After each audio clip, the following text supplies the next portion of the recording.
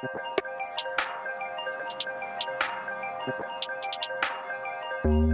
all they've been saying is true, there's a wall before your eyes. Tell me, can you see right through? Right through, right through. Down through the wires and the pipeline. We go disconnecting from the city and the skyline.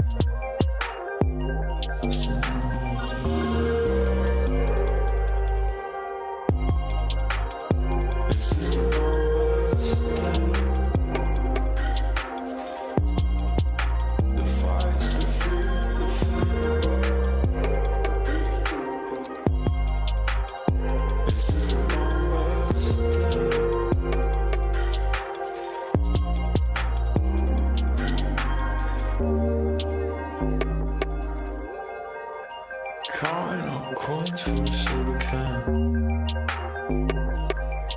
and there's nothing going on, no game plan, no plans. So I'm jumping out the fire, back into the frying pan.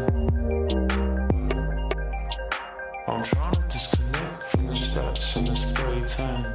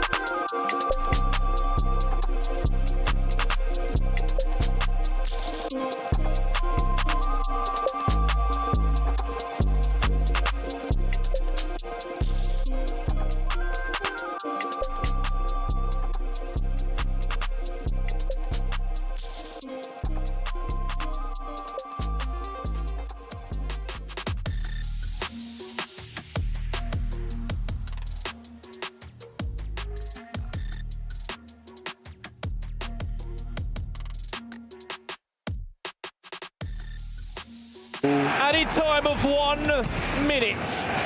Our ball's got to get moving. Oh no. Who's Barros? Gonna get the last chance here. 1 minute. What's the ball that could be? Rio Ferdinand!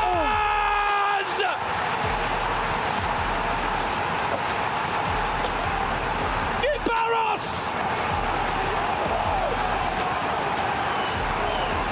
He's just snatched a world championship dream away from Tex. One pass. It's another mistake from Tex, though. That's just cost him a ticket in the FC Pro Open next year.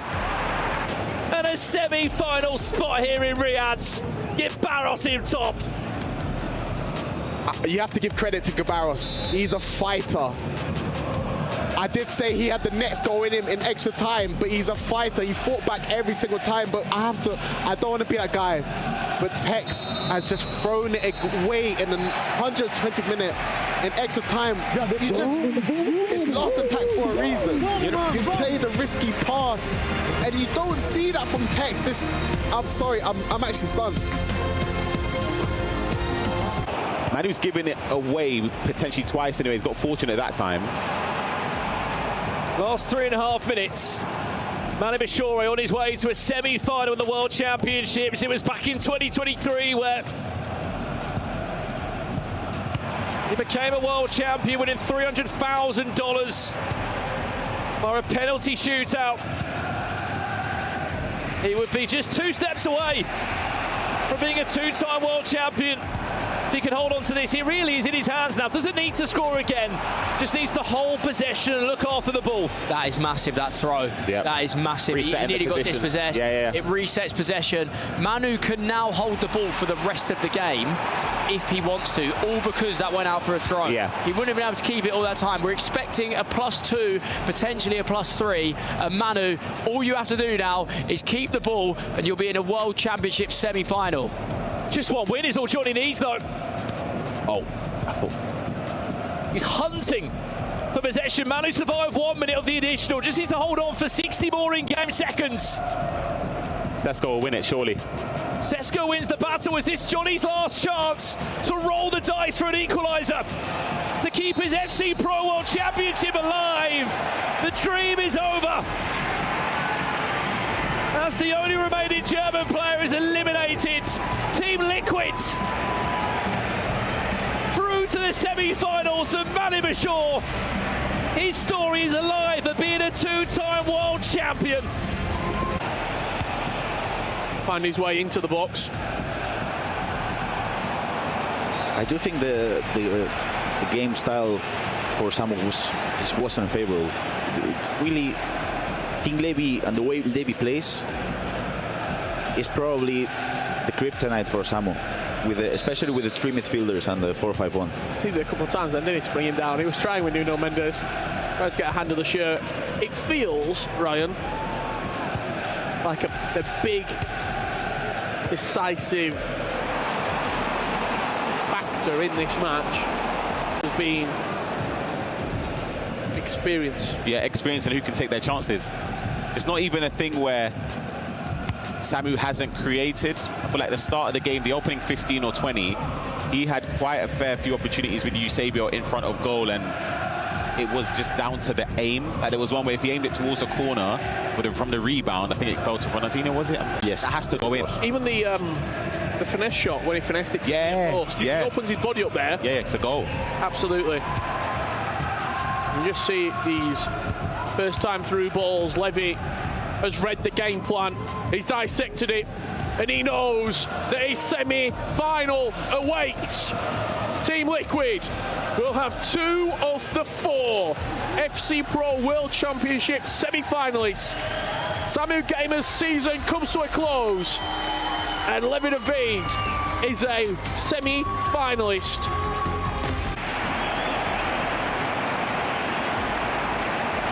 Maybe the best performance today, to be honest. Like to hold Oberon in 1 goal, it's still amazing. Offensively, he done his job. Like 3 goals for Breeze is decent. Like for 95% in this game, it's enough to win. So he did his job offensively, but you know, Oberon is maybe one top 3 best offensive player in the world, and you know, I would concede 1 goal in 2 in-game minutes against Oberon. I mean, yeah, finesse with Eusebio from Breeze, but what a performance this has been from him. Holding Oberon to 1 goal at this point. I mean, I don't think anyone had this on his cards, but Auburn's trying to fight back. But just lost the ball. Unfortunate there, but it might be a little bit too little too late. And Brees has maybe booked himself a spot into the top 4. He has to score in this one. Unless what? Oh! Tackle of the tournament so far. Incredible. Wow. Normally we have like the goal of the tournament, but that one we have to highlight it after the show. Wow. That has to be the tackle of the tournament, really. And it seems like now, with just 2 extra added minutes on the game, it seems like this is going to be it. Seems like Brees is going to make it into the top 4. You know, the moment when he won was like when Auburn changed his whole tactic, plays on crosses. That was like, that would be give me so much confidence that he changed his game style. That's the only thing what you want. Now Auburn is going to have a chance for an attack, but no. The ball gets kicked out of the pitch, and it seems like it's official. The French player is a top 4 player in this competition. He's qualified to the semifinals where Team Liquid's Levy will be waiting for him. That's a strong performance by Brees, as you can see. Just saying hi to the Team Vitality fans, and you can see Auburn, nobody expecting him to lose this early in the tournament quarterfinals. He was one of the favorites coming up to this match.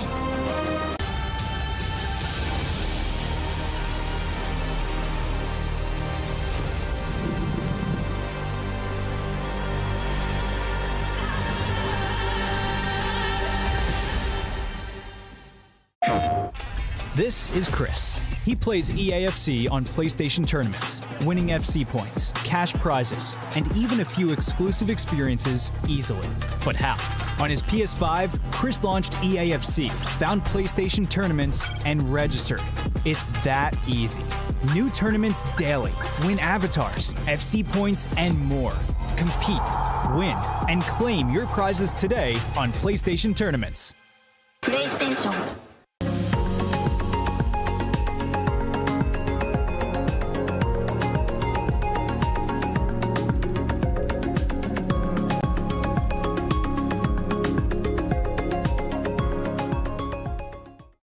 Hello, everybody. I'm Quickshot, and I'm here at the Falcons headquarters.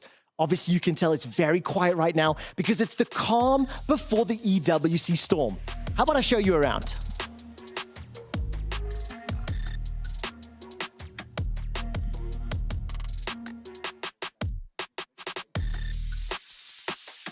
Now, I want to show you guys the trophy wall. Take a look at this. Incredible. All of the games, all of the leagues, and the thing that I'm the most impressed by, all of the keys. Look at this. I'll tell you right now, the actual trophy, it's in MS Dosari's office, which, by the way, is behind closed doors. How about I take you behind the scenes where only the employees are? I think we need to check out one of the private training LAN areas. Come on in.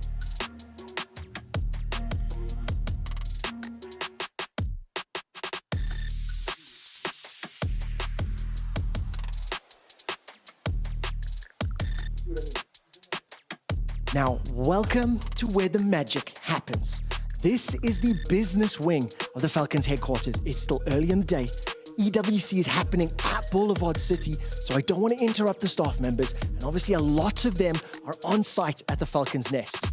What I have done is prepared for you a very special interview. We've got the Director of Marketing for the entire Team Falcons, Ronza, waiting for us in this meeting room. Come on in. Hello, Ronza. It's such a pleasure to meet you. I have a microphone for you. Thank you very much. Hello. Hi. Take a seat. Welcome to Falcons HQ. Thank you so much. Obviously, calm before the storm. The fan area is amazing. I've already introduced you to our audience, but what is a director of marketing? Oh, that's a very good question. So I basically handle everything related to marketing Team Falcons, which also involves locking deals, partnerships, sponsorships, working on content with our partners and our sponsors. So pretty much making Falcons look the best way they can. How long have you been with the company, and what has been your biggest success that you're most proud of? I've been with Falcons for almost 3 years now. And to be very honest, each and every moment does have a special type of achievement to it. I mean, every campaign we lock, every partner we get, every success in terms of showcasing our influence. There's always highlights with Falcons. I want to ask, what is the secret sauce? I've been involved in esports for over 20 years. I have seen some of your competitors who have been around nearly as long as I've been involved. Yet in a very short space of time, Falcons has quite frankly taken over the world. How did you do it? I honestly believe it all comes down to having the right leadership, having the right people to steer your organization. I mean, you know, we have MS Dosari, who is our CEO, and there's nothing better than having your leader be a professional esports player and champion as well.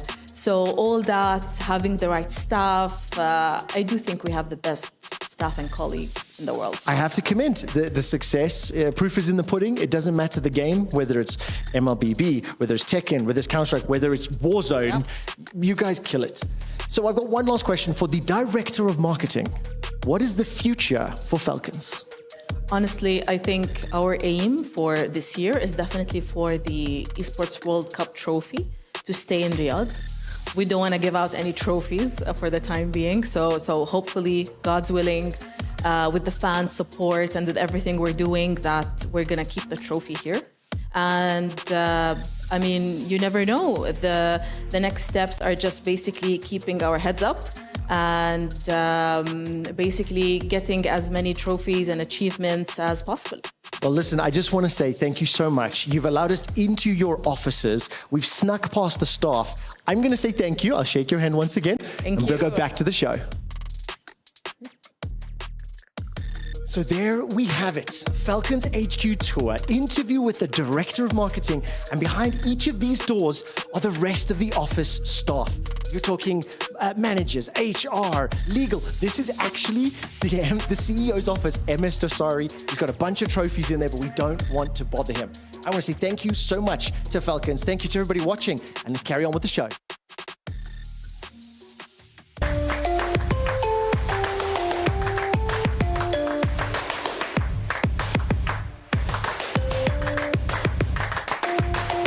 Level up your gaming experience with over 8 billion playlists, only on Spotify, the official audio streaming partner for the 2025 Esports World Cup.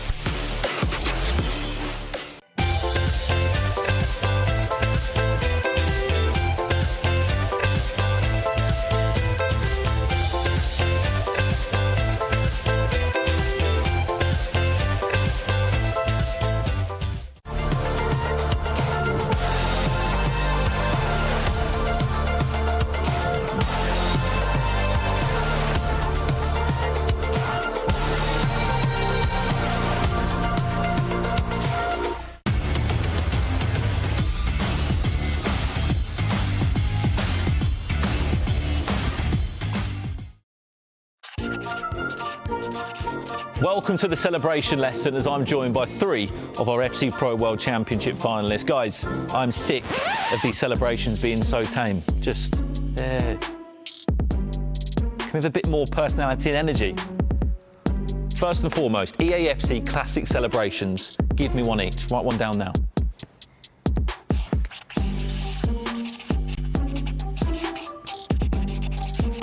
Johnny? Gritty. Show it to the camera. Gritty. Okay, I like it. A little bit of personality, a classic. Gio? The shush. Chris? Jogoyota.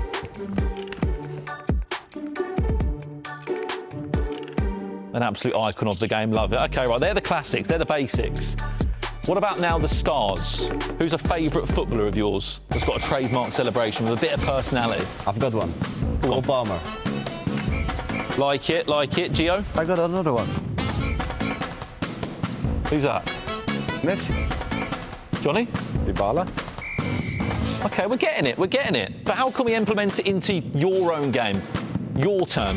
What's your celebration? What are you going to do this week? I have no clue, Brandon. Like, I have no celebration. Gio? I have no clue. I will do what comes in my mind, I think. Anything? Johnny? Seriously, lads? You're just not getting it, lads, are you? Where's the celebrations? Where's the personality? Johnny, throw me in that ball. That.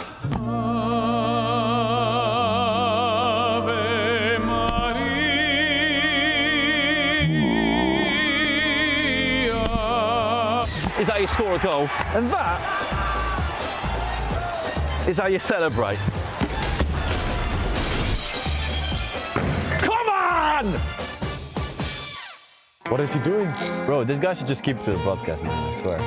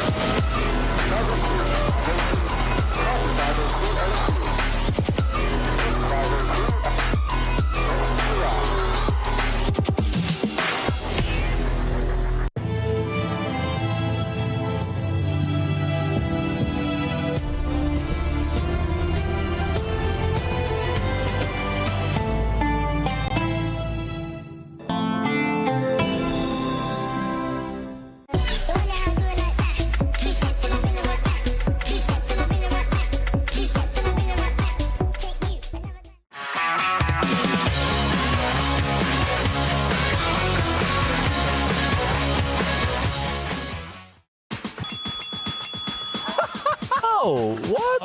I'm joined by Paolo Neto, Young and Emre Yilmaz to test their FC25 Ultimate Team knowledge. We're going to be playing Guess the Player. A series of players will appear on the screen and a series of clues will be given to our 3 lucky contestants here.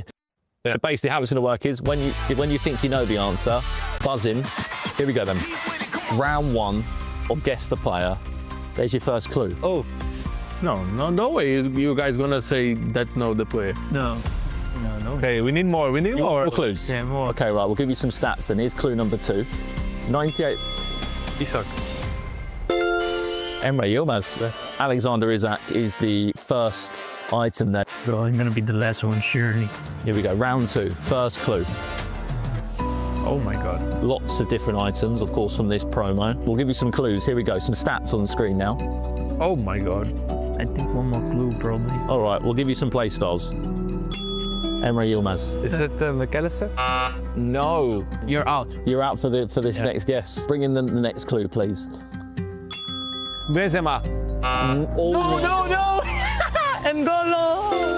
N'Golo Kante. It's N'Golo Kante. How is... Let's jump into round 3 now. We're going to go over to some icons. Here's your first clue. We need more. Oh, Immortal, yeah. Right, yeah. here's your stats now for this icon. I think it's Puskas. Wrong. It's not Puskas. Should we give you some play styles? Here's your next clue. Oh my god. Young. Okay. Correct. Ah, let come down. Into round 4 now. Next clue. Yeah. Young. Van Dijk? Correct. Oh, what?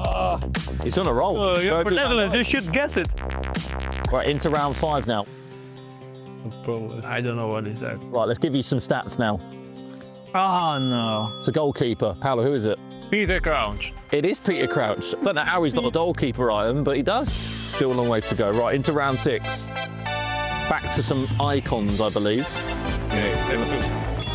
Pele? No. Not Pele. Bill. Correct, Gareth Bale. It's round 7 now. This is getting quite tight between these two, especially. Let's get some stats on the screen.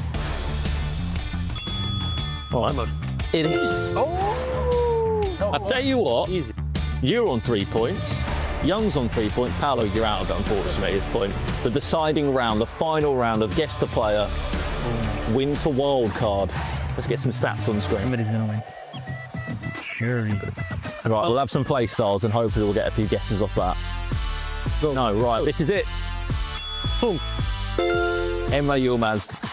You are correct. 4 points on the board for you. Well, there we have it. There's one clear winner when it comes to FC25 knowledge and Emre Yilmaz. But who will come out on top on the virtual pitch this week in Riyadh at the Esports World Cup?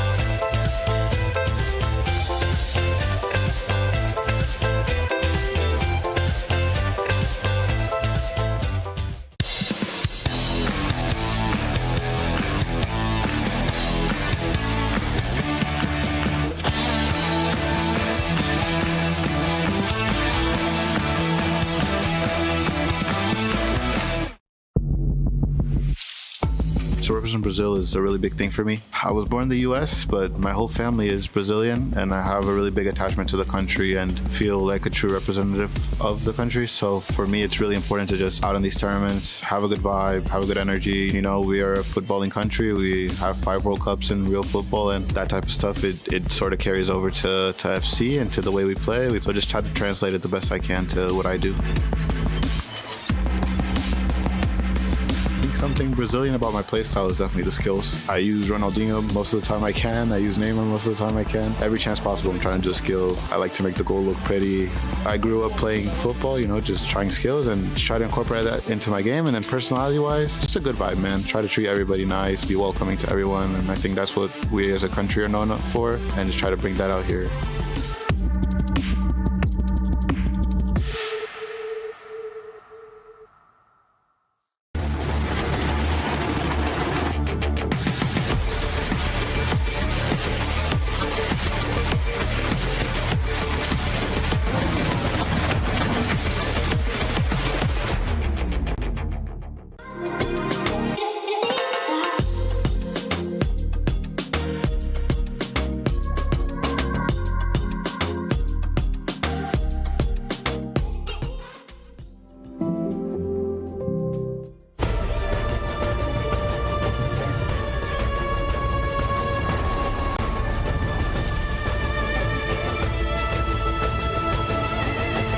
This land is calling.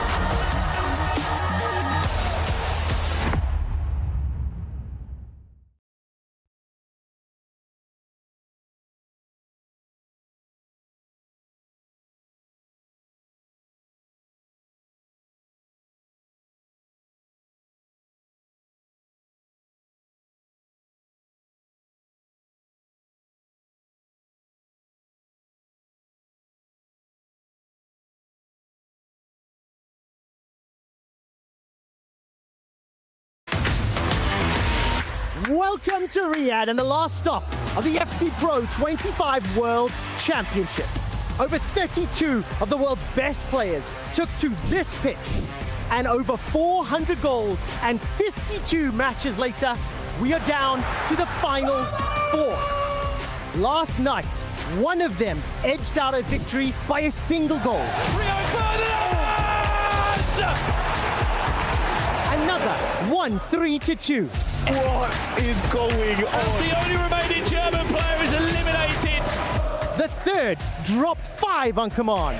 And surely game, set and match. And the final shut the door on the 28th player eliminated from the competition. To make it 3-1. Today's semi-finals couldn't be more different, yet the same. Guy versus Manu. Brice versus Levy. Rebels and Vitality taking on Team Liquid to be called the best in the world. Lose, and you battle for bronze. But win, and you have a shot at this one-of-a-kind trophy. Today, we find out who will be crowned your FC Pro 25 World Champion! The best 32 players in the world. Fighting for the right to sit on the throne on top of FC. I cannot believe what I have just seen. This means so much more than you think. We could be watching something special here. It's all come down to this one. Your FC Pro World Champion. 32 players kicked off here in Riyadh and only 4 remain. Today we start off with the semi-finals and then we will decide our FC Pro World Champion. Not only will they be champions of the world, they'll also be $250,000 richer. Welcome back to the Esports World Cup, the FC Pro World Championships. My name is FG and I am your host, and I am with a very excited group of casters, Mo and Tom. It's finals day. Yeah, I mean, wow. This is what you play all season for. If you ask any pro at the start of their FC season, they say, this is the one, this is the tournament I want to win. And luckily enough, I'm joined by a winner himself. How you doing, Mo? I'm fine. I'm really excited to see the players. Yeah, I was here like 6 years ago and top 4. It's really nice feeling for the players, you know. They're really confident. They already beat the best players in the world and then they're here. Sleepless night last night, would you say, before the final? A lot on the line here. Yeah, I think they sleep good. They're really confident and relaxed. You're always nervous before the tournament. Like in the group stage, you don't know how good you feel, how your week will go. But yeah, these players are really fine, I think. They also have managed to qualify for the FC Pro Open by being in the top 4. As we look at the brackets, the 2 semi-finals first, Gibaros against Manu Bashore, Levy David against Brice. Yeah, I mean, some massive games. It's some massive surprises as well. You know, a lot of names have dropped out, but I think a lot of people got the eyes on the Team Liquid potential final, Manu Bashore versus Levy David. I mean, them two get through. Liquid will be having a field day. Absolutely, and one man who's representing Vitality. Not many people expected him to find himself in a semi-final. Brice has been absolutely brilliant. We're looking at his recent results, 34th in the E-Champions League and 2nd in his domestic league. It's a shock. Yeah, I think in every tournament there's a one underdog who goes through the semi-final. It's in real football, in EWC. I think defense with championships, and that's what Brice will try to do, because he's the best defender here in the tournament. He don't need to score like 5 goals to win a game. Sometimes he needs 2 or 3 goals, so that makes him special. We're watching the Kadir top plays from yesterday, and top plays indeed. He played against Oberon, a man that we were raving about in this exact studio, Tom. What a performance. Yeah, I mean, firstly we were surprised by him beating Nicholas, and then he goes and beats Oberon. I mean, What really strikes me with Bryce is the way he's been attacking as well as his defence, because his variety. Like, he's one of the only players that's still scoring from long range. I think a lot of these players like the perfect goal. I see Bryce is willing to let it fly. He scored a Trivela and a finesse in the last game. When you're defending that well, you've got a variety of attacks. You can cause big upsets, and he's already taken down 2 huge names. Now, one man as well who is involved is Gibaros, who's in the semi-final, absolutely deservedly so. I mean, he's a man who's, again, when you're looking at it, 13 to 16th, a couple of runners up. Do you reckon he can go one step further? Yeah, I think he reminded me the most and myself in 19, because when I saw him in the group stage, he starts prior year. You know, he was dominating the group stage, and then he brings it also in the next round. So he have a really good week, and I think, yeah, it's a tough match against the ex-world champion, but he have, yeah, especially the skill to do it. And here are the PlayStation Tournament's top reactions. This man wears his heart on his sleeve. He shows a lot of emotion, doesn't he? Yeah, I think he'll turn into a fan's favourite. We love a bit of passion. We love a bit of shouting. Obviously, went up against Tex yesterday, and he was going off on the main stage. He was letting people know when he scored. There was a few big shouts. You can see there, I mean, the decibels on that, I can't even begin to imagine. But yeah, my kind of player. I love a person that shouts on stage. I mean, you're a shouter yourself, actually. We've been lucky enough to experience that within the esports. Mo, what were you like in situations like this? Before a game, anything changes on finals day, or is it very much the same? I think it got more emotional. Like, Gulbars will scream a lot, because now it's like, it's nice to be here, but when you're here, you want to win the trophy, you want to win the big money, life-changing money and life-changing trophy. So, yeah, there will be big games for the players. Okay, so let's go with it early doors. Who is your prediction to become FC Pro World Champion today, Tom? See, I've made about 3 predictions. I've got all of them wrong.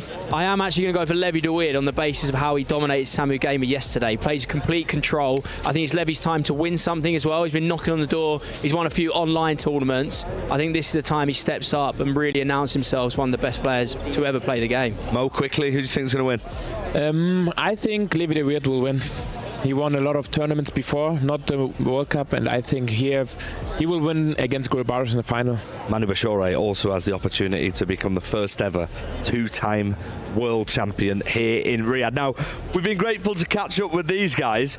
How about Richard Buckley and Shells, who are dressed exceptionally?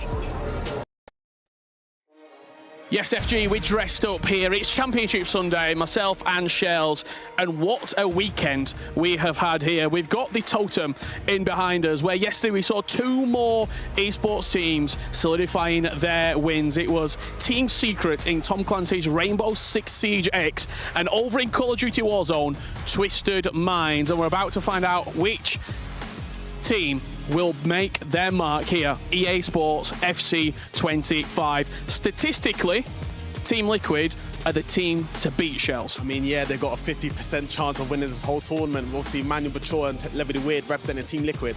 I think anyone didn't expect 2 of their own players to be in the Final Four, but for Team Liquid fans, I know they'll be celebrating, but they've got to get through Go Barros and Bryce if they want to see themselves in the final.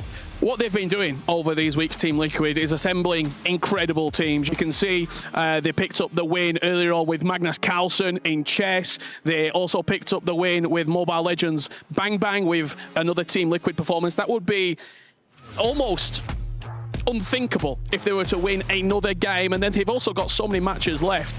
This team that they've assembled for EA Sports FC 25, it's a special roster, isn't it? I mean, it's a special roster indeed, and I mean, Team Liquid scouts must be paid double for the battle champions they've got already, and potentially they've got 1 more waiting for them as well. But if you look at the team, Emre Yilmaz, someone who Levy had to take down, a teammate of his as well. Manu Bachor is a world champion already, but Levy was trying to grab it for himself, and I think even Manu, if he wins it here, he could be in the GOAT debate. Well, talk me through these semi-finals. Manu against Guy Barros. For Team Liquid fans out there, statistically, is a favourite, Manu, but by how much? 'Cause to me, that's quite a tight game. It is a very tight game, and I mean, you saw from Guy yesterday against Tex, he was leading until the 120th minute, and he was fighting every time, so it's not going to be an easy fight. But Manu Bachor, you got to give him the respect. A world champion previously, of course. He fought his way through the play-ins. Of course, he has the ability to be there already. but he fought his way through the play-ins and he found himself in the Final Four. So in a way, he's the hottest man in the tournament left. So on the other side of the bracket, Levy David taking on Bryce, the player that we didn't expect to be here, but he's knocking out Oberon and Nicholas on his way here. It's been a gauntlet run. Can he add Levy David to that name list as well? It's going to be tough for sure, but Bryce, maybe this is the tournament for him to make his name for himself. Of course, I guess Levy's the fan favorite or the most predictable answer to go with because he's so talented and he's so close to maybe cement himself into the GOAT debate. But Bryce is here to make a name for himself, so I think maybe his time to shine. Well, Team Liquid fans out there, this is going to be an unbelievable championship Sunday. Potentially, you could be cementing your place at the top by a huge amount of points. You're going to be at the top of the table after week 5, but the question is, will you have another champion to add to your growing list? Thank you so much to Richard Buckley and to Shells, looking as smart as ever, just like the two guests joining me here, Ryan Pessoa, Grav. Here we are, finals day. Ryan, how are you feeling? Yeah, I'm feeling nervous for the players, of course. I've been in a World Championship myself. Didn't perform anywhere near as good as these players left in this competition, but of course I'll be looking forward to it. Now, I mean, Ryan said he didn't perform as well as other people in this tournament. What does that say about the level here in Riyadh? It's just so hard, not only getting to this stage, but performing, because the thing is, we have so many great players just dropping out of the group stage, rounds of 16, quarterfinals. So the main question in here is Championship Sunday. I've never been able to play really good at the Championship Sunday because everything at stake, FG. And you can see Gibaros making his way into the arena. He's ready to go. He's in action. And take a look at that for a head-to-head. Yeah, it says a lot if Manu is scoring more goals on average than Gibados, who is one of the best attackers in the scene. And I've had the pleasure of watching this season thus far as well. I've been very impressed with him, but he's up against someone who's done this before. Manu Bashore could potentially become the first ever two-time world champion here in Riyadh. Like Ryan said, he's done it before. He's the only player who's left in the competition who knows what it takes to win this tournament. Do you think he can do it again? I mean, of course he could be able, but it's just a really hard question because the only player that was able to be really close to this was MS Dosari after winning in 2018, then 2019 he lost in the finals. So I guess when you're just this close to being the best player in the history of the game, I don't know if you're able to perform at your highest level. Now we're watching some of the highlights that we've seen from Manu Bashore throughout this. A quick reminder, Manu Bashore came through the last chance qualifier. He was never guaranteed to be at the FC Pro World Championship like the other players involved in this. What does that say about the mentality and attitude that he's got as well? He spoke about it a couple of days ago where he thinks his route to this stage was the more impressive compared to other players that went through the league formats. He's had to go through the play-ins, he's unbeaten. So for me, I would put that maybe giving him a slight advantage in terms of preparation and being used to just getting the reps in. I mean, for sure, especially because both their players are the only undefeated players left in the competition. And I feel like when you've not lost a match, you feel like you're unstoppable. But some of they have to lose, at least one of them. Am I right in thinking that all of the players we've got here left in the competition are going to be feeling extremely ready, extremely confident? The thing is, right, again, we're speaking back on Manu, he seems, I guess he's used to this occasion. He doesn't seem nervous. Even yesterday when they gave the little speech before the game, he just felt calm and composed and level-headed. And I feel like that could be the difference because when it comes to the skill level, they're all reasonably around the same level, in my opinion. They're all capable of lifting the trophy, but it's just about up here. Who can handle it? Let's go back into Gibaros then. And speaking about up here, like Ryan Pessoa just said, this man has got an incredible mentality. We saw it in the game against Tex.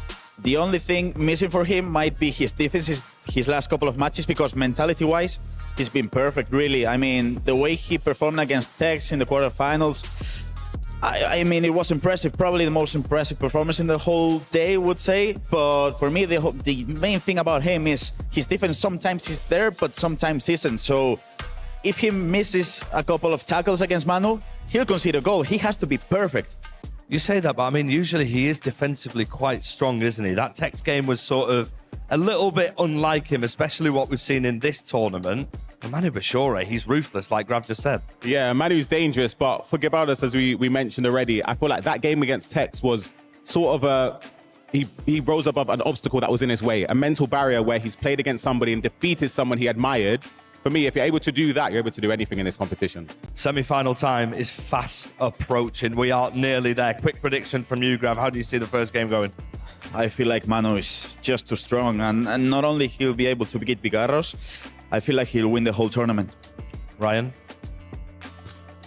I've been awful with my predictions. I might be 0 for 6 right now, but I'm going to say Guibarros just because I've watched his season thus far. I've been so impressed with him, and I feel like he could do it. So I'm gonna go with my. I'm going to stick with Guibarros. I was going to change it last minute. He didn't I almost sound said very Manu, you know. convincing. I'm going to say Guibarros to win it. Okay, so we're going 1 each. That is the beauty of this competition. It's really, really hard to call. A quick reminder as well before we head off to the semi-finals. Team Liquid have got a massive opportunity. 2 players from Team Liquid, Levi David and Manu Bashore, are both competing, representing them, and they're in the Final 4. Yeah, it's a dream if you're a Team Liquid fan, because you're pretty much, if both players get to the final, guaranteed the 1,000 points, which would be unbelievable for the club championship. So we know who they'll be supporting in both of these semi-finals. We started with 32. We've got 4 remaining. Let's kick off our first semi-final. One more day, 4 players remain. We started with 32 of the world's best. Now we're down to the final 4. 4 potential champions. Only one can be victorious. Oh no. It's Guibarros gonna get the last chance here. 1 minute, what's the ball that could be? Rio Ferdinand! Guibarros! Great ball in behind again. Answered, there's the knockback, Harry Kane, one more pass, Davio! From a former world champion of Manu Bashore. Manu sees passes we simply don't see. As he gets slid through here, slides it past the goalkeeper in the blink of an eye. Levy has simply turned this game on its head. More and more, it's bad news for Auburn, bro. Just to make it 3-1. I was so good. I guess the higher the stakes, the better I play. I will want to face everyone. For me, it's the same. I will win this game. Simple as that. To the semi-finals, I hope to bring the same composure, and if I can manage to do it, I have a very good chance to win. I want to win against Gil because it's a semi-final of a World Cup, of course. I don't have to say anything to Guy. He already knows.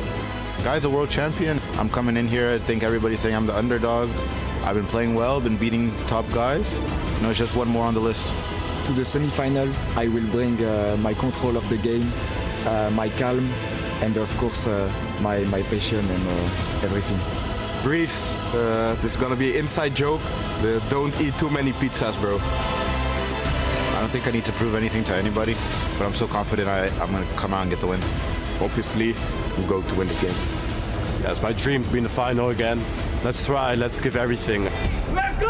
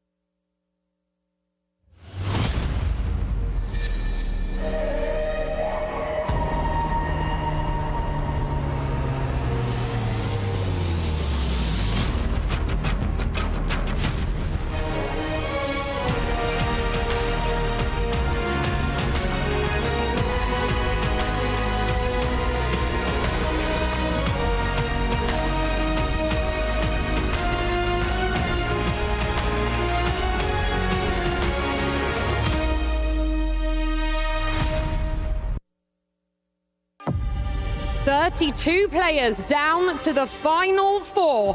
Welcome to the semi-finals of the FC Pro World Championship here at the Esports World Cup. I'm Nicole Holiday and I'm so excited to be here alongside my brilliant co-host Fancy.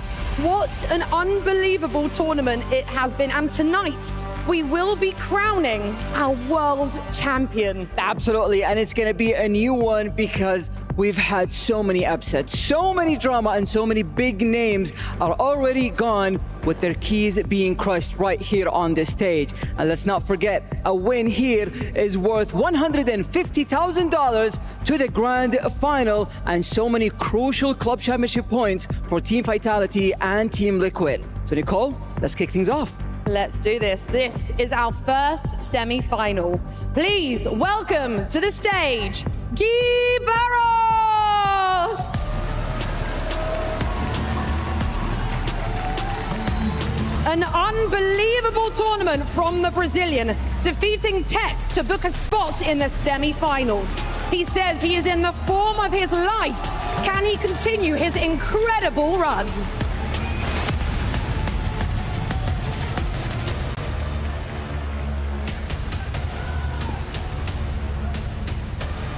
And his opponent, Manu Bashore! It's been a dominant display at the Esports World Cup from Manu Bashore. He knows what it takes to be crowned world champion, but can he secure a spot in the final?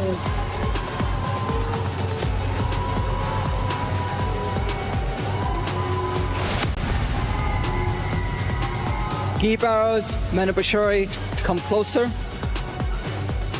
You know that people keep saying that you're the underdog of the tournament. Are you ready to prove them wrong? I've been proving them wrong all tournament. I'm just hoping to keep proving them wrong. Manu Bashore, you've done this before. Do you think that you're going to be doing it again and make history right here?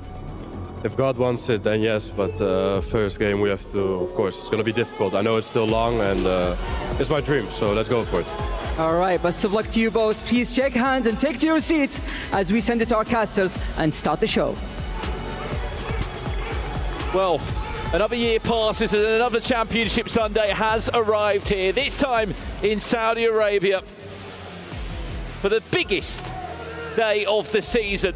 By the end of play today, one of these four players will pick up the FC Pro World Championship as a new name will be carved into the trophy. Alongside that, picking up $250,000 in the process. We kick off Championship Sunday here with these two. Barros against Manu Bashore, a chance to not only pick up hugely important club championship points, but more importantly, one of your biggest paydays of the year. $150,000 guaranteed with a win here. Myself, Brandon Smith, Tom Lees and Mo Alba guiding you through this one. Mo, you've been here on these days, the Championship Finals days. How are these players feeling, knowing what is on the line, the trophy that's in the distance 2 wins away, and the huge amounts of cash? I think the hardest way is to be here today. I think today the players feel really good because they beat already the best players in the world. Everyone had a hard bracket to be here. So I expected everyone had a good sleep to be really confident because they feel unbeatable, you know? They feel like a machine. And that's what I want to see now in the next games, that both plays amazing EWC, and then we see a lot of goals, a lot of good defending also. Tom, Championship Sunday, I mean, it's a pleasure to be in the commentary box alongside yourself and to witness what we are going to be doing. Potentially new history. Manu Bashore to be a two-time world champion, or the other three players in the bracket to go and write themselves into the history books and really elevate their career. How big is that world championship title that one of these players will have by the end of play today? Yeah, it's what you're judged on. It's how you go down in history in the FC space, really. People always remember the world champion of every title. It's what we always know. It's what we always speak about. It's the biggest and most prestigious tournament of the year. So, yeah, this is absolutely huge for all of them, particularly the man on our screen, Manu Bashore, looking to make it 2 times world champion. And Mo, you've been a world champion. That's always yours. No one's ever going to take that away from you, whether you touch the game or pop up back in the virtual Bundesliga ever again. How big is it for one of these players? I mean, you won $250,000. You've won the exact same that one of these two are going to win later on this evening. It really is a career-defining moment. As I said, no one can take that away from you. It's history. It's written. Yeah, it's life-changing. It's a life-changing moment. Not only the money what you can win, you win 250K, what's a lot of money, but also like it's your dream. When you started to be a pro player, you wanted to win that trophy. You can say, I think more than 20 million people play that game, and you are the best of them, and that's really big, and you will have a better future. Even Manu Bashore won it once. He has the chance to be like the 2 times world champion. That's like he's the number one, the GOAT bet. I can only hope, Tom, that we have maybe a penalty shootout ending for $300,000. I mean, that's what Manu Bashore did, of course, against Mark 11 in Saudi Arabia those few years ago. Could you imagine if we ended today? with extra time and penalties for a world championship. I mean, it takes you back to Nicholas against Umit, doesn't it? It's what you want, Brandon. Yeah, I mean, quite a few have been decided by penalties, haven't they? I think 2 of the last 3 or maybe 2 of the last 4. I mean, it's cruel for the player that loses, but it is unbelievable viewing. And the thing is, these guys are playing at such a high level, it's really possible. Because as Mo said, they feel unbeatable at this point. You've beaten so many good players to get here.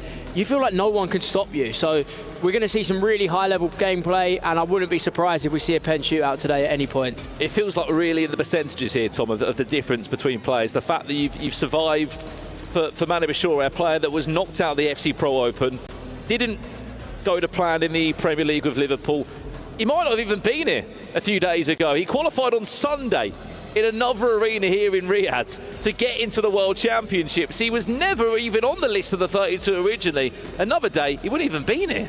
I mean, Mo knows better than me, but it's all about peaking at the end of the season. If you want to be the world champion, your season's going to have ups and downs, but if you can show up at the business end of it, which Manu's doing right now, that's what really counts. How many times, Mo, did we see MS Dasari peak around April, May? Yeah. Before? You wouldn't really see too much of him, I feel like, at the start of the game. And then April, May, he would come through at the perfect time for the World Championships. Yeah, every time I played Dosari, like in the first months, I said like, oh, he's finished, he don't want to play anymore, he's not focused. But when it comes to the end, to the big trophies, money, Dosari was like grinding, finding the way how he win. And he was still the best player always. Well, should we get this started then? Our FC Pro World Championship journey. Our final 4 that remain. Barros against Manu Bashore. On the opposite side, Levy David against Bryce. Who will be in our grand final for this 2025 season? And who will write themselves into the history books? We can't wait for it. We can only hope the games are as good as they were yesterday in the quarter-finals. Both have had very different FC Pro journeys to get here. Barros got his ticket to the World Championships back from the MLS back in March, a long old time ago. It's not spoken about enough, Tom. How this game changes, how the patches come in, how the new promo items come in, and the best of the best still adapt every single time. Yeah, people always say, oh, so this player going to be patched? Ooh. Oh, my. What? A start. Kind of feels like he's just taken the words out of your mouth there, Tom. Yeah, I mean, we were speaking about players getting patched, but what I can tell you is the best players, they always find the way. They always adapt to new metas. Barros, perfect example of that. You can't ask for a better start, you know, new day. I mean, it was interesting. It's a red time shot. A bit of nerves maybe from Manu giving the ball away like that. Little La Croqueta taking us back a few years there into the low-driven finish we see all the time. Great start. You know what, that was a great movement, great dribbling. It was hard to defend because he had to defend also the Trivela shot, so he had a good read what Manu will defend. But that was a big mistake to her. I don't expect Manu to be like a nervous guy at the beginning because there was not even like, he had no even the player lock on the player, so it should not be a pass like that in the first minutes. But if you cast your mind back to yesterday, Tom, this knockout game for Barros. He was 2-0 down in early doors against Tex, and then he came back fighting, snatched the game 5-4 in the end. What a start this could be for the Brazilian. He's on the hunt for a second in the first 10 minutes.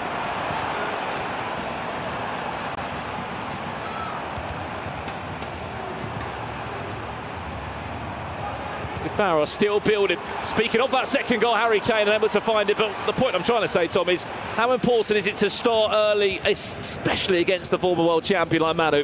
Yeah, I think in games like this it's really important. I mean, we do see games swing quite a lot. We've seen Manu making his first attack. First time he's been in the box of Barros as he runs into Pedro Neto. No way through on this occasion. Lionel Messi now, he fancies an effort from distance. It was quite an ambitious angle from that far out. Interesting shot selection. I mean, times it green, which is always a good sign. So on his first shot, timed red, and you want to make sure you time your shots. But yeah, these good starts are really important. They will make you feel more comfortable. But we've seen the way the game swing as Manu's in one-on-one. Oh, well played. Ball roll, Harry Kane, clinical. It was never really in doubt, was it? Yeah, that's a typical Manu goal. Like first time triangle pass in a perfect timing. It's hard to defend, but also a good finish, you know. Make the ball roll before to have the space. I wanted to say, like, yesterday Johnny was leading 1-0, like also in the second minute against Manu, but he came back really good. He dominated the game, could lead also 4-1 against one of the best players in Europe. So Manu knows that situation, and I think, yeah, he's good in it. Not really spoken about enough, Tom. I mean, these players, we're looking at, just got 8 p.m. here in Riyadh. It's a long old time, isn't it? All day. How do you think you'd be preparing on a Sunday for this, to get ready and not overthink about the game and the occasion and the $150,000? Because on one side, you qualify for the FC Pro Open next year. Massive achievement, getting that locked in. But the other side, surely you're up all night kind of thinking about it. Yeah, it's an interesting one. You obviously have to peak late. It's at 8 p.m. You know, obviously you're not going to get up too early, are you? If you're not, you need to be peaking around this time. I'm sure players are probably just relaxing at this point. You don't want to be doing too much. Maybe your coach is watching some games. The player probably feels so good at the game, they don't really need to be watching previous gameplay or studying stuff. You might leave that to a coach, take on a bit of information. Really, as well, when you're this deep into a tournament, I don't think you need to do too many warm-ups as well, because you just want to get back out on stage and get playing again. Warming up at this point isn't as crucial as maybe it is on the group games. Well, that was the replay of Manu's goal that he scored to put in 1-1. There's just a small pause in the game. There might be a slight controller issue for one of the players. But you look at, just leading on what Tom was saying, Mo, both players have got really good infrastructures for sure. I know Gabaros has been having sort of team meetings middle of the day, going through certain gameplay, looking at his opponent, and there's no doubt that Team Liquid, knowing those guys and all around them, that even the names of Emre Yilmaz, who will be eliminated, will still be saying to Manu, right, do this, do that, watch out for that, maybe try and find that weakness in a certain part of the game. How important is it having those teammates around you? Yeah, 100%. You need to scout your opponent. That's, I think, the most important thing before a game, like in a tournament where it's like 3-4 days. You don't need to warm up. I think it's like important to practice green time finish and some shots you do. But ooh, what a response this is, by the way! It's another ball roll. It's a copy and paste finish from Manu Bashor. He's up by 2-1 now.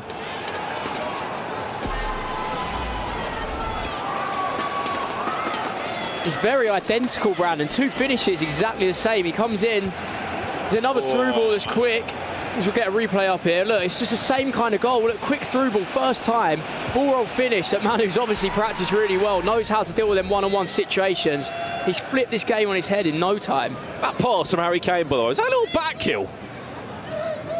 Ooh, that was a nice goal. You know, both attacks is not defendable. I think it's too fast. They're too smart runs because like there are 2 or 3 guys running behind the back 4. It's really hard to defend. I know it because I played Manu Bachore last week for the Weekend League for my Elite 1 reward. So I conceded like 4 or 5 goals in that similar style. We spoke about that a few days ago, Mo. It's great to see that it's still in your mind. Yeah. Speaking of Kibaros, he's looking for an equaliser now. He's 1-0 up in this game, just after 1.5 in-game minutes. Manu Bashore, former world champion, back on top. But for how long? Ronaldinho is lacroquettering his way towards Manu's goal in the build-up to the first one, as Messi wants options and he's not going to get any. I think we see nerves on both sides. There was like 3-4 unforced mistakes that leads to the goal. So yeah, maybe they're a little bit nervous. I think it will go down like when the minutes go.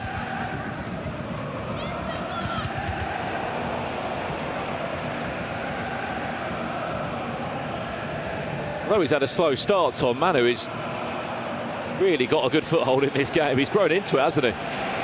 Yeah, he's picked up the pace from the start. I mean, he's in again. Oh no, copy and paste again, yeah.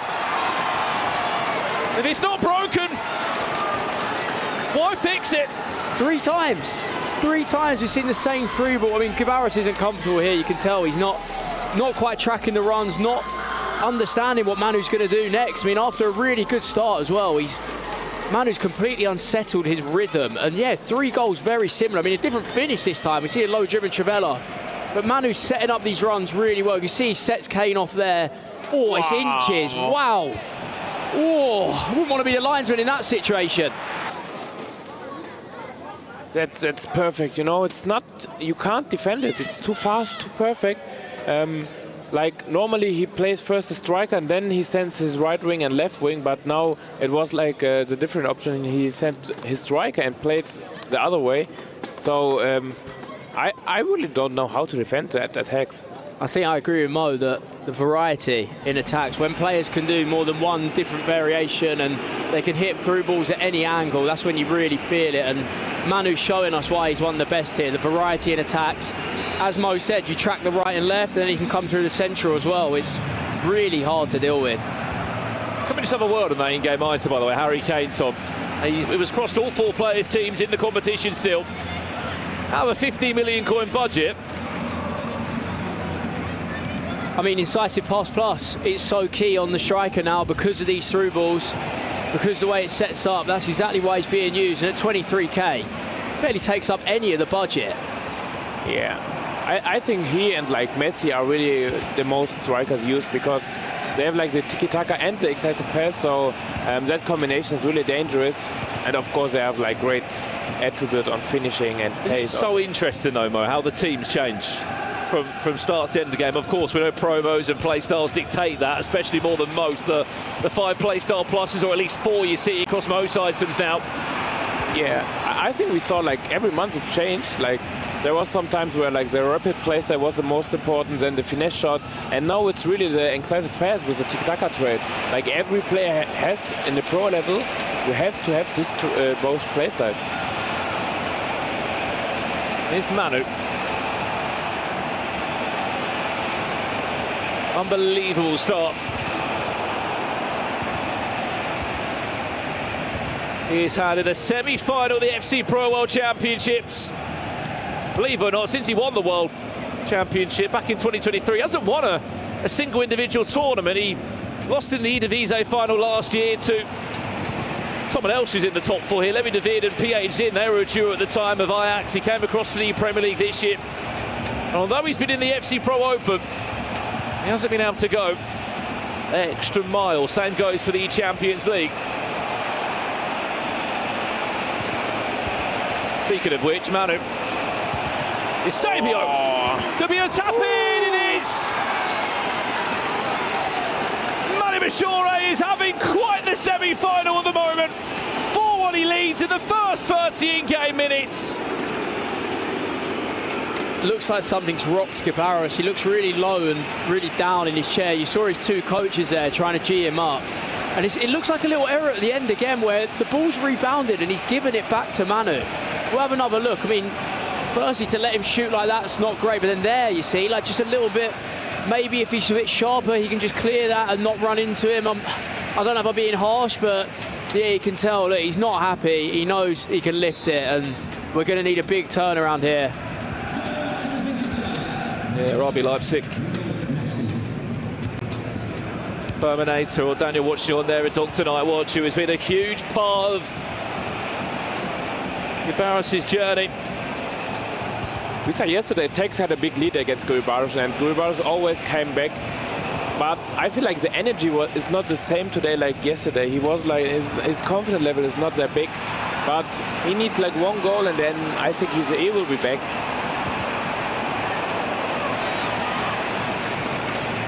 Small attacks like that being rushed a little bit. I don't know if he needed to play that player lock straight away as Manu's running down the wing. Well, this could get even more out of hand before half-time. Team Liquid must be watching good as well. Remember, there is a club championship alongside the FC Pro World Championship here and the Esports World Cup. $27 million on the line. And Team Liquid are in an unbelievable position to put some serious pressure on Team Falcons.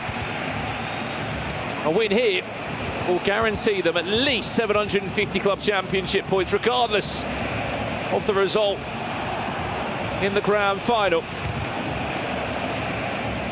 I think back to it, Tom, yesterday we were speaking. The fact that Manu's openly said there was a period this year where he didn't really play the game for a month or 2.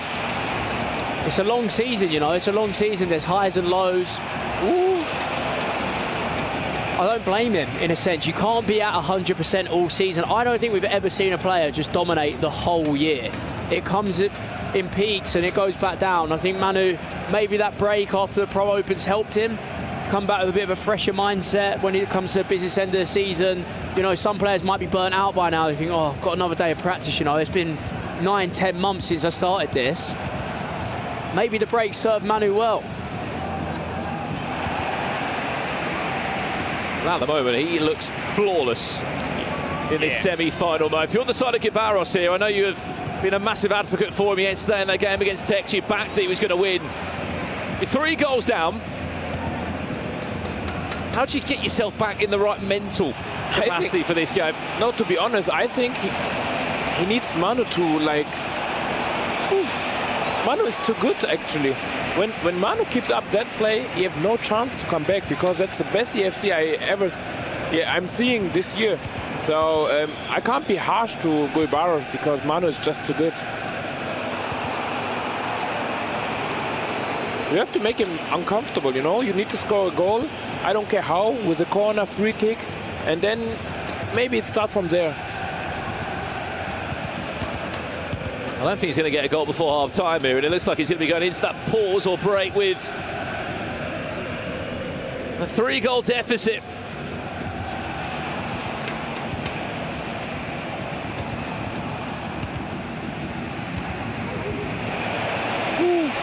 Could it get even worse before that point? We've played over a minute already, but the referee's continued. Hansen back inside. Messi, one more pass. There was a left foot finesse on for Lionel Messi. Why is he playing the extra pass, Tom?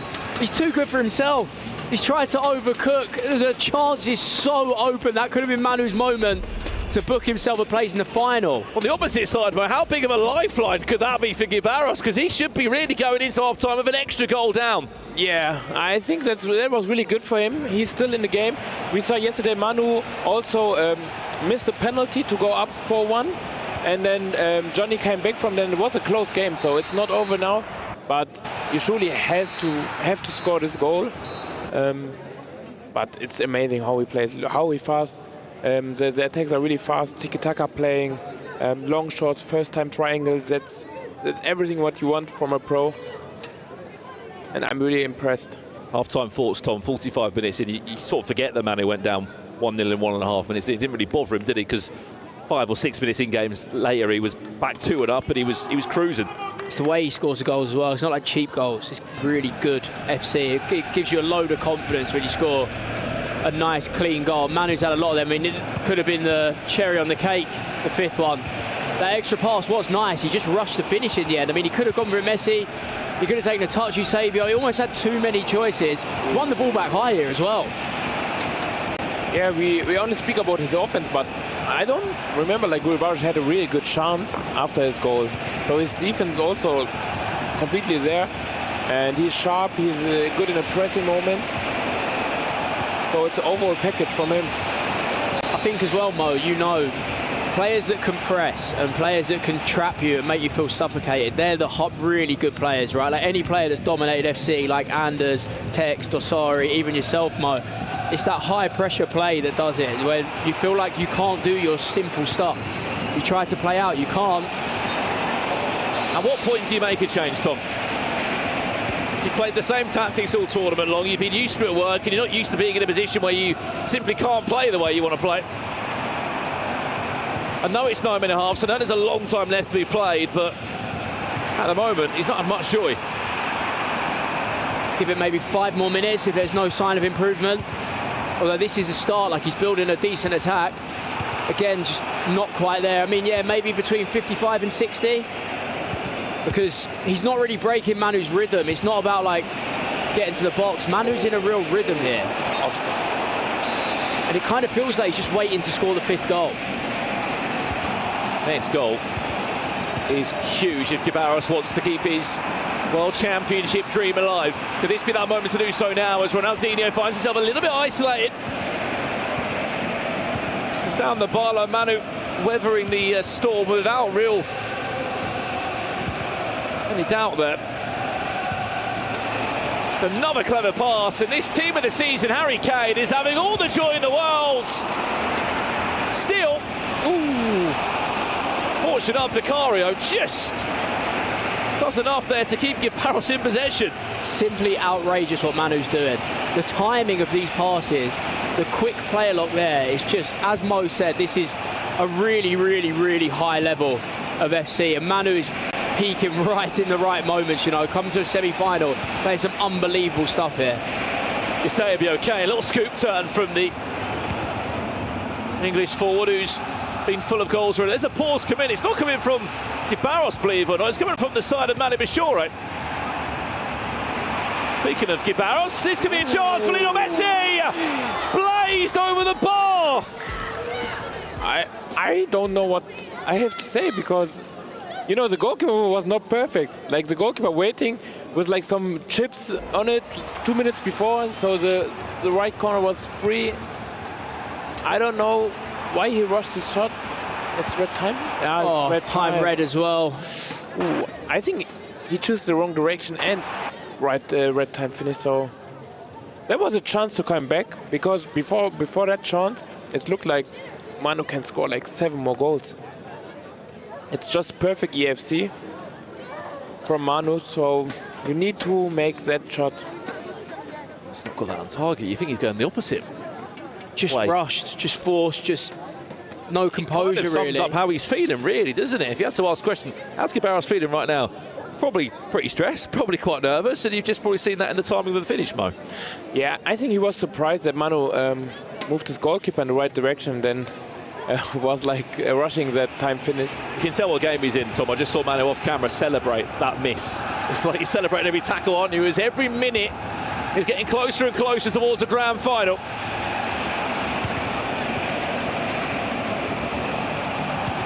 "30 minutes away, Manu Bishore, from being back at a World Championship Grand Final."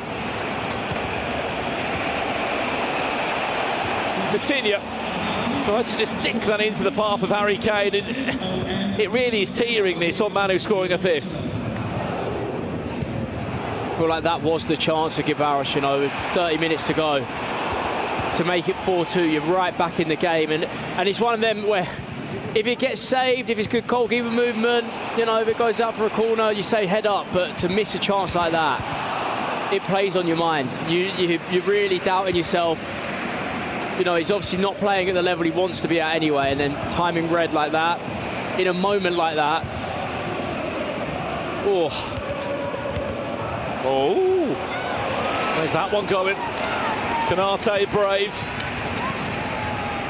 Right, Gibaros is a real confidence player, though. He gets a goal, stand off his chair, give himself a bit of a hype up. Eusebio could really be on to put the nail in the coffin now. Eusebio is going to fall back. It's a horrible goal to concede. But Manu will not care one bit. He is edging closer towards a World Championship Grand Final. Punishment. This punishment, he had to score that chance at 4-2. I mean, he's going to be a bit frustrated with the rebound, but he's given up a crazy chance here. Like, Manu really should be scoring the first one if he reads the keeper movement. Harry Kane, grateful for the tap-in, but that is just FC at this level. You get punished, you have to take the chance. Yeah, I feel like, of course, it's unlucky, but how Manu also played this offensive attack, it was really good.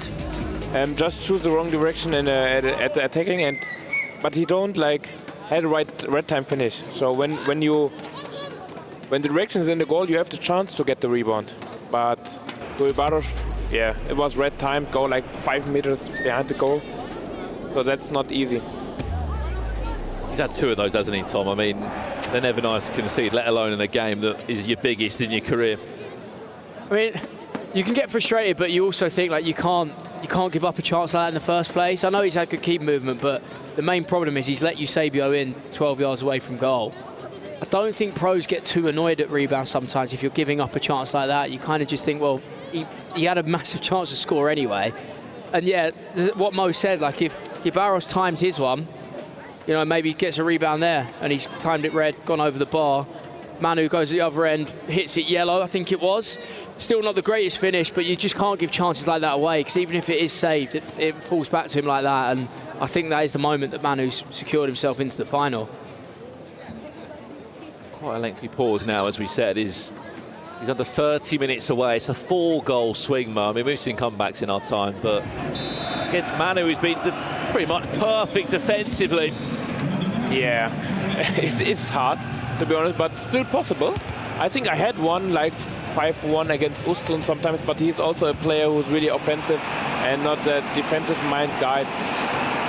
Yeah, the way it looks still... Is what? Even when it's like 2-1 Bachor with that game, I would say like it's hard that Duribas will win. That's how the way Manu plays offensively and defensively. Can see your messages in the chat as well. Only applauding how good Manu has been defensively. Ramos coming in there. Manu is the best player in the world and is making history tonight.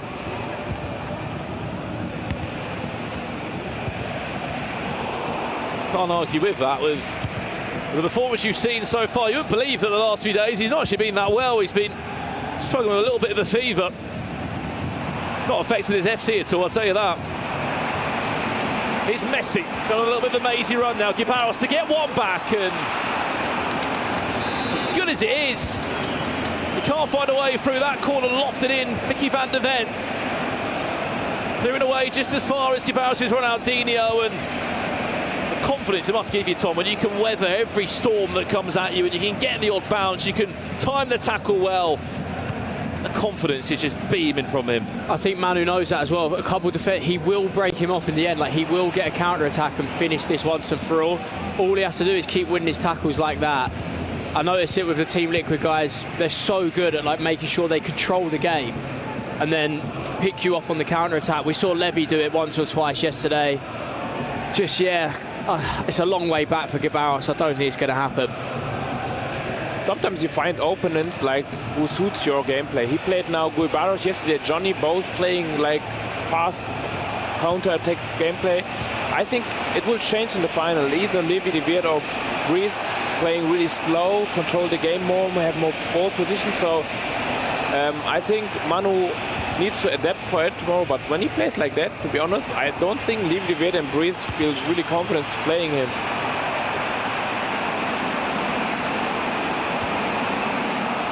Again, it's poor pass from Gibaros' Harry Kane into Ronaldinho, and it really is just a case of just seeing this game take down 4 goals in 10 in-game minutes, 9 minutes or not. It's too big of an ask. And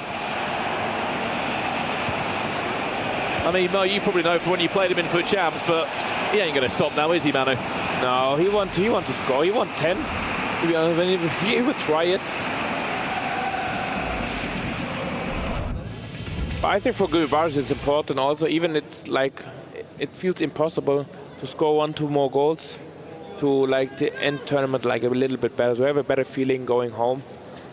You really look at it though, Tom, in terms of the chances he's had, Gibaros.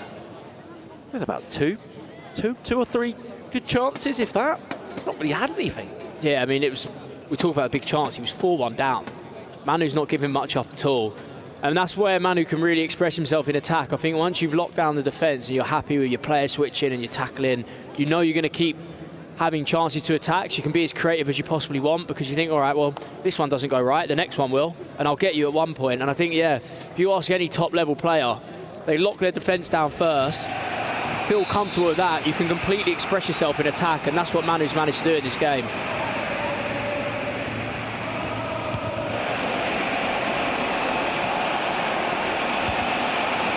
Here he comes again now. 2023 world champion.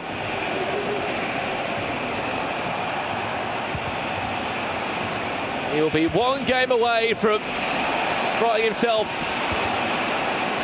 into even more history in this esport.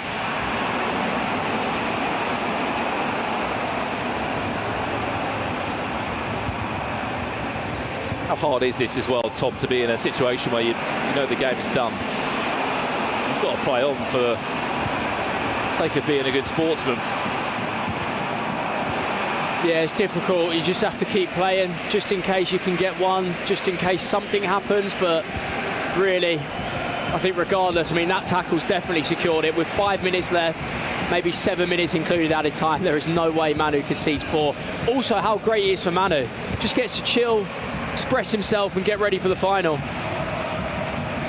Yeah, I think Guy Barros, it's, you know, he will be sad after the game, of course, but he could be proud of himself. He had a really good season, being like in finals, semi-finals.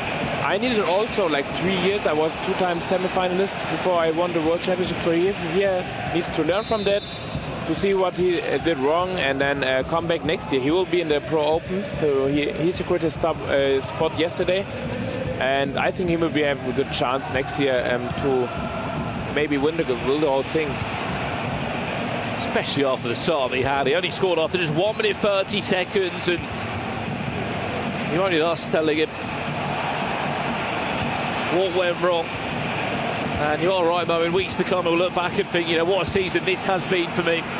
When the FC Pro Open next year, before the new games even hit the streets, I've had my biggest ever paycheck in my career, $70,000 guaranteed in this year's FC Pro World Championships. There's the extra pass, and there's the consolation, unfortunately.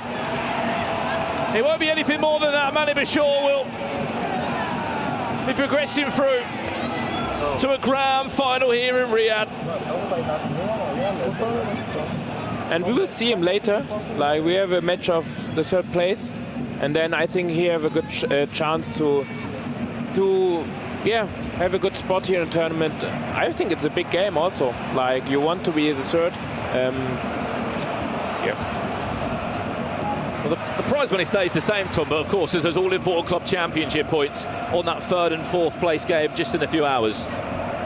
Yeah, I mean, we'll see Gabarros there again. I hope he can express himself. You know, I feel like he hasn't truly got going in this game. Something seemed to unset him at the start. His rhythm, as soon as Manu went 2-1 up, he kind of just got the feeling that Manu was going to win the game.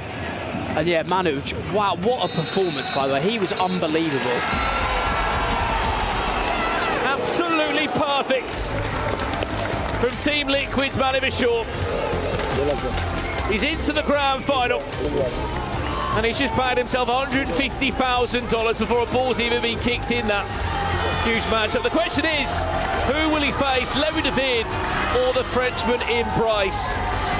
Commiserations to Gabarros. He will be back in a few hours to play that third and fourth place playoff match. For that man there, I have to agree, absolutely flawless. So good from Manu. It sounds crazy to say. I feel like he's got a few more gears to give us. Yeah, I mean, defensively maybe not, but attacking, yeah, we've seen Manu do so many things. He set such a high standard. He probably could go to another level.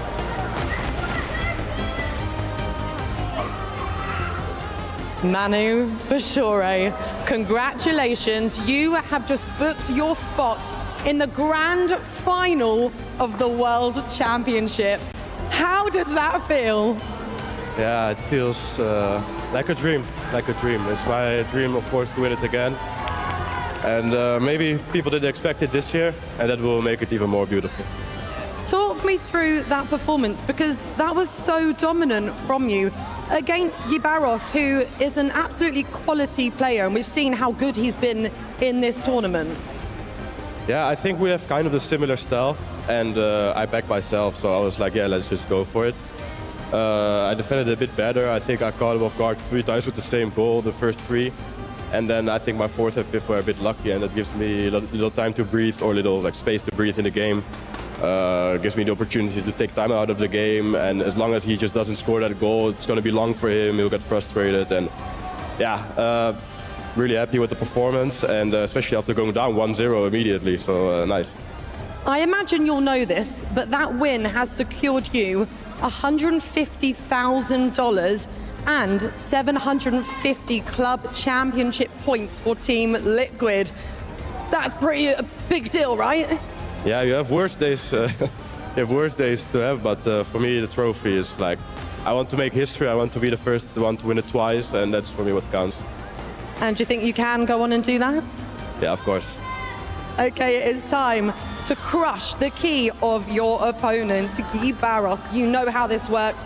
You've done this a few times. Enjoy the moment.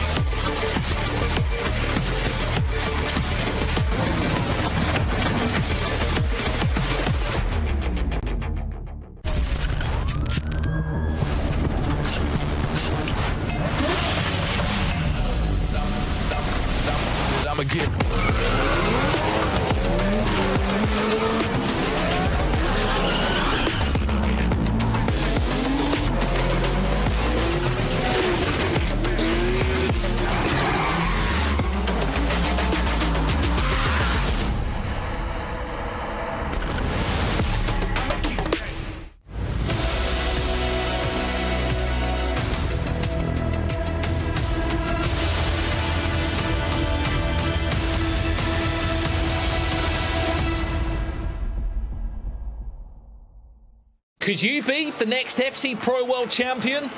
Here's what you need to know ahead of FC Pro Season 3, with some exciting new changes coming to the tournament cycle. Start the path to FC Pro Open by reaching Division 4 in Rivals. Here, you will meet our biggest update yet.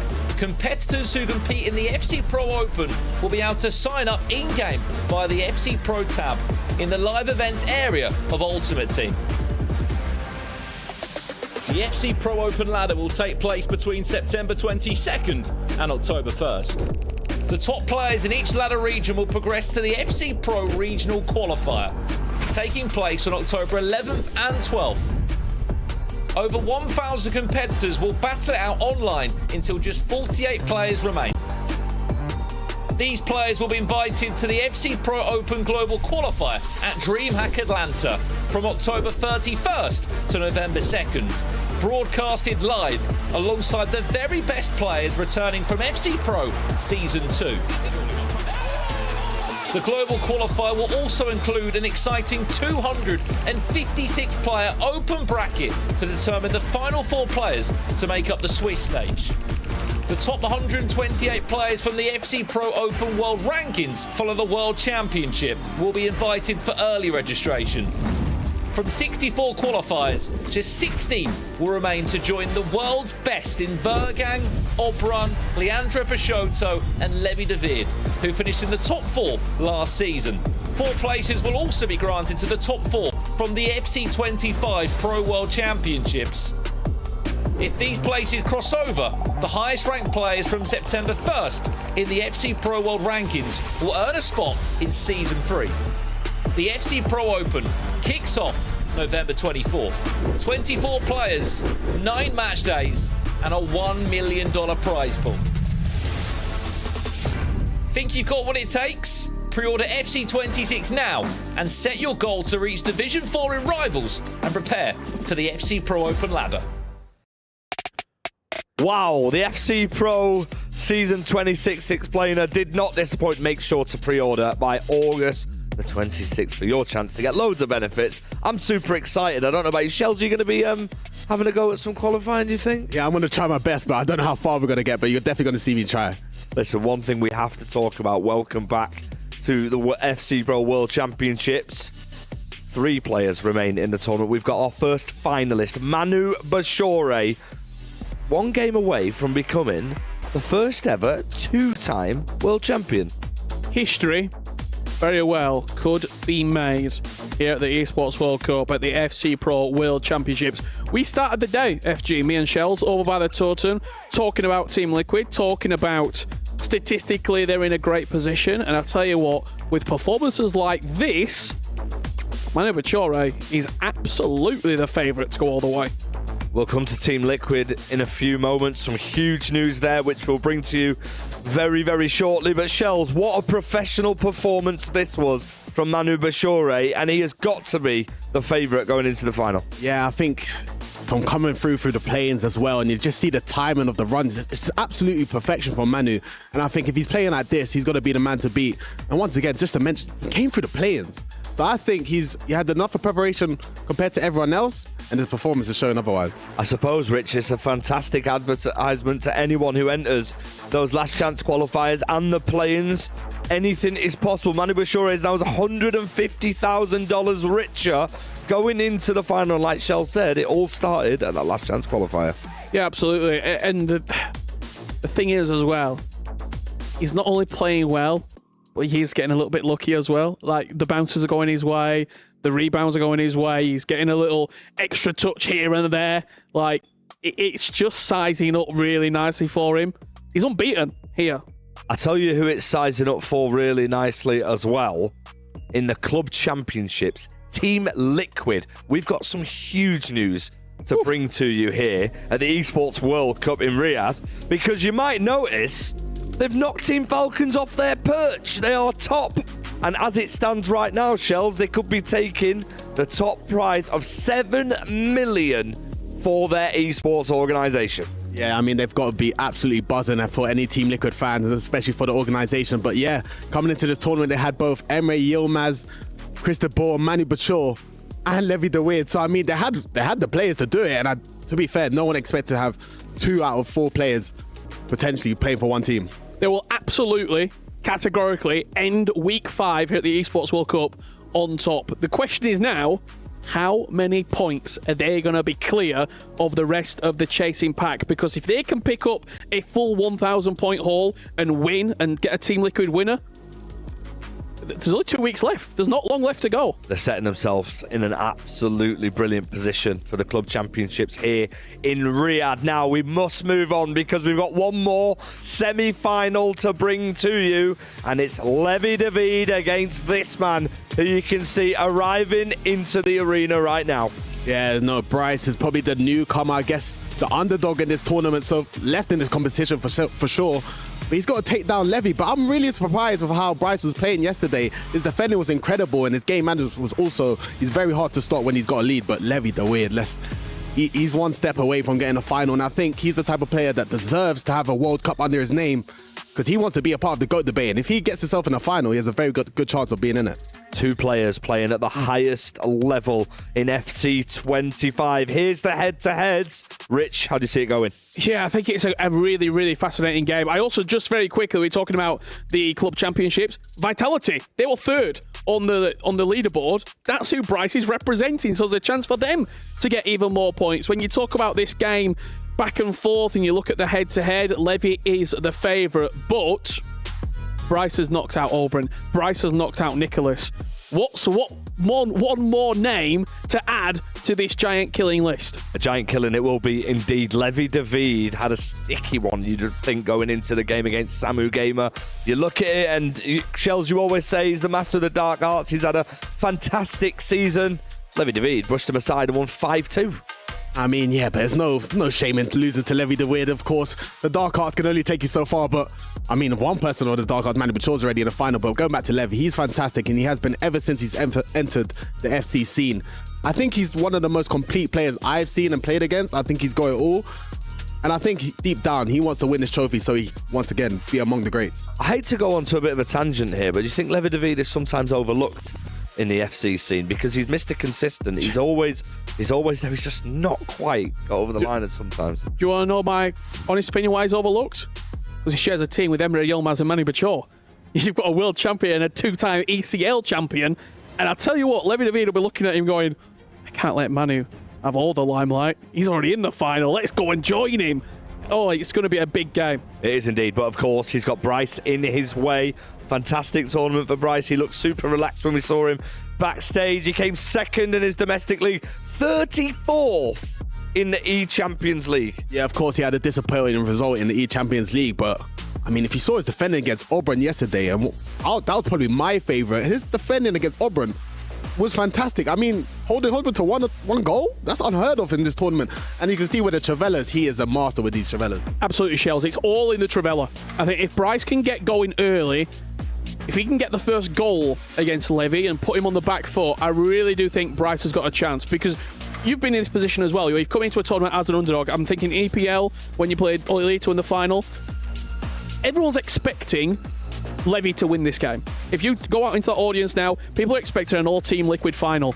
Bryce is here to upset the apple cart. Yeah, Bryce is definitely not just making up the numbers here in Riyadh. We've seen one player book their place already into the FC Pro World Championships finals, and we're a few moments away from discovering who his opponent will be. What a game we just saw on this very stage here in Riyadh. Manu Bachore knocking out Guy Barros with such a dominant display as well. I mean, could he become 2-time world champion? Absolutely. History could be made tonight, but before that happens, you gotta give it for Guy Barros for making it all the way to the top 4 and potentially being the top 3 player of FC World Championship. But for now, we have another semi-final to get to. Nicole, let's call them out. Let's do this. Please welcome to the stage, Levi de Weerdt. His 4th semi-final in his last 6 major tournaments. Levi is used to the big stage. Can his experience get him one step closer to lifting that trophy?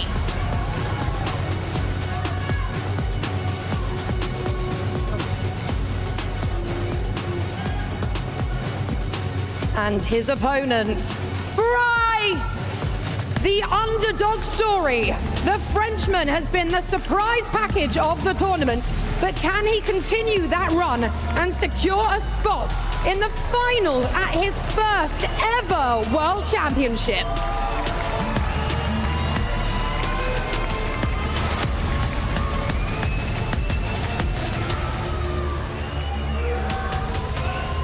Levi de Weert, Price, please come closer. You're jumping into a very familiar territory. You know Price, you know your potential opponent in the grand final. Any final word? No. Bryce is a top player. He knocked out some insane opponents in the knockouts, Obrun and Nicolas.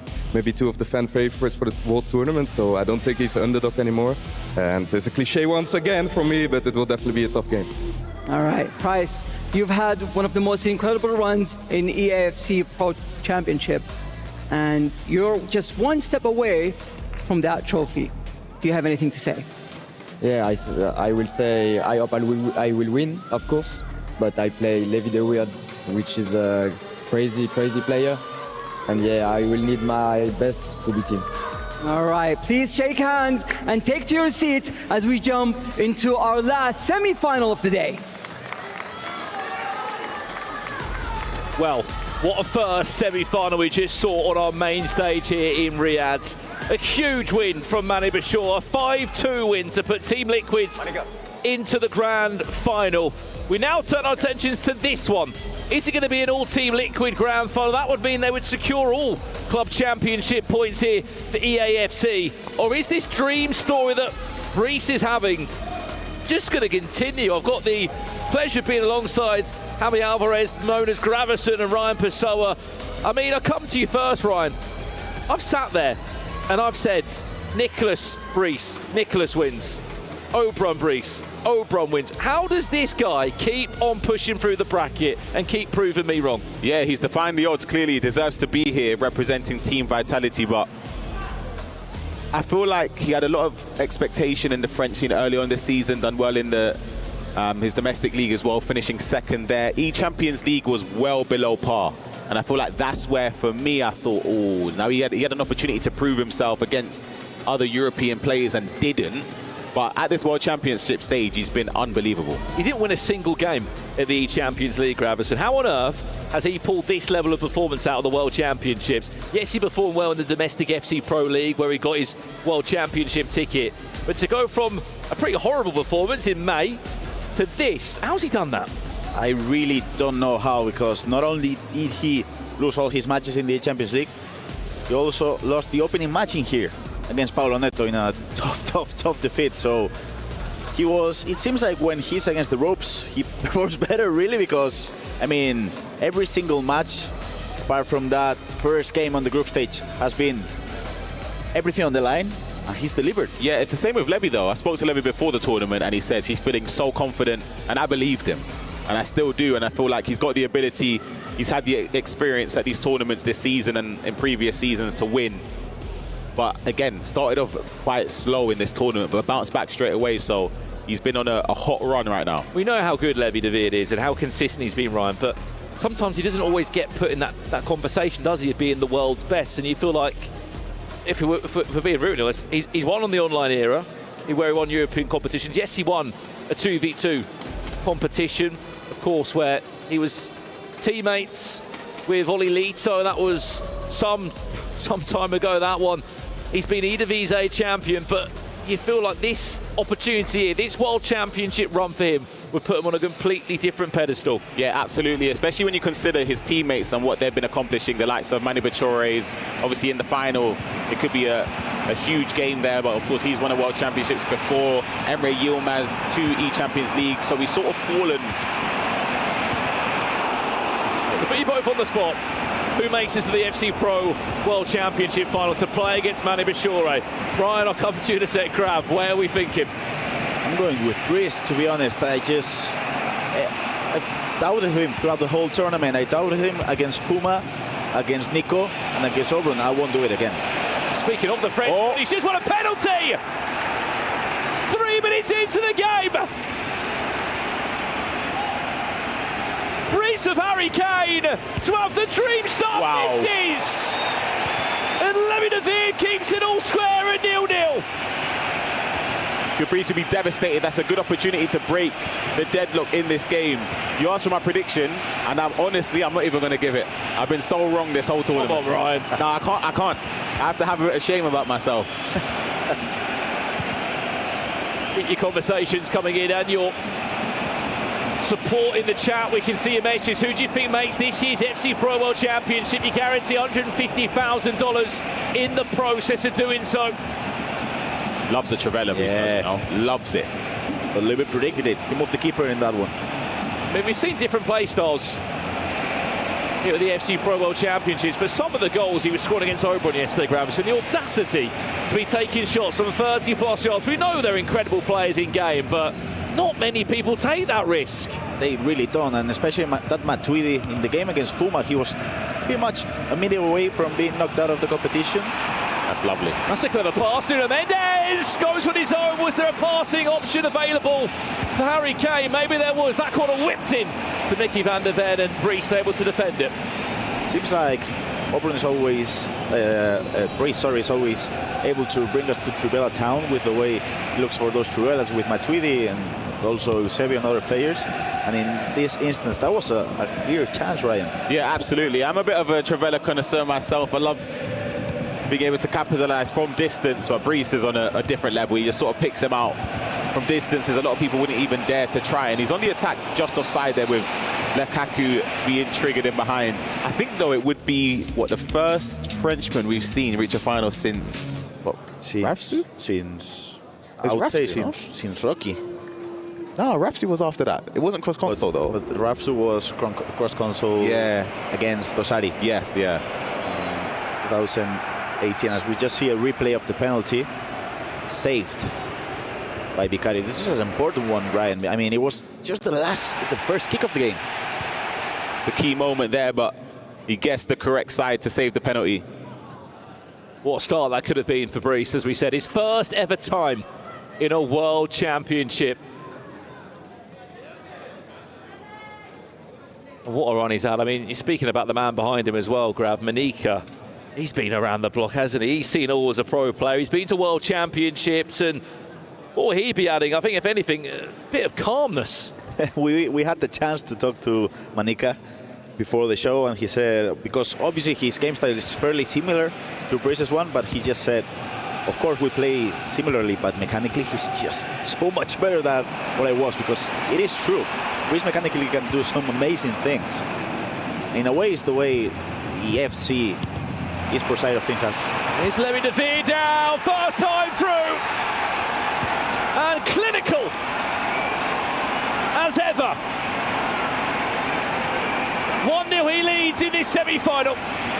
Yes, a well-worked goal from Levy. And moments before, he could have potentially found himself 1-0 down from the penalty spot. A little pause cued in then, found himself on an attack. You see it break down here, Gravison. Talk me through it. It's wonderful work. It is. It was, I wouldn't say a mistake from Brees, because it is a great goal by Levy, but he did have a mistake in that player switch. It was just a second late to Mamardashvili to try to go for the tackle to Harry Kane, and when you're playing in this level, especially in the semi-final, if you make a mistake, you'll get punished.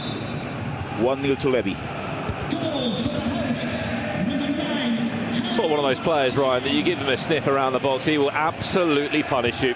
Yeah, and I feel like, we were speaking about it in the green room, I was saying if Brees is to win this game, I feel like scoring first is something you don't want to go 1-0 down against somebody like Brees. He's a nightmare, and he's potentially about to equalise straight off the bat. Magnifique from the Frenchman. We're all square at 1-1. It's a fairly similar situation to the first goal. I mean, as we can see now, how he's triggering the runs, and it seems like it's just onside. That might be offside, Ryan. What do you think? It's close. Harry Kane, though, make no mistake about it. Levy's not happy, though. I'm not sure about what exactly, but... He did have a pause in the previous attack in which he talked to a referee about it. Can we just have a word for a second as well about this Harry Kane item? Wow. About 25k, I believe, on the market right now. Wow. And he has been scoring goals that are worth hundreds of thousands of dollars in this FC Pro World Championship. He's not the most expensive player in the draft, Gravison, at all, but what he offers you is perfect right now with this current meta. It seems like if you have Harry Kane and Mamardashvili, that's 45k, and you have pretty much two of the best players. Yes. I mean, best midfielder, in my opinion, has to be Vitinha, but it's I feel like defense. Messi! Goal!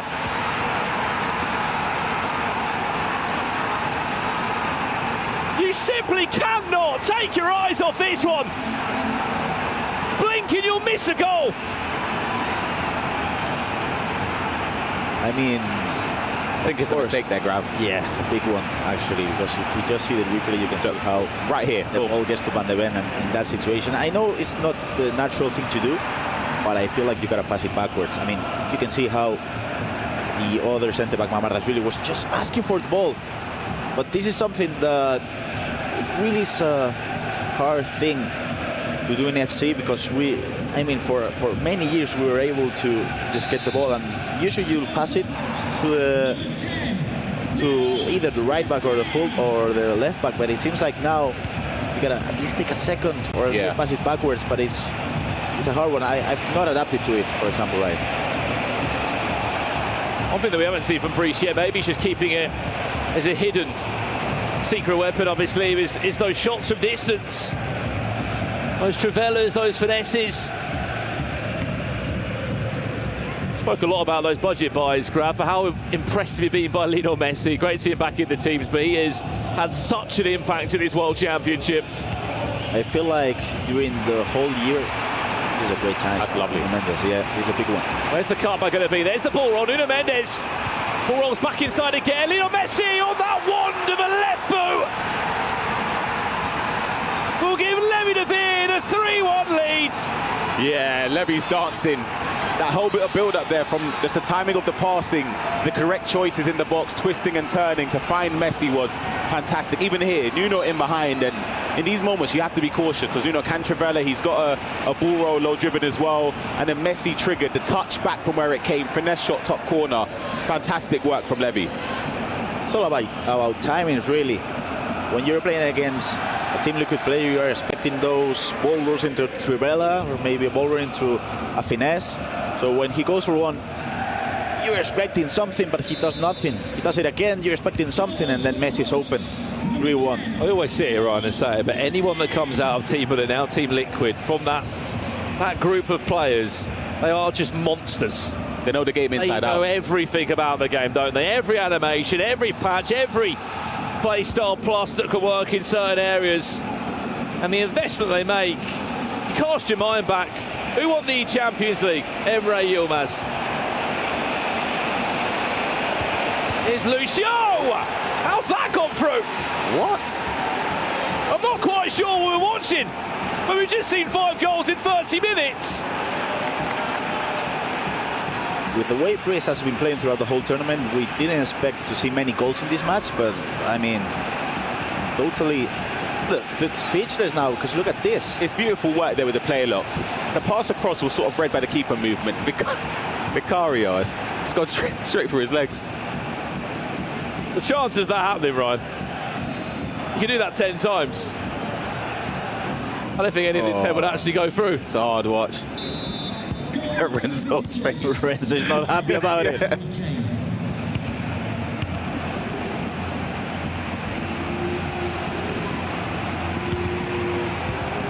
feel like Levy has scored every attack that he's had. He has been so clinical. Again, though, you see that rushing the pass out. Can't keep doing that, Grav. No. Now he's good with pressing and a chance for a counter-attack, but 100%. If he keeps losing the ball like that, you can see goals. Nice speed boost. Savio in a running race with Lucio, leaves him in his tracks. Passing's just been off. Yes. There's something not quite right with Brice in this game. That there, for me, is an unforced error. You have the opportunity to recycle, maybe work an opportunity, whether it's a Travella, finesse shot, pass all the way back across, and you just gave it away needlessly.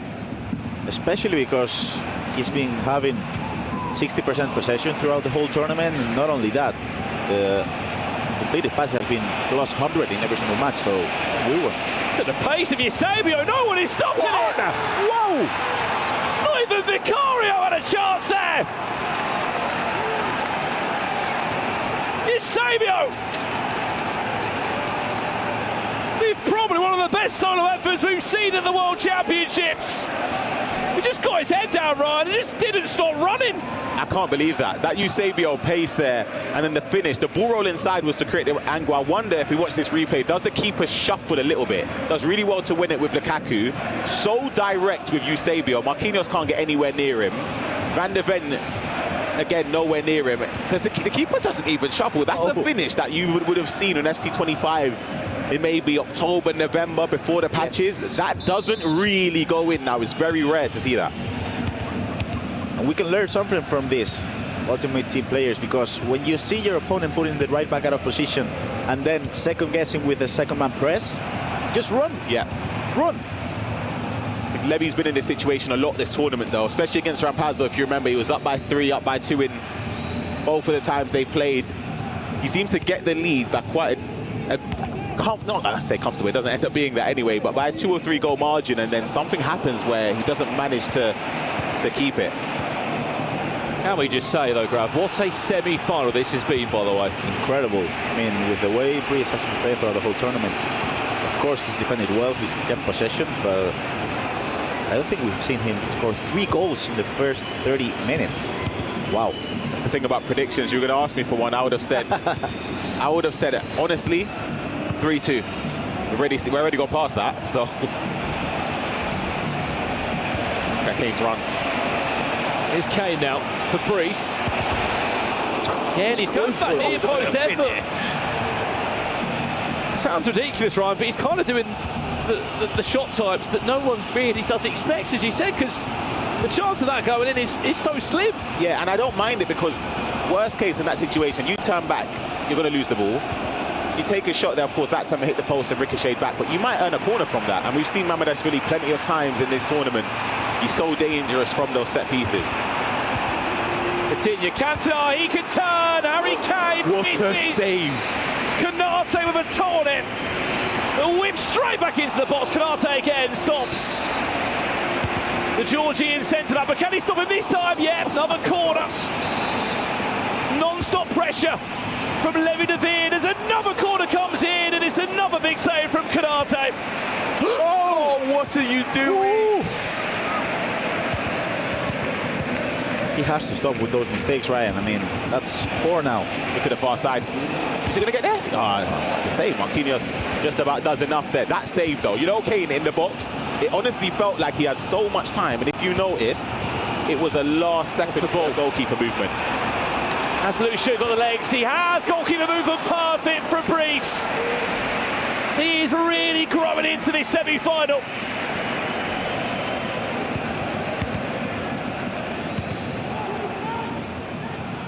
You wouldn't think you're looking at the same player, Graf, that did not win a single game in the Champions League. I mean, just a couple of days ago, when he played against Paulo Neto in that first game, and that was a completely different player from what we've seen today. Peaking at the right time. Oh goodness. You can't do that. Can Harry Kane find a way through that time? No.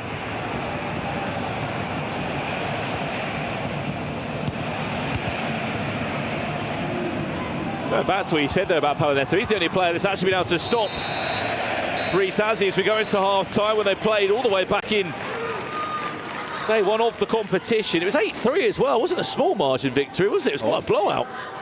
It was a hard pill to swallow. But then again, I feel like that match against Fuma, the decider one, that group stage, it just gave him momentum to keep going and going, because not only did he qualify for the round of 16, he also managed to overcome the best French player you could say in the foot era, really. Yeah, absolutely. penalties as well, wasn't it? It was not a enjoyable match, was it, between the two League One players? That was the moment we saw there. Brilliant piece of goalkeeper movement, Ryan. Yeah, and you have to be aware of that in those situations. I don't mind the shot as well, but the keeper movement manages to match it. They're quite a busy day, Kanai, hasn't he? About 5 or 6 saves in the last 10 in-game minutes.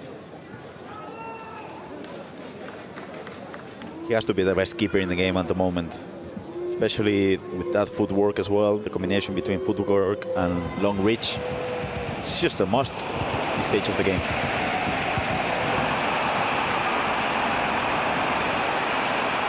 Eusebio, this time Levi de Veer's Eusebio to show what he's all about. Nate again called into action. Yes, that is the Liverpool defender in a shapeshifter build in goal. The four players are actually a little bit split on their decision. Coming in is Harry Kane. That time Konate comes out flying. I mean, those mistakes are just so uncharacteristic from him. With the way he usually builds up and with the way he passes from the back, I feel like he's collapsing to Levy's press.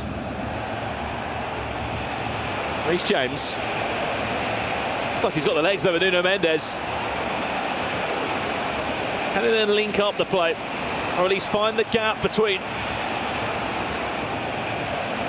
Levi de Veer's back line where he can exploit, just delays a bit more, buys himself a bit more time. Messi, extra pass, Cantona finds Eusebio, who is still dancing around the defensive box of Levi de Veer. Harry Kane also joins the attackers. Surprisingly, it goes all the way back to Reece James, and Reece is still very much in possession. That's a bit of a risky ball into the box, and then there is a possession change of hands. Yeah, the team press came in and nothing Reece could have done. It's really curious to see if you're able to see it tactically. Reece is looking for... Oh, that's a big mistake. I'll just talk about that in a second. We saw one wave of attack come from this area. He's happy just to wait and try and tease Levi de Veer to fall into a trap and disrupt his defensive and midfielder line.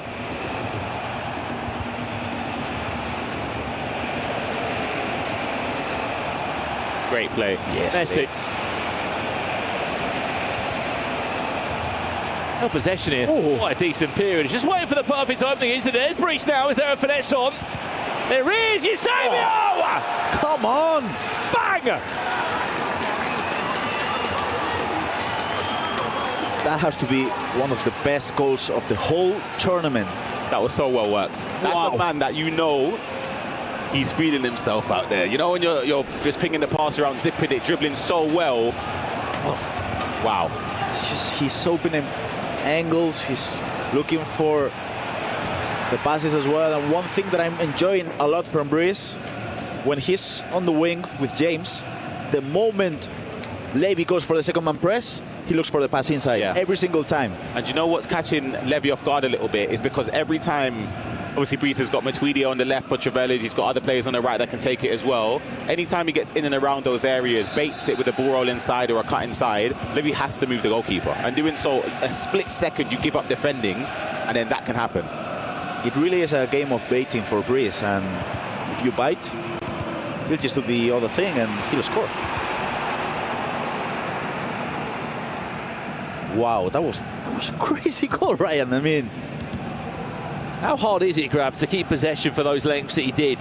Just constantly. So patient to recycle again and again until it was the perfect chance in his idea to get an effort at goal. You can see it in there. Priest. For Trevella of Lucio, he's not scared to take shots of anyone on the pitch. No, and the game plan is clear. The second Levy goes for the second man press and he's not manually defending, he just goes and tries to left stick dribble to look for the pass inside. And when that happens, he goes for the ball roll into a Trivela, into a finesse, into whatever. But it really is a smart way to catch Levy off guard. And it's all about the second man press.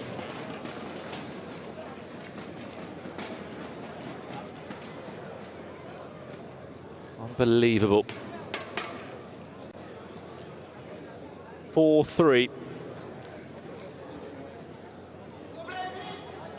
Reece leads to this one. First time he's been able to come in front. You also forget that there was a penalty in the game, Grab, really early on that was saved. Wow. Seems like Levy's not comfortable at all. I mean, he did pause the game a couple of times. He called for a referee, and it seems like it has to be really uncomfortable to play against Breeze, the way he just holds possession, the way he twists and turns. He probably is the most frustrating player to play in the whole competition against. Nightmare. Reece James. Reece James still. I mean, it says so much that he's got so much belief in individuals on the pitch to have these solo efforts.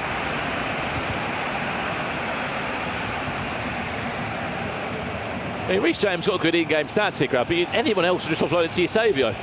Not there. Not Breeze. Van de Ven out of position. This could be dangerous. Centre back out of position. Good control. This could be dangerous. Centre back is out of position now.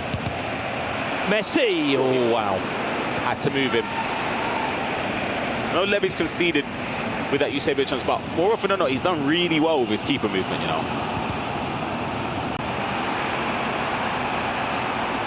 "23 minutes away. But for how long is this going to last? What's a ball that could be? Threads it through. It's a click of a button to try and force a tackle. Instead it goes back to Konate, and Reece able to keep possession and play himself out of this. Oh, great. No way he's got the pace. Harry Kane still. Only for so long. But Breeze is made in blood. He's going forward now. Yeah. And one thing we saw from his previous rounds as well is that he's not afraid to keep the ball. He's not afraid to keep possession. With 20 minutes left to go, you'll feel like Levy will know that, and then subconsciously it does make you rush a little bit. Look at this. Kane. Breeze looking for a two-goal cushion. That one parried away. Could have went anywhere.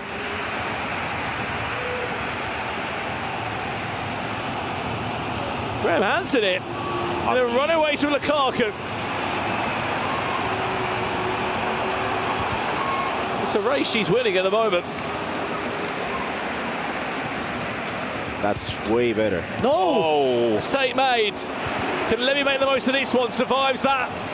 He's got to stop doing that, Gravison. I'll be honest, that's about, I'll say maybe even double digits. The amount of times he's done that in this game. It is.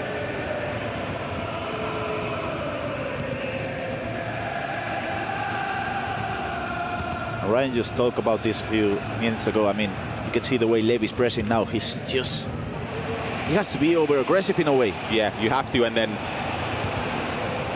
Breeze will know that he's going to have a potential opportunity to seal this game. Oh, that's an uncharacteristic. Eusebio. Lofted into Kane. Does he need an extra pass? No! He does not! 4-4. We're all square again. Talk to me about that step, because that's not like Breeze, Ryan. That is a crucial mistake. You cannot be doing that. You can't do that in Champs. You can't do that in Rivals, Division 6. You can't do that anywhere. Look at this with Lucio. You can see the overlap. To step that aggressively, you give yourself no hope to track back. After this, though, is fantastic work from Levy. And you could argue slightly unfortunate for the defender to not potentially get a block in, but the damage is done way before that. That's the thing about the top 4 in the world at this moment. When you do a mistake, you get punished in, what, a second? 2 seconds? I mean, of course, as Ryan mentioned, it was a big mistake from the right back. You cannot go and do that tackle, but then it's just the way Levy knows what to do. In a way, when you're Breeze and you know that right back is out of position, you're thinking, he's got me. I just don't know why you would be so aggressive there. When you can, the overlap was on. I don't really see a reason to step, because you were never, ever going to win that ball. Especially when he's been so perfect before that. Something tells me, guys, that this game deserves a bit of extra time. It does, it really does. Really an FC match. And we certainly would not be against it. Two of the best players in the world right now, putting on one hell of a display. That's going to be a corner to Breeze, that. But that's really still on the pitch. Well, there he is at the front post. It's the defensive Mamanashvili that does enough. That's cheeky. To take that shot there with Saliba, that is cheeky, because honestly, they do pose a threat, you know, they might go in. Messi. Dispossessed. Brees. Still in possession.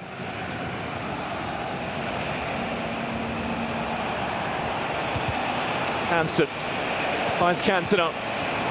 And Tweedy does his best to punch it into the forward, but no way through. That's what I'm talking about. You see the second Levy player switch from the left back to the center midfielder. I mean, Brees just turned, passing to inside. Yeah. He knows that's the key to win, and it seems like Levy has not got an answer for that. What a ball. What a ball that could be. Just timed it well. Sesko, I think that says exactly what's happened there by Brees, Ryan. He's just subbed off. Lucio, he's off. Out the game now. Sesko on. Eusebio. Vieira. Hansen. Is there an extra pass needed? No! Brees might just be on his way to a grand final in his first ever World Championship. It's a fantastic goal. The triggered runs there, you've put Levy in a disgusting trap, because look at the way you have to defend. You've got to defend from Vieira. Ball finesse, you have to move the keeper or jockey across. Here, that run, you have to respect it with Cantona, and also potentially a pass back to Eusebio or Vieira. The ball roll inside for the low driven is fantastic. And honestly, that might be one of the best attacks we've seen, because you've given your opponent no chance. The worst thing about this, Levy defended it well. Yeah, he read it. He read it. Yeah. He went for the tackle, and with the second man press, he covered Hansen's run, but there's only so much you can cover, though. Are we done? Or is there still more to come in this one?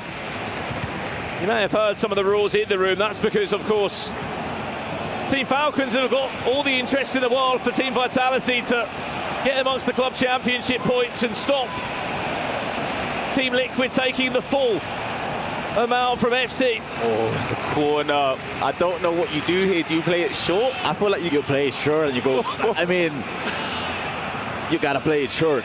Especially Brees, we all know him. 2 minutes away.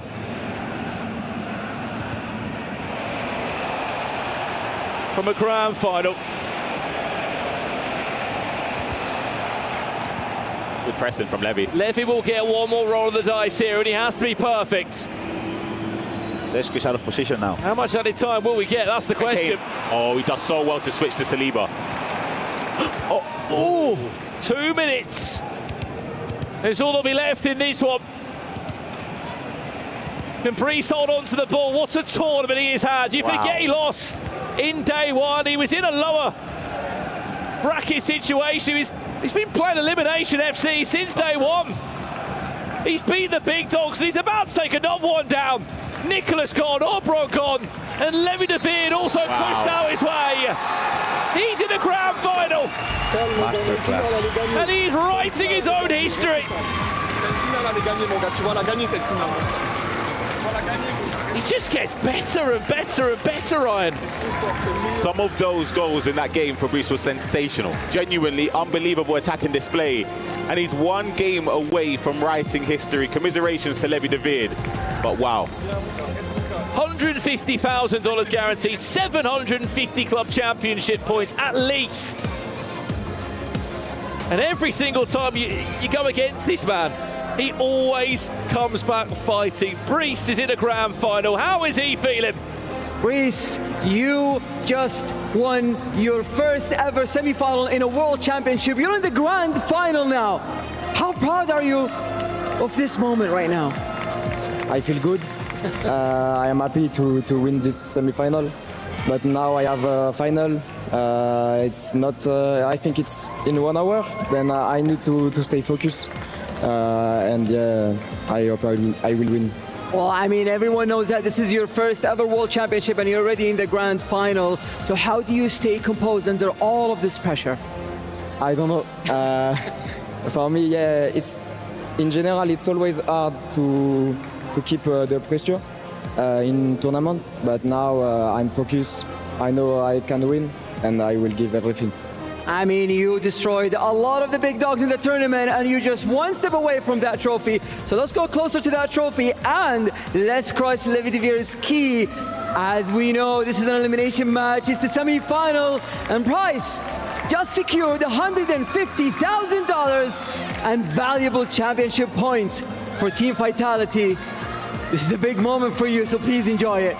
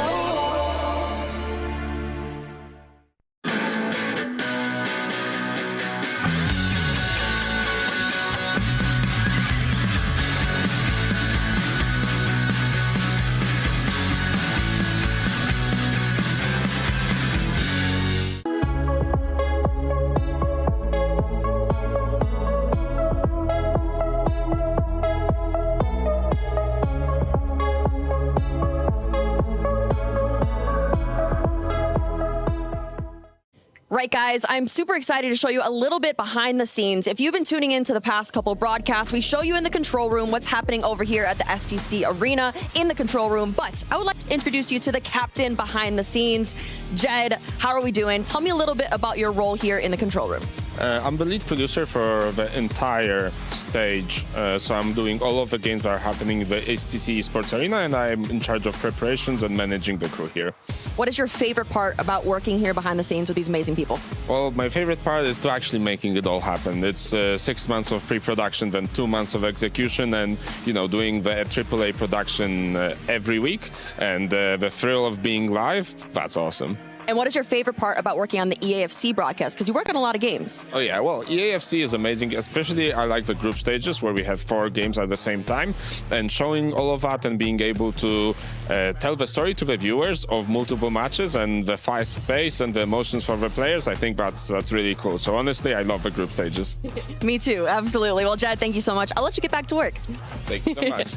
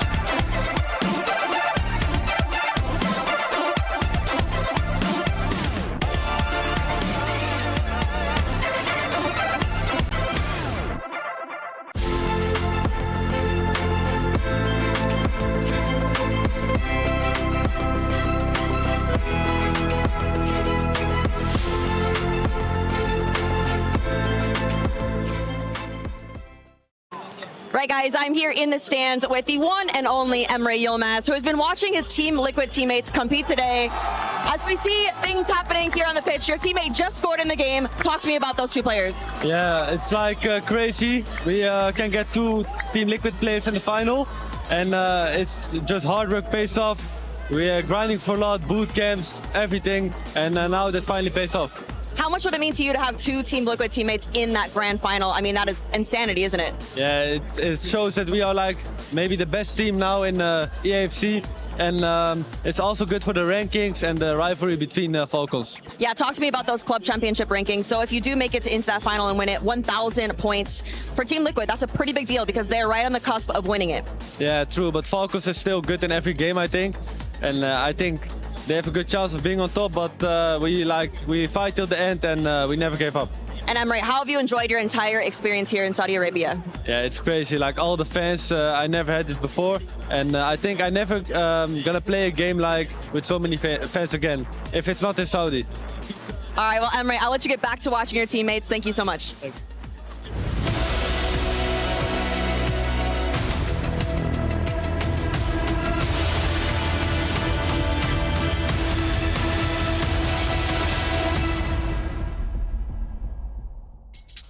The final of the FC Pro World Championship will be contested between Manu Bashore and Brice, who has just defeated Levi David in our second semi-final at the Esports World Cup in Riyadh. The run Brice has been on has been exceptional. His run to the final has been incredible, and now only one man stands in his way. Brandon Smith and Mo joining us. Wow, how do we unpick that one? I think we call it magnifique in French. It's getting there slowly, my French. But yeah, Brice is, I'll be honest, you can't go against the man. Every single time I've sat here on this sofa and I've said, Nicholas beats him. No, that didn't happen. Oberon beats him. It doesn't happen. Levi David, he knocks him out. He's writing his own history right now, and he's in a grand final worth $250,000. And you know what? He deserves to absolutely be there. And what about the penalty conceded early on in the game? He missed the penalty. He bounced back. What a semi-final that was. Yes, I think Brice is a really hard opponent to have. You know, you don't feel like you get dominated, but he's like there in the right moments. He have the ability to finish, like with the finesse and Trivela shots. And his defending is like one of the best in the world, of course. That's his most skill. And he's really calm, you know, in the clutch moments. He don't make a lot of mistakes. So you want as an opponent, you want him to be nervous, like a little bit, to make some mistakes, to have an easy goal. But yeah, it's really amazing, and I think you have a really good chance to like be capable of winning the trophy against Manu Bashore. I mean, we have to also talk about Levi David in this semi-final. It's such an unfortunate position for him to be in. He's been in a semi-final before. He's been unsuccessful numerous times in his career, but he definitely played a part, and the margins were so fine. I'm going back to that keeper movement save from Kanate in the first half. Just such fine margins. No, absolutely. I think for Levi David, the consistency this man has shown every single year FG is incredible. But you just have that feeling that this was that bracket run for him. This was that time to really put himself on the pedestal as one of the world's best, and to fall that short, that close to a world championship is really going to hurt. It is indeed, and he's straight back into action very soon. Mo, it's time for some telestrator action. What have you got for us? Yeah, I think we will see a typical goal from Brice. Most people love to counter-attack, but Brice, I think he like to play against an organized defense, what is like a little bit strange for pro players. But we see here Levi David stay with 9 players in the box. That's a lot, but Brice find the space, and he is the best, like with the Trivela shots, finesse shots, and we will see here he finds the space to Eusebio. And normally the most player will play a directly triangle pass with a tiki-taka playstyle, but he takes his time. He's really calm, move a little bit, and then, like, to be honest, I didn't expect the shot, and he will score it against me. So that's the typical Brice. He scores like the most Trivela's finesse shots in the tournament. I mean, I don't know about you guys watching all around the world, but that was taken so quickly, that shot. He took it so quickly. No chance for Levi David as well. Levi David also did 2 similar ones in that game as well, with the finesse from Messi. I think the one thing that surprised me just the most, saying what Mo's saying, is that some of the shot types and areas he was shooting from, you're just not used to seeing it. You know, the near post shot that he had, there was a patch, wasn't there, a long time ago that stopped those sort of shots going in. There was another moment as well where he's just gone on his own with Eusebio and just driven and got his head down. And that is our World Championship bracket right now. You forget, as we said, FG, Brees did not win a single game at the Champions League. You come into this World Championship and you would have written him off in day one. Our grand final is coming very, very soon. Manu Bashore is aiming to become the first ever two-time world champion here in Riyadh. But first, we're going to put our attention to our semi-finalists, two players who played massive parts in this tournament. They've qualified for the FC Pro Open as well through finishing in the top 4, and they're going to take each other on in a third and fourth playoff match.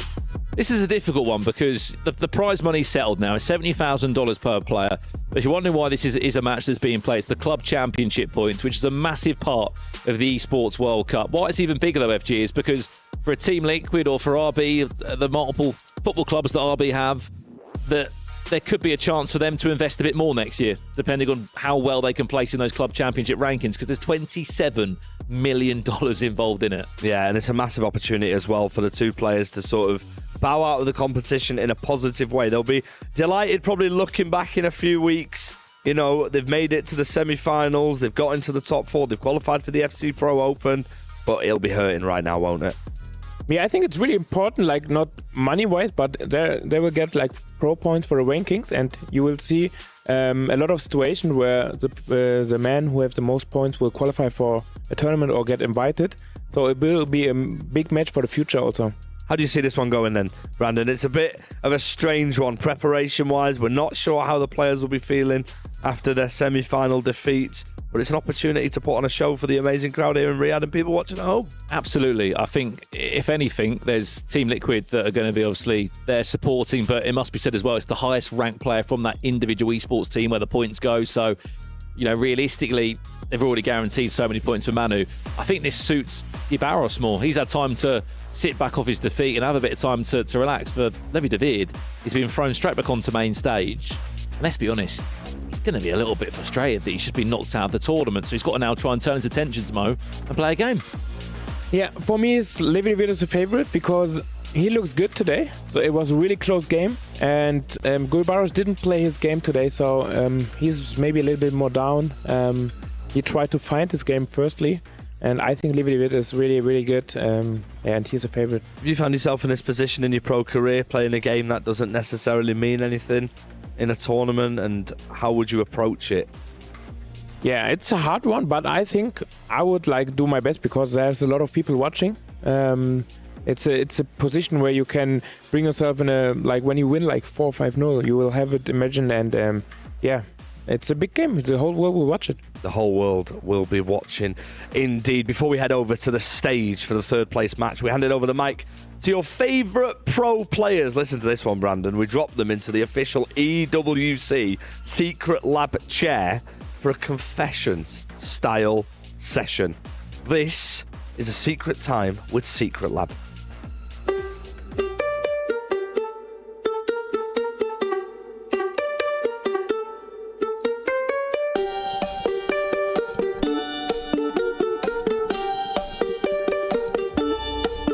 Now Anders Bergen because he's my age, like, and he beat me in the Champions League, so I want to take my revenge. I think it's Moauba. I think it's Johnny. I played him a couple of times in really, really big matches, especially last year in the Virtual Bundesliga final and the E-Champions League final. I lost both. It's probably Facu Cohen as Argentinian, yeah.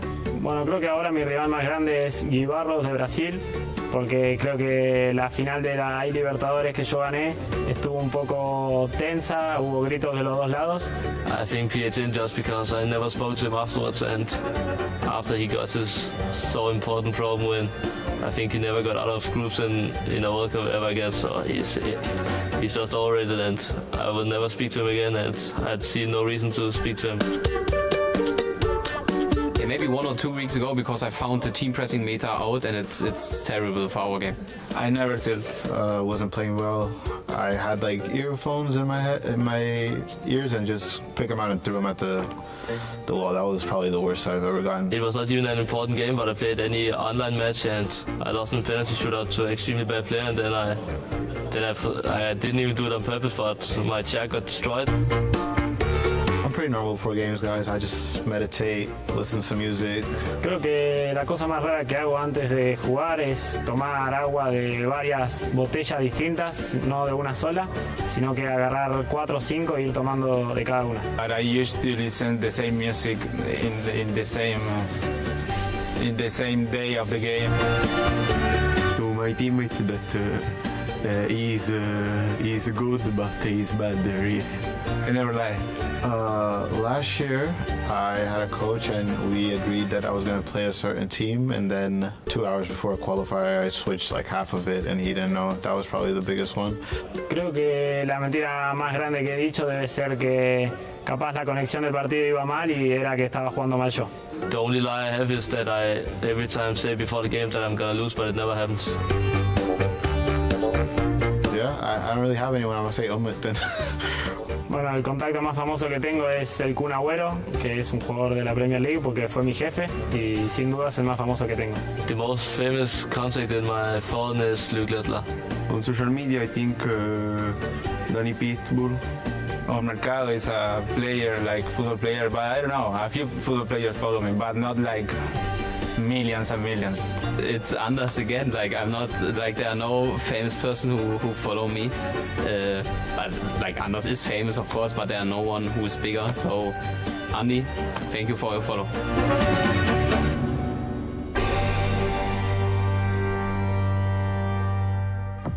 What an incredible semi-final we just witnessed.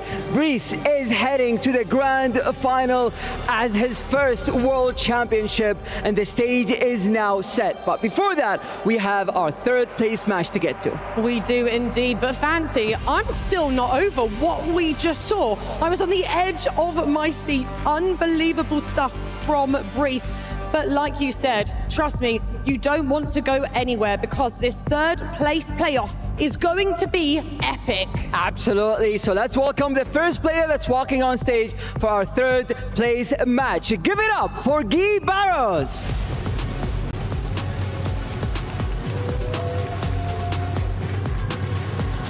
The Brazilian fighter who's battled through giants all week. The dream of the trophy may be over, but pride, legacy, and a place in history are still on the line. And his opponent, Levi David. A master of consistency, another deep run in a major tournament. The trophy may have slipped away, but one last battle remains to finish on a high. Fucking crazy.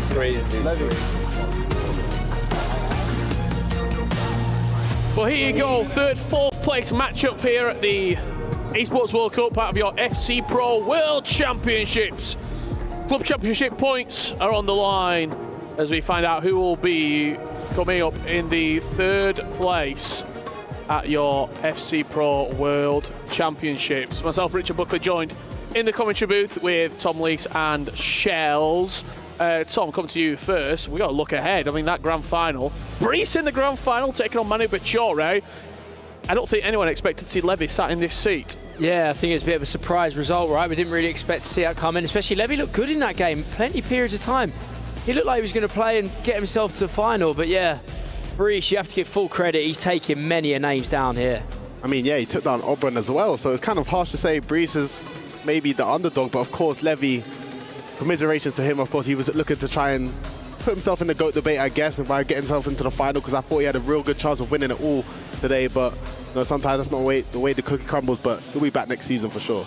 Absolutely. We are waiting to get this game kicked off. We hope you're enjoying all the coverage coming your way from the Esports World Cup. Let's talk about those club championships as well. Team Liquid are top at the moment, 3,950 points, guaranteed a silver medal position. Ibarros just walking away there, so I will continue. They picked up a victory in chess only last week. Magnus Carlsen picking up the top spot for Team Liquid. It was also 1,000 points in the second week of action, where they did pick up another win in Mobile Legends Bang Bang. Could it be a hat-trick of victories as we head into this third and fourth place game? Manu Bachore is in that grand final, Tom. But it's a big game against Breeze. I mean, Manu, we've been in this situation before with Dosari. Been in this situation before. Dosari nearly won 2 years in a row before Mo Aubameyang stopped him. I think Manu is the next person to be able to do this. It's been 5 or 6 years since someone's had the chance to go back-to-back. I mean, Shells, we know how hard it is. I haven't even made a World Cup. I've been playing 7 or 8 years. You've obviously played in one in 17. Yeah, I don't want to talk about the result, but I did get grouped. I think I drew about 6 games and won 1 or something like that. But it's hard to get to this stage, let alone get to 2 finals of a World Cup. And I think Manu Bachore, let's be honest, if he told Manu Bachore he's going to be in a final against Breeze, he would take that every day of the week. No disrespect to him at all. But the way how Breeze is playing, it's defense win championship, man. His defending has been incredible, and he was even scoring against Levy, who's one of the best defenders in my opinion as well. When you look at Breeze's run though as well, it is pretty sensational. The names that he's taken down on this route. He lost his opening game, let's not forget. Talk about defense, 8-3 against Paolo Neto. He got battered by Paolo Neto. He then came out, he beat Fuma 6-5, the last minute Travella, top corner, which sent him into extra time. He then got revenge against Paolo Neto, beating him 5-3. When he went into the bracket, he turned into a different animal. He went in against the Iceman Nicholas, 4-2 win, 2 goals conceded. He then played against Oberon, 3-1 win, 1 goal conceded. And then in the semi-finals, we just saw it there, beating Levy the V-Top. It's what we talk about. The pros always say, get through the groups. Just get me through the groups, because knockouts where the tournament starts. I was actually watching the Breeze Fuma game. Could have been gone, dead and buried, won on penalties. Tournament's nearly over, and everyone's saying, oh, poor season, struggled at E-Champions League, struggled at the World Cup, could have done a lot more. You win 1 penalty shootout, all it is in them groups is just getting out of it. It doesn't matter how you do it, doesn't matter how you play. You look at Oberon, absolutely terrorised his group, beat Anders, was really good. Looked like he was going to win it from there, obviously coming against Jafonso as well. It's all about the knockouts. It's genuinely the most important part. Just get yourself in. Well, we are at the right time. We are underway, and Guy Barros has got 1-0 up in the first 40 seconds of the match. A very, very quick start against Levy David, straight from kickoff. Goes 1-0 up, Shittles. Yeah, I mean, you can see the first time through balls, they've just been working for everyone at this stage. And of course, players are in a tough situation of losing the tournament just a couple games ago. It's going to be hard to play this game, but there's still a lot of pride to play for, I guess, in the 3rd place to find out. But it's a quick goal once again. I think you're going to see a lot of loose FC here, a lot of just attacking, just going for it. We're seeing Foot Champs FC. Yeah, we're going to see pros virtually playing like a Foot Champs game, the way they're playing here. It's going to be very loose. I'd imagine a lot of goals. Both of them obviously just express themselves on stage. Their last game of their FC 25 season, something I want to touch on. But Levy and Gibarros, both been very, very good. They're both ultimately going to be unhappy because they haven't won something, but Gibarros 2 finals and a semi-final at the World Cup. You ask him that before this season starts, I think he'd be very happy with that. Levy, semi-final Pro Open, semi-final of the World Cup, qualify for the Pro Open next year. I know Levy wouldn't be happy with that because of the level he's shown and how good he is, but again, unbelievable. Don't forget they've qualified for next year's FC 26 Pro, and that goes such a long way. It's a successful season even without silverware. I mean, if you ask you two, still competing, still playing, even though you're in the commentary booth now, if you said that's your resume for the season, you're jumping for joy. I mean, yeah, 100%. I think what people don't really understand is how hard to actually make it to these events, let alone finish in these top 4, winning silverware and stuff like that. So I think Levy's had a better season than pretty much everyone in 99% has competed this year. So it's hard to say that he's had an unsuccessful season. Same with Guy Barros, who's lost 2 finals this year. And once again, these guys have got a spot in the Pro Open next year, which is fantastic. Could be a chance here for Levy, driving forward with Cantona. Referee does point to the sport, a smile across Guy Barros' face. Levy stoic as Harry Kane will step up. Put the ball in the back of the net a lot for England, and he does once again for Team Liquid. 1-1. Thought he was going to go for a chip. Fancy a little chip there. I thought he was going to do it. Gabaris is obviously anticipating it anyway. Wraps it in just like Kane always does. But yeah, in terms of what you were talking about before that, about successful seasons, I think we have the privilege here of watching 32 of the best players. Obviously today it's been the Final Four. What people at home might not see is the 500 to thousands of players across the ladders, across worldwide, grinding to try and be in these positions, and how hard everyone's tried working for 10 months. I think at this level you are harsh yourself. I remember I've lost many a finals and it feels pointless. You think, what's the point? I don't care. But you should look back with a lot of pride still that you got to this stage. You've been playing at the top level. But because, and I don't want to make either of you two feel bad, as you've had very successful years as two Premier League champions in the commentary booth here with me, but you also don't know when the last time is. You don't know, is it going to get any better than a semi-final or making an event? So you have to almost appreciate every moment, and that's very hard to do when you just sat and you've just been eliminated from a tournament and someone says, can you come and play a third, fourth place game? But you also don't know who is watching. There might be a new team out there looking for a player just like Guy Barros, Levi David, for example. You have to still try your very best. In a tournament of this magnitude, Shells, I haven't been fortunate enough to play in one of these yet, but as you say, making the most of the opportunity, enjoying every part out. I went on the stage earlier, I didn't get a single clap from any fan, and I already thought, wow, look at the atmosphere, the amount of people here. It was incredible, and obviously for these players, that is what I would say. You've got to enjoy it, all the moments, you know. You never know when it is your last time. I think you asked me 3 years ago, I'd be saying, oh yeah, I'll play at every World Cup, I'd be there all the time. I'm sure, Shells, you've had moments in your career where you think, yeah, this is just how I am, you know, this is how it's going to be forever. And then sometimes you realise it's a brutal e-sport, you know. Players come through so quickly. One little turn of events, you don't play as well. I think you saw that in Nicholas's interview before we started. He said this might be the last one. The young kids coming through. You've got 16, 17-year-olds like Samu Gamer, Anders Vergang, who's obviously just turned 18 as well, who are a different species of player in the nicest way possible. They are learning the game quicker than you're learning the game in a 23, a 24, a 25-year-old mind. So it is really, really fascinating. And speaking about the new kids, I mean, I think I kind of agree. They kind of play like a different style of FC to maybe guys like Nicholas and me and Tom that usually play and like to prefer. I think we more fundamentals, taking a safe option or more the guaranteed option, whereas these guys don't care about losing the ball. You see them just playing, I mean, speaking of balls, everywhere playing an L1 triangle over the top. These guys will take risks at all times in the box, and I think even like, for example, watching Tex play, I don't think he takes enough risk going box in the forward, but you see Obron, he's just flying at you non-stop. So these new kids, they're here for a reason.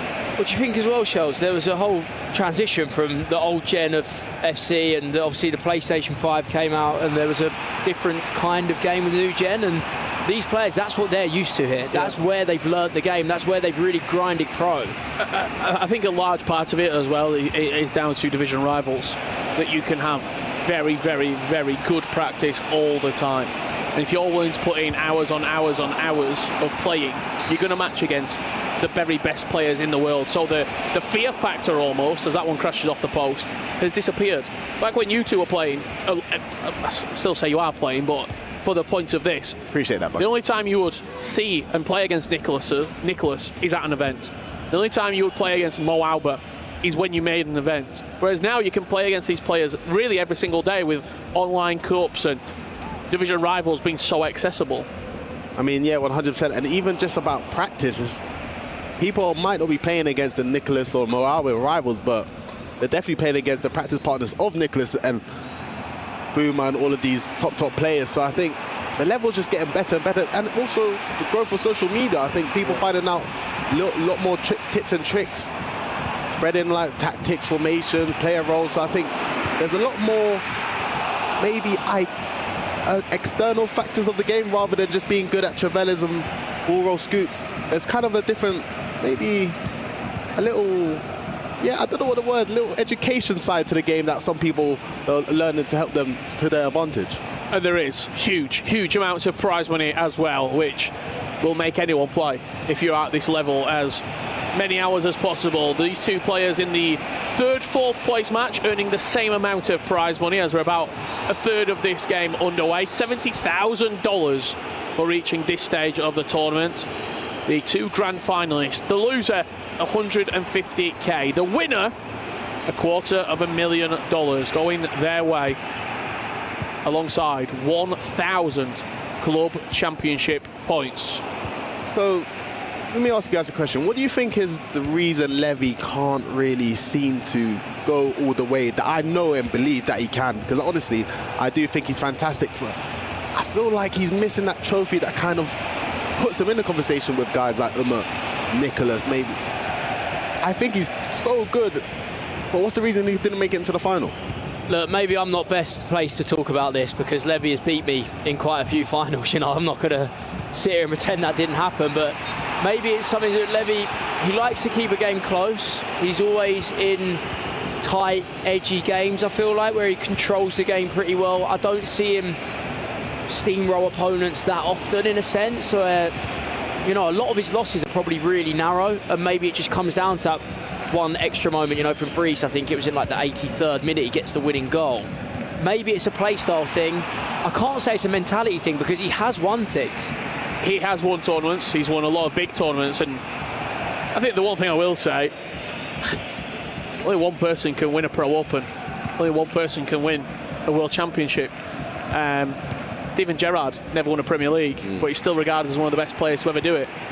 So I think it is very, very tough as he finds the top corner there with Harry Kane.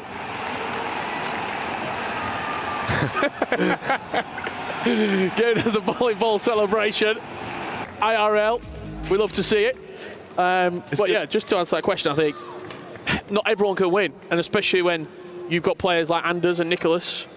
I mean, Nicholas has never won a World Championship, and he's still regarded in the conversation. Says it all, Richard. It says it all. There's not many trophies to go around. A World Championship. Exactly. There's not much silverware to go around. I think Levy doesn't need any advice, but just keep knocking on the door. Just keep coming back. Keep knocking on the door. Manu in 23 is a good example of it. Maybe wasn't that fancy at the time. Come and won it in the end. I don't think Manu was that fancy this time. He's in the final. He could be winning it again. All Levy will do, and I'm sure with the team he's got around him, with Renzo behind him and Emre and Manu and everyone with Team Liquid, Team Hullet, that partnership, he's going to keep knocking. And you keep turning up, you keep getting there every year, you're asking questions. I think he's got a good chance doing it one day. Just see a conversation there happening between Renzo, the coach of Levy, and Guy, while the goal was scored. Certainly a more conversational FC match than we're used to on the main stage here. Ibarros straight from the kickoff, trying to level up this tie. 7 minutes to go before half-time here.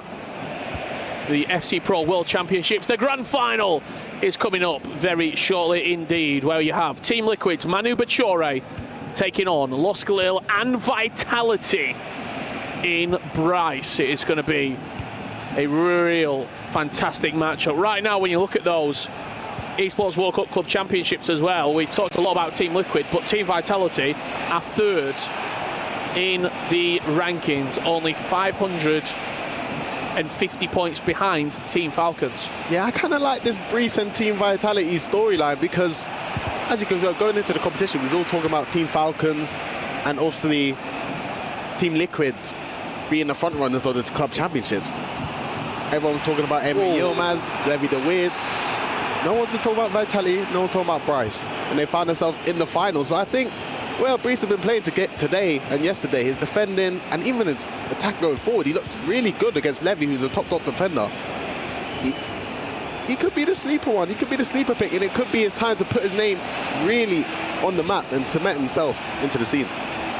Yeah, that grand final will be coming your way later this evening. The final competitive match of FC 25 as Levy travels into the top corner. 40 minutes on the clock.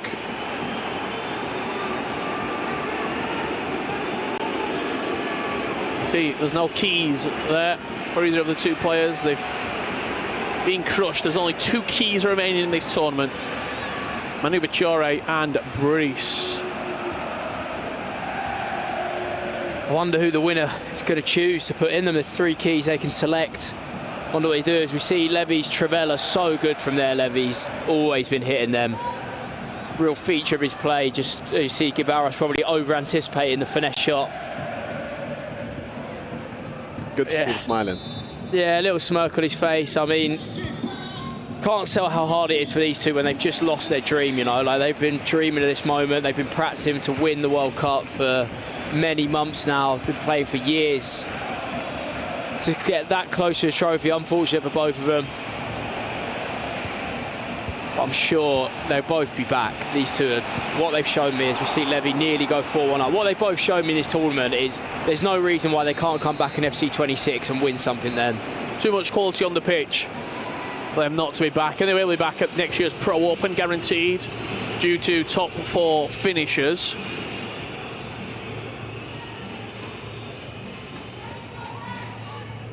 We are in half-time in this 3rd, 4th place match.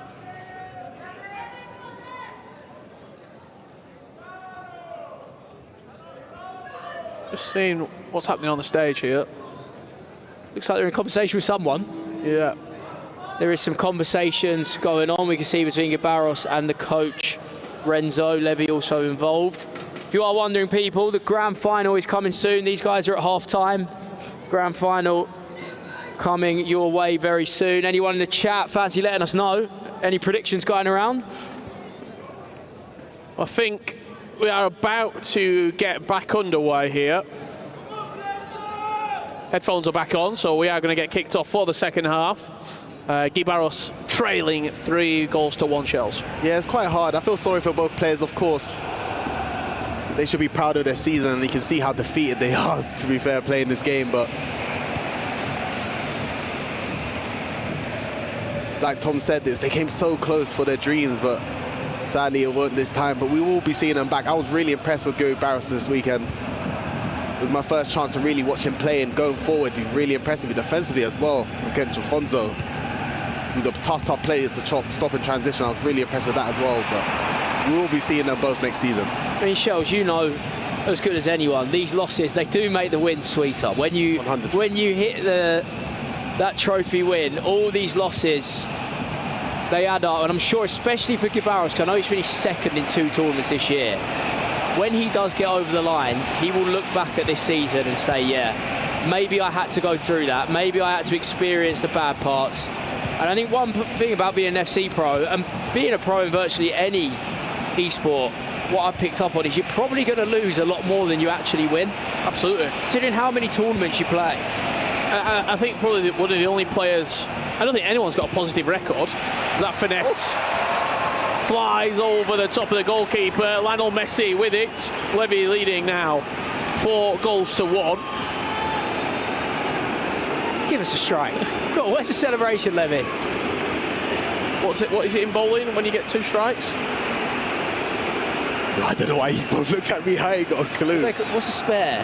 That's when you knock like 8 of the pins over, and then you get the other 2. I know 3's a turkey. If you get 3 strikes in a row, it's a turkey. What's 2 strikes in a row? I really should know that. Someone let us know.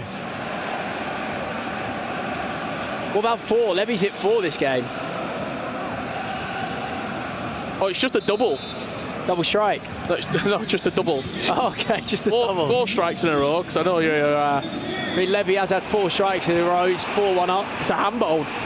It's a what? Or a 4-bagger. There you go. That's 4 strikes in a row. You know what they say? 4 strikes and you're out. Oh no, it's 3 strikes and you're out. It's 3 strikes. Oh, got it reliably in front of Richard. But we are watching the 3rd, 4th place matchup. Yeah, that is very true. At the FC Pro World Championships. I'm not very good at temping bowling. No, not my thing, but Levy might have inspired me off that celebration. Maybe that's what Team Liquid do. Communal bowling, everyone together. Gonna be a fifth? Not quite. I don't think you can underestimate the impact, the environment of these players. I know Gabaros at Red Bull, his coach Nightwatch, and everyone else has been around. Same with Levy at Team Liquid, being around Manu, Emre, Renzo, the coaches, the team they have there. I'm really not surprised. It applies to Brees as well, Team Vitality. You give these players the right environment to be around. You give them ways of improving, ways of keeping their mindset, ways of keeping them sharp, away from the game as well, because I think that plays such a big part. See how it pays off here. It's such a big part of being an FC player. I mean, you even saw it in your own personal career, Tom. Your highlights, your best moments came when you had that family environment around you. Yeah, I think it's because we are pro players, but we're not robots. There's another part of being an FC pro that maybe people don't see, but general happiness and feeling comfortable in your environment, being around players you want to be around, being around players that are going to help you and always improve. They'll always find things out and teach you from there. I think it goes such a long way in your improvement, and sometimes that 1 or 2% extra is the difference between winning a trophy or being at the latter end or just being grouped. And you can see with the caliber of teammates that they work with, or the coaches that they work with, such as Red Bull, of course, Anders, Levy, Finn, Umar. Guru Barras has good people to talk to, and the coaches, Dr. Nightwatch, who I think is one of the smartest FC players, coaches I've ever met. He knows absolutely everything on the game. It's really nice from Levy. Just shot the wrong side as Vicario pulls out the save. But I do agree with you both that the team behind you certainly impacts probably more than the people at home think.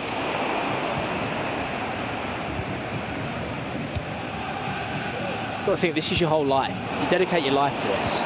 So being happy, playing in a nice office, people there. I think one thing especially is like practice. When practice is going badly and you're on your own, you can really get into your own head. You can go to bed that night thinking, I'm going to be no good on the weekend. I've been playing poorly. And then I notice it when I'm practicing at home and I'm around my teammates, Harry and Shuri, for example. They say, listen, it's all right. Everyone has a bad day of practice. You'll be fine. Like, stop stressing. It's practice. Why are you worried? You'll be, actually, why am I worried? When you're on your own, or people that you might not enjoy being around or not right for you, you can really get into your own head and it can snowball. You have one bad tournament, you think you're a long way off it, maybe you only needed a few tweaks, but without the right advice, without the right coaches, you can't see that. And these guys are the best in the business. I think there's a reason why the team at Red Bull are always getting far. There's a reason why Team Hullet, Liquid are genuinely at every single major final or event. I feel like everywhere I go to, I see either Levy, Emre or Manu or Chris at the back end of it. It's not surprising. We saw it in, was it Dallas last year, where Emre and Manu were the two finalists out of 512 players. I don't believe in coincidences, Richard. I do believe in quality. And that Team Liquid team, by golly, quality is what they've got. Premium. I mean, continuing on what Tom was saying, I'm a victim of it myself. When I'm practicing by myself, I'll be changing formations 6 times in the same day. So I think having that strong camp behind you to give you that second opinion, third opinion, and you can trust their advice. And you got to think, if Levy the Weird struggling, he could just go talk to Emre Yilmaz. I was struggling. I was lost. Yeah.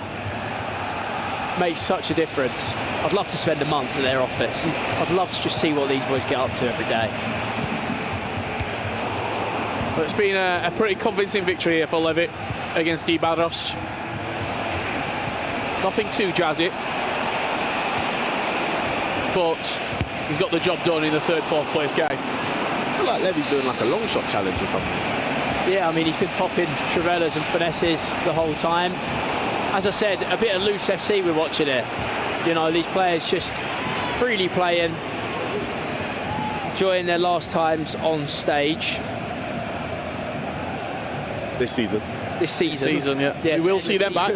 Yeah. Next year, FC I'll tell you Pro. what, they can kick back and relax watching everyone else play the qualifiers. Absolutely. FC Pro Open 26. These 4 names are in. Guaranteed. Guy Barros, Levi David, Manu Bachore and Brice. Can't take that away from them.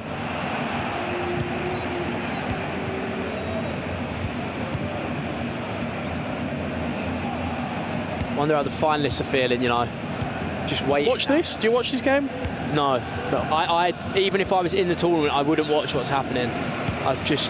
Because it's so intense. What are you two like before finals? What are you doing here? Give an insight. Shiver with timbers. I'm shaking. It's more about how you're feeling though. When I made it to the EPEM final, let alone Berlin, I was so surprised that I got that far. And I think making it to the final, in a way, it was my first kind of breakthrough. I didn't think I already won the tournament, but I won in my own head in a way. I was obviously very disappointed to lose, but I was also happy at the same time. But EPREM as well, I felt like I was really scared because I really thought, don't get me wrong, I was up against Oli Lito, who was probably the clear favourite that year. I really thought I had an opportunity here, and I just controlled the controllables. I just tried to remind myself. And for you, Tom, when you've been in these scenarios before finals? Well, you're already in kind of flow state at that point. You already know, like, you feel unbeatable, you feel invincible. But I think for me, I swerve watching games. You know, if I need to know something, my coach will tell me. I just chill out. I'm either probably trying not to go too close to my phone, because you obviously get quite a lot of messages, people wishing you good luck and stuff, and you see everyone talking. Sometimes you don't mind having a look at that. Sometimes I think I just want to chill out backstage, not really do anything. You probably don't want the break? No, you'd rather just get into it. I don't think anyone sits there thinking, yeah, I want to delay here, I want to wait half an hour. Because you're playing so well, you've just come off the back of a semi-final win. You just want to get straight into it. I mean, Manu won what? Probably, what time are we? 10:15 local time? Probably won about an hour and a half ago. Yeah. It's interesting as well, Shells. I don't do any version of warming up. If I've won a semi-final and I have to wait 2 hours, I will not warm up. That first kick of the ball is in the final when you get going again. Me and Tex did it once, where I made him play in 19 E-Nations. Yeah. I made him play a warm-up game before we went back out on stage, and we went out, and he said to me, we're never ever doing that again. And I've never done it. Just sit there and I wait. Well, we are wrapping up here on Levi David and Guy Barros's FC Pro World Championship and the 2025 season. There will be Team Liquid representation in the grand final, but it will be coming through Manu Bachore as Levi David finishes third at this year's FC Pro World Championship. Guy Barros will take the 4th position. Congratulations to both players on a fantastic season. One obstacle too far, but we will see both of these competitors back next year in the Pro Open for the FC 26 season. Team Liquid, comfortable at the top of the table, but will it be a 1,000 point haul for Team Liquid? Will we see a 2-time champion in Manu Bachore? The final's coming up right after this break.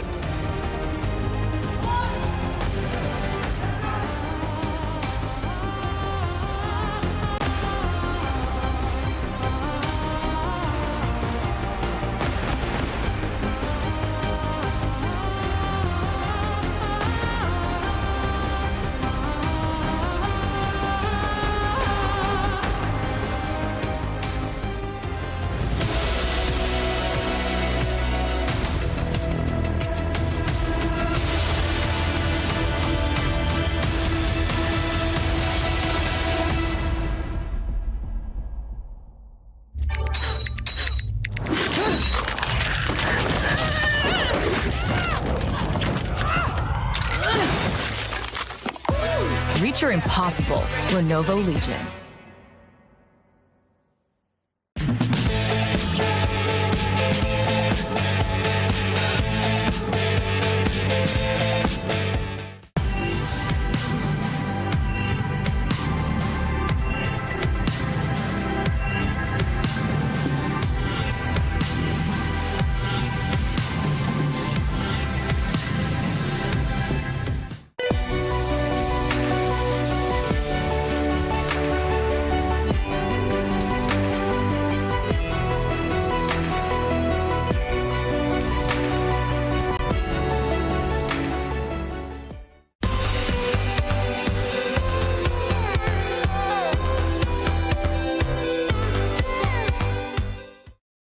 I'm joined here in the stands in the arena with Jafonso's last year's Esports World Cup champion. Unfortunately, you were knocked out of the competition a little bit earlier this year, but talk to me about your journey here in the Esports World Cup this time around.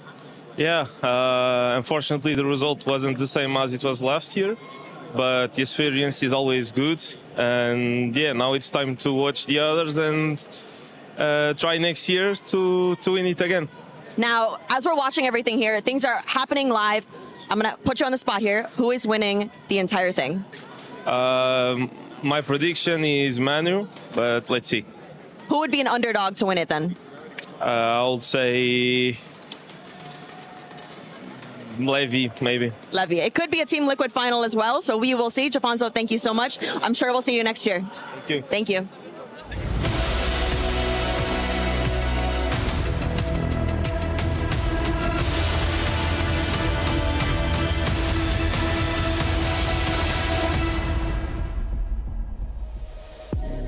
A win for Levy David in the third and fourth playoff, but our attention turns to the FC Pro World Championship final. Yeah, it's been a day to forget for Gibados, of course. 2 losses on the bounce there, but being in the top 4 is nothing to be disappointed at. But as you mentioned, the grand final, I honestly cannot wait to get started. Yeah, we are looking at the 2 best players in the world, and we are going to determine who the world champion will be. Manu Bashore has the opportunity to make himself potentially the GOAT of this esports by becoming a 2-time world champion. Yeah, absolutely. For me, I feel like if he does win this world championship, I put him as the greatest of all time just because he's done it twice. And I feel like it's hard to argue with that. We've had some incredible players as well, like Anders, etc. But I feel like to win 2 world championships, you can't really go against it. Let's take it back a moment then to the third and fourth playoff. A massive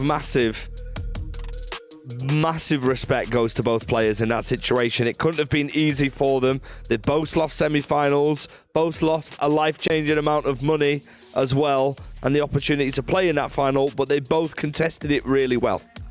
Especially when you're in the situation in which you see the final, which is just one step, and then I don't know how they're able to do it, because I remember back in the days I couldn't do it. It's over. I couldn't do it, but when you say it's over, nah. look at Ryan's I don't face, have by the way. strength up there like them guys out there. I'll be honest with you, I would have crumbled out there. I don't think I'd have the courage to play the game again after losing the game to make the finals. So putting it into perspective in both of your pro careers, then it's a question for both of you. You said it's over. How long does it take you until you get back onto FC after a big defeat?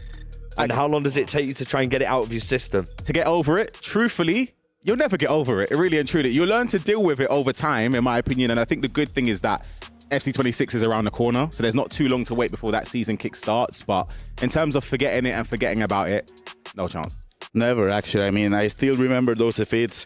I mean, I lost against Harry back in 2020. I still remember that loss. I mean, I've lost some tough matches, and I think they never go. I'm really sorry to bring that up. I can see the pain grab in your eyes. So I mean, for these players, that just goes to show, I mean, the esports is developing so much. We're so delighted to be here in Riyadh at the Esports World Cup. And we're seeing the amazing crowd who are watching it in the arena. There's so much more online presence with this tournament. I think it'll be a little bit tougher than perhaps when you were competing.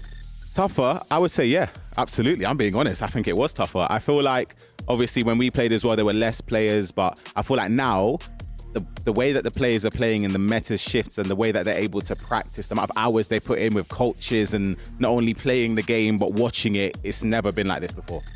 We've never had this level of professionalism from everyone, really. I was just at the Players' Lounge, and you could see the whole Team Liquid, the players, the couch, everyone was there. And you could see how they're a family in a way. And that you only get to that level when you're, at the headquarters for 4, 6, 8 hours a day, just grinding, just talking to each other. It really seems like they are a family. And I feel like the level of dedication now, it's just up here. Yeah, I mean, Team Liquid are absolutely flying as well in the club championships. And speaking of Team Liquid, Manu Bashore has found himself in the final, and he has the opportunity to become a 2-time world champion for the first time. Let's go over and get some words from him. Yes, guys, I'm here with Manu Bashore, who is locked in another World Championship Grand Final after a win over Guy Barros. First of all, congratulations. You are back in this position. How does it feel? Yeah, it feels amazing. It's my dream to be here and to win it again. So until now, everything is well. Let's hope we can do it one more time. Now, you will be playing Brice. Unfortunately, Levy did not make it into the Grand Final. How are you feeling about playing him in this final? Yeah, Brice, of course, he beat, I think, Nicolas, Oberon and Levy to get to the final. So that's a really hard route. He deserves all the respect, but I feel confident that I can beat him. Now let's talk about club championship, because obviously Team Liquid, you'll be looking to qualify for those points, the 1,000 points. I'm going to be honest, the arena might be going against you. There might be some Team Falcon fans in the arena. Will that bother you? Are you thinking about the club championship at all? I don't think about the club championship. I want to win for my own history, and then of course Liquid will also be happy. But for me, really, it's not about it's a dream to win it 2 times. So that's for me the main focus. All right, Manu, I have to ask you, can you be a world champion again? Of course. All right, we'll have to see. Thank you so much. Good luck. It's a dream to win it 2 times. Well, my friend, you've set yourself up nicely to make your dream a reality. We're watching his semi-final highlights. If you're just joining us, Manu Bashore will take on Brice in the FC Pro World Championship final here in Riyadh. I feel like as we're watching the highlights against Guy Barros, he's not second-guessing himself. When he finds the opportunity inside of the box to try to go for ball roll finesse, ball roll trivela, low-driven shots, he's just not second-guessing himself. And it seems like the pressure doesn't get to him, Ryan. Yeah, and you can see even with that interview there with Casey is that, you know, when people say something, sometimes you don't really believe them. Like when Manu's talking, there seems to be no stutter in nothing. I believe him. Anything he's saying about having confidence and thinking he can get his hands on the trophy again, I truthfully believe him. But again, I've been wrong for how many times this tournament. So. Let me tell you something, Grav, about Ryan, and I think you'll back me with this. And for you guys watching at home, Ryan must have some background in psychology because he analyses every play and he rarely gets it wrong. Apart from the prediction for the game, yeah, maybe. The prediction for the game, not so much. But as a man who's good at the game, you seem to notice when a player is stressed. And Manu Bashore, like you said, he just always seems so calm. Even when he scored them goals in the semi-final, little reaction, back to work. On the other perspective, Brice, when he got to the final, there was a huge reaction, which we love to see in esports, of course. Yeah. But it's 2 polar opposites, isn't it? His coach was telling him, calm down a little bit because we're not done yet. But for Manu, I feel like when I can speak on Guy Barros, for example, that game yesterday, to get into the top 4, to get a spot at the FC Pro Open, that's a weight off of Guy Barros' shoulders, for example. But for Manu, he doesn't care about getting into the top 4 to qualify for next season's FC Pro Open. He doesn't care about getting to the final to get $150,000 secured. He doesn't care about anything else other than winning the trophy. And I feel like it's sensational from him. The mentality he has is different. It is spot on because if you think... us as players, when you were just 1 game away from auto-qualifying to other tournaments, you were thinking about those big matches. But I feel like Manu, he could auto-qualify from those matches, but if he has to play the LCQ playing, he doesn't care because he'll get it done. So I feel like that's a big pressure off your shoulders. He just wants to win titles. Yeah, I mean, listen, let's take a trip, shall we, down memory lane a little bit. It's time for our Manco Power Rankings. You're probably thinking, there's only 2 players left. I mean, this should be quite easy. It's never easy because, Grav, we've gone through and we've said surprises expected and disappointments. I mean, there's one man standing out in this, Anders Vergang. I mean, it really is the disappointment of the tournament because when Anders is playing a tournament, you expect him to win or at least to get to the top 4, top 2. Not only he didn't do that, but he also got a 1-2 record. Yeah. I mean, that's unheard of, really, Ryan. It's well below par for Anders. You see Piet is in down there as well. Banano, Levy, Finn, Faku Cohen. I feel like Piet is in for me below par, especially when coming through the play-ins. He was one of the players that I even said could have been one of the 4 people I believe could win the whole thing. And he was out 0-2, which is, for Piet is in, that's crazy. It's crazy to think how many incredible names we've now got within this scene. It just keeps going. Remember in FC 26, it could be you. So just get yourself to Division 4 and give yourself a chance. That's what I'm going to do, Grav. What do you reckon? Sure about that. Good luck with that, yeah. We'll just move on, shall we? That was a hot take from me, but we are actually moving on to Doctor's Notes, presented by Al Habib Medical Group. Right, lads, over to you guys. I need a hot take that you think is going to happen in our grand final in Rio. I mean, look, Grav just put his head down straight away because he was like, oh. We got to think. I'm just thinking now, yeah. We've seen goals in every single game here today. Do you think this is the game that's going to be even more crazy in terms of goals or even less so?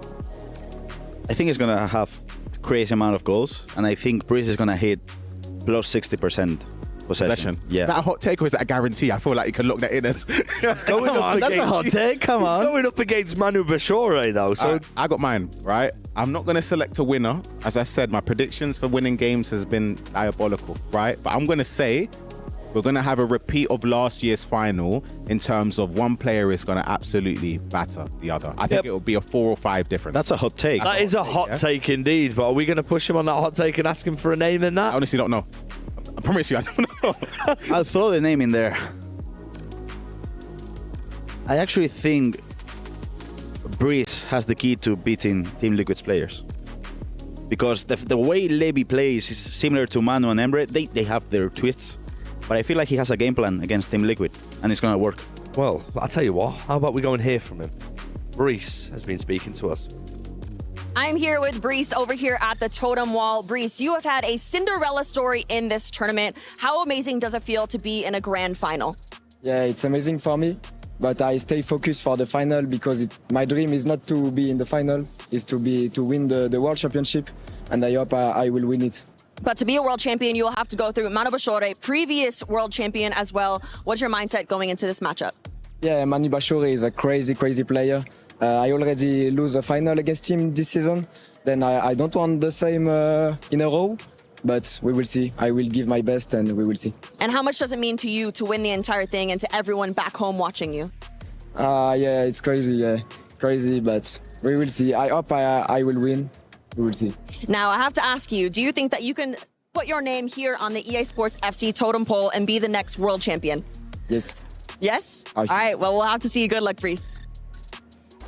Thank you very much to Casey for interviewing both our finalists. Okay, so we're getting close to this final right now. We have one man who has never won the World Championship and one man who's done it before.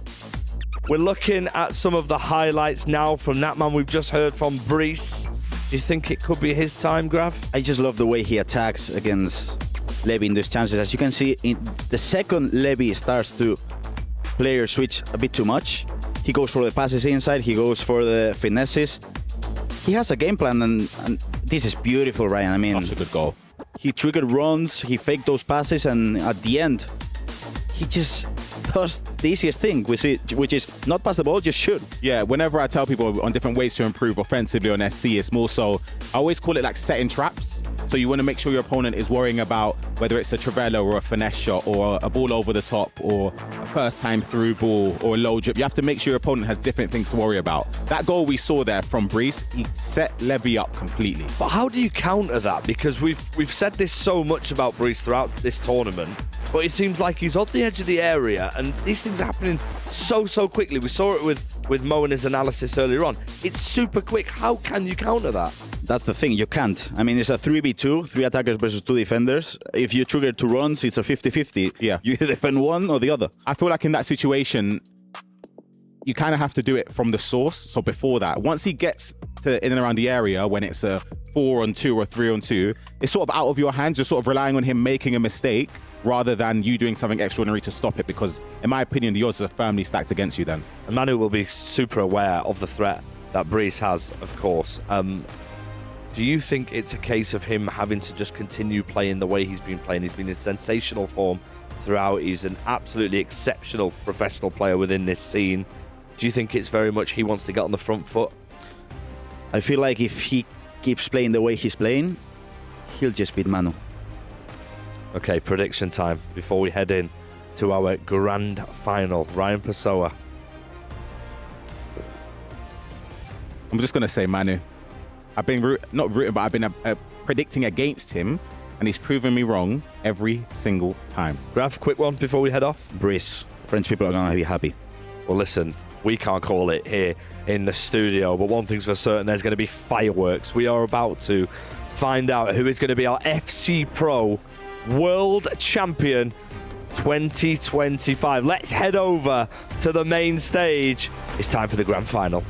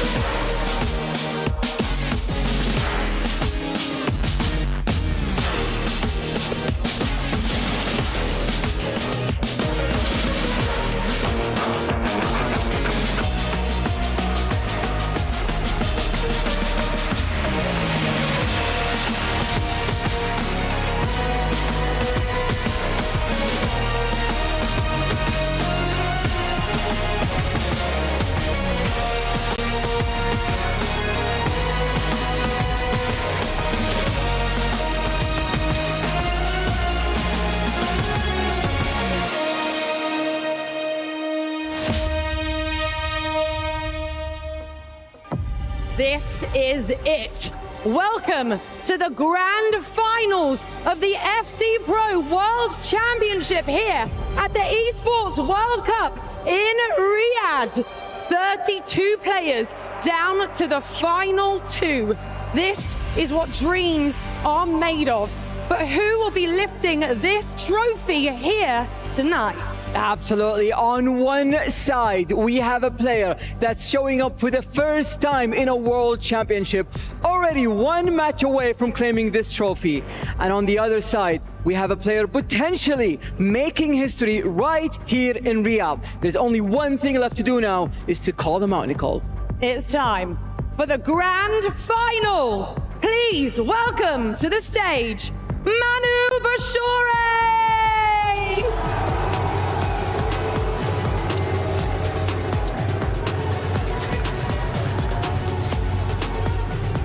He's dominated this tournament from play-ins to the grand final. Can Manu Bashore win his second World Championship in Saudi Arabia?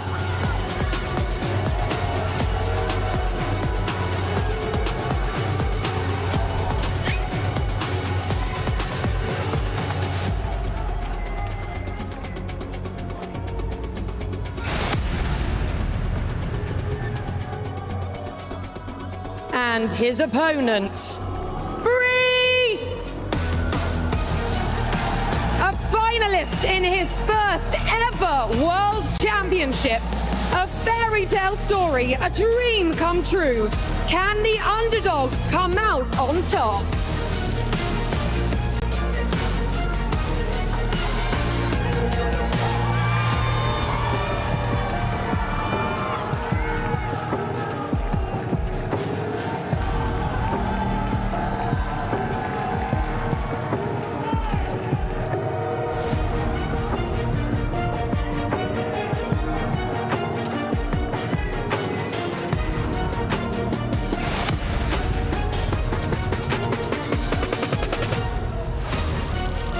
This is it. This is the grand final of FC Pro World Championship. Manu Bashori, you have told me this before. This is your dream to be the back-to-back champion. You're one match away. How do you feel?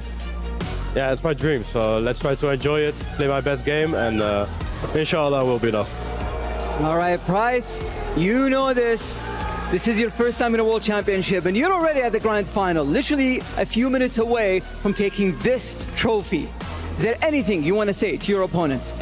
I want to say good luck, and I hope the best will win. All right, $250,000 on the line. So many club championship points, and of course the trophy. Please shake hands and take to your seats as we start the grand final of FC Pro World Championship. The biggest game of the season, the $250,000 FC Pro World Championship Grand Final. From London to all around Europe to New York City, Sao Paulo, this tournament has been everywhere this season, all in hope to getting to be part of the best 32 players in the world in Riyadh, Saudi Arabia. It has been 4 days of actions, upsets, so many moments that we did not expect to see, such as the #1 ranked player in the world, Anders Vergang, be eliminated to the lowest seed in the competition, to Nicholas falling short, to Tex nearly having a dream run, and now there's just 2 players that remain. One that's been here before in Saudi Arabia. He won a penalty shootout, his first World Championship back in 2023. And on the opposite side of the stage, someone who is having the best tournament of his life. His first ever time in a World Championship, and he potentially could go the full way to write himself into the history books. Brandon Smith, Richard Buckley and Shells taking you through this year's biggest game of the season. Richard, what a season it's been, and in some ways, what a grand final we've got in front of us. I would have never predicted we could be looking at these 2 names. Absolutely, it's a pleasure to be joined by yourself, Brandon, and Shells here for, as you said, the biggest game the season has to offer. I remember watching Brice in April in Paris at the E-League finals. They were leading 3-1 in the grand final against FC Lorient, and him and Ilian Bushi crumbled under the pressure. Now he finds himself in, quite truly, I'm going to go out and say, he's had the best run of victories I have ever seen. Paulo Neto, elimination game. Nicholas, Oberon, Levi David. And he's going to go on and add Manu Bachore to that list. Why not, Shells? Why not can France and French FC have their crowning moment? I mean, 100% Brice. I think everyone overlooked him this whole tournament. And if I'm Brice, why not one more? You've taken down Nicholas. You've taken down Levi David. So why not try to take down Manu Bachore, who's, of course, 1 game away becoming the first 2-time champ. And I think, to be honest, I think Brice could do it. And that's the difference between all those names that I just listed, between all those unbelievable players. Not one of them is a world champ. Manu Bachore is built different. At 20 years of age, he is a world champion.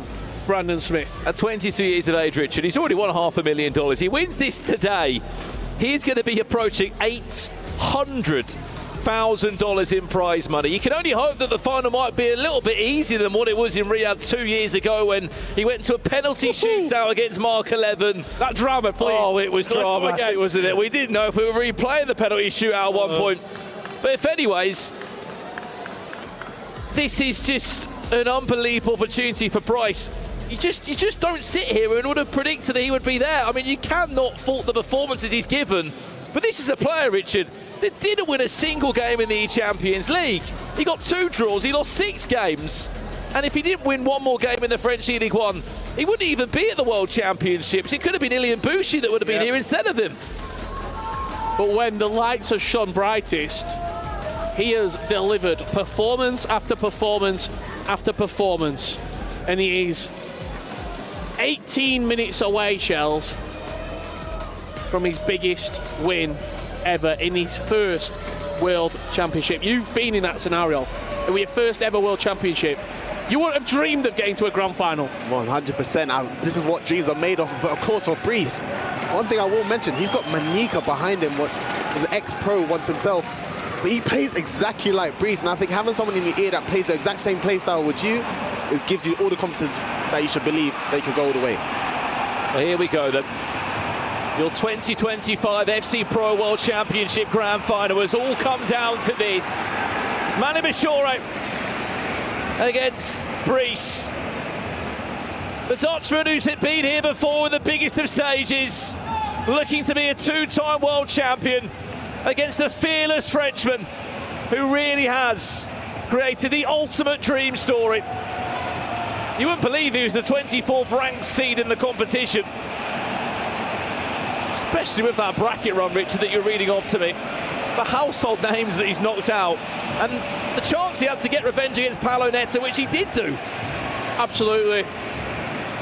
You saw the stats flash up there on the screen as Vamos Manu, first ever two-time from Seth. That's his support coming in. Let us know at home, who do you want to win this matchup? Here comes Brees now, his first sniff at goal, and it's just wide the right-hand post. One thing that we've seen, Chels, from Brees is that he's just offered some really different shooting animations, different areas. He's not been afraid against Oberon to shoot from 30-plus yards out. We saw moments of that against Levi de Veer when he was finessing on the edge of the box in areas that you just wouldn't expect. Yeah, Brees is a mastermind of Trevellis and finesse shots, and to be honest, going into this game, I'm seeing a lot of similarity between Oberon and Brees. I think this is a very similar matchup. Manu Bashore is so deadly on the counter-attack, and his timing is almost perfect every single time. And Brees, we know he likes to keep possession. If Manu's playing these first-time passes, giving the ball back to him, it could be a tough time for him in this game. You mentioned that possession, 60% is his average over the course of this tournament. I think a lot of this game will come down to the unforced errors. Yeah. Is Manu going to give the ball back on multiple occasions, trying to break the deadlock early or put himself a couple of goals ahead? That's 2 times now he's got for through balls in behind. That is how, in his semi-final, he extended the lead. I mean, of course, if it ain't broke, you don't need to fix it. Manu Bashore, of course, watching the game against Oberon, but Bryce, for the first time through ball. Where's the keeper going, by the way? Reece James! In acres of space, a simple ball roll. Thank you very much. It is the Frenchman that leads in this grand final.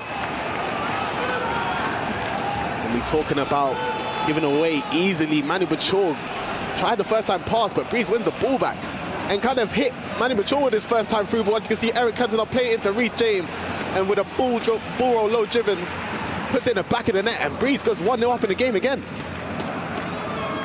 A big start. It's a big start for Brees. In a lot of his matches where he has had success, it's been that first goal, whether it's from a Trivela from deep, whether it's a first time through ball or something special at a near post or a long range finesse shot. You cast your mind back, sorry Rich, the last game that Manu played in the semi-final, he had about 3 or 4 of those exact goals. Simple ball roll into a Trivela. Maybe that's Bryce just giving him back a little bit of his own medicine. But that won't be the only goal in this grand final, we can definitely assure you of that. Manu's first time in the box, he saved you play a lot. Carrie Kane was stopped by Mickey van der Ven. If he wasn't there, Richard, that would have been 1-1. I hate to be critical, Shells, but I feel like he should have done more with that, Manu. Yeah, it's quite harsh to say. Of course, he was in a deadly opportunity, but any other person would have maybe just shot instead. Sometimes one pass too many, but he could just show Manu Bashore he knows exactly what he's looking for, and he's playing with confidence, and knows he's not too nervous so far. Brees has settled really well into this game, I've got to say. Getting that early goal just after 10 minutes, but then he looks relatively comfortable given the magnitude of the game.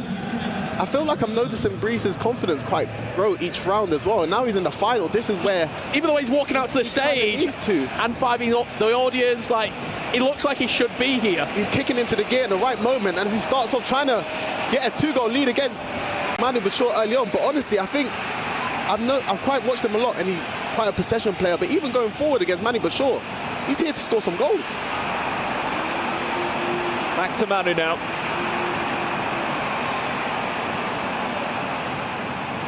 Well played by Brees, and I mean, this is an unbelievable case study to any pro out there that might have had the perfect of seasons. I mean, Brice did make a grand final in the French League One. He played in the Champions League. He's somehow onside here. Manu Bachor, Messi, did he need the extra pass? Nuno Mendes, it's perfect. Don't worry about it. Even when you think he fluffed his lines, he just went back the other way. It's an opportunity squandered, and then he's done very, very well to get it back. I need to watch that back on the replay to see if Brice passed him the ball or he just insta-tackled him. As he recycled here, I thought that was going to be a shot there. He just took it off his toe, didn't he? A little bit unfortunate for Brice. Yeah, definitely a little bit unfortunate for Brice, but Manu will not be complaining. Of course, one pass too many, but he managed to get the goal back to make it 1-1. There's something about Manu with these first-time passes. I feel like he just plays it without even looking if the striker's on, and that's something he's definitely been working on. But his timing managed to get him a goal there. A lot of people recycle when they go like edge of the box. It's a lot of pinged pass. They'll wait, they'll ping it on the edge, then they'll try and really like hammer it into the strikers. It always looks a lot more casual. It's like a breeze blowing through a park when he starts moving the ball through the box. The point I wanted to say is this corner comes in for Brice. We'll speak about it in just a second. That one towards the front post. Shells, 48th in the world rankings, Brice is coming into this. Was at the FC Pro Open, and his own way. All he had to do was just get to the World Championship, and then it's a different story. He's not in the top 16, he's not in the top 10 players. But that's going to change next year, because he's going to be in an FC Pro Open guaranteed, and he might even be a world champion. I mean, yeah, at this point, rankings are irrelevant. I'm sure Brice is going into the game, doesn't care about if he's 50th, 40th, or 20th, but he's making a name for himself. And this may be the tournament that puts him in the top 10 category, top 5, wherever he should be, or maybe crown himself as the king if he ends up winning it all. Just to say as well, that the audience might not be aware of as that long ball goes forward for Nuno Mendes. To find Harry Kane, who's got all the space, just delays it, cuts it back. Oh, that is beautiful. Calm, composed. Manu Bachor back on top. And leads by 2 goals to 1. This is a man that's fought through the last chance qualifier, and he's found himself in the final. You can see the incisive pass down the line to Nuno Mendes. He gets the ball into Harry Kane, but a little bait, and to turn up and hit him with a low driven is so good composure from Manu. And there's a reason why he's won this World Championship before, and he's looking to do it again. It's just so casual inside the box. The way he plays the ball down the line, he recycles it back to Kane. He knows exactly what he wants to do. He's painted the picture before it's even developed on the canvas. He just technical dribbles. Okay, he's expecting me to shoot across the goalkeeper here with the right boot of Harry Kane. I'm just going to come back inside and a simple finish into the far post. Harry Kane, MVP of the tournament, by the way. The amount of goals he has scored, the amount of assists he has created, incredible. And this could be another one here. That's the one thing about Harry Kane. He's got that incisive pass that allows the player to look at the time. Eusebio makes it 3.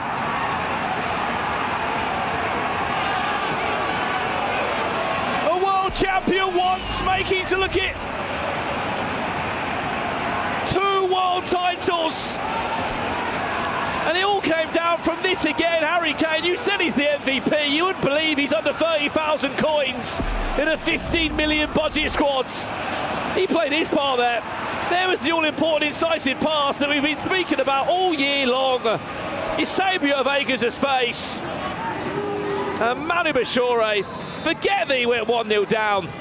3-1 up he leads, and he is oozing with confidence.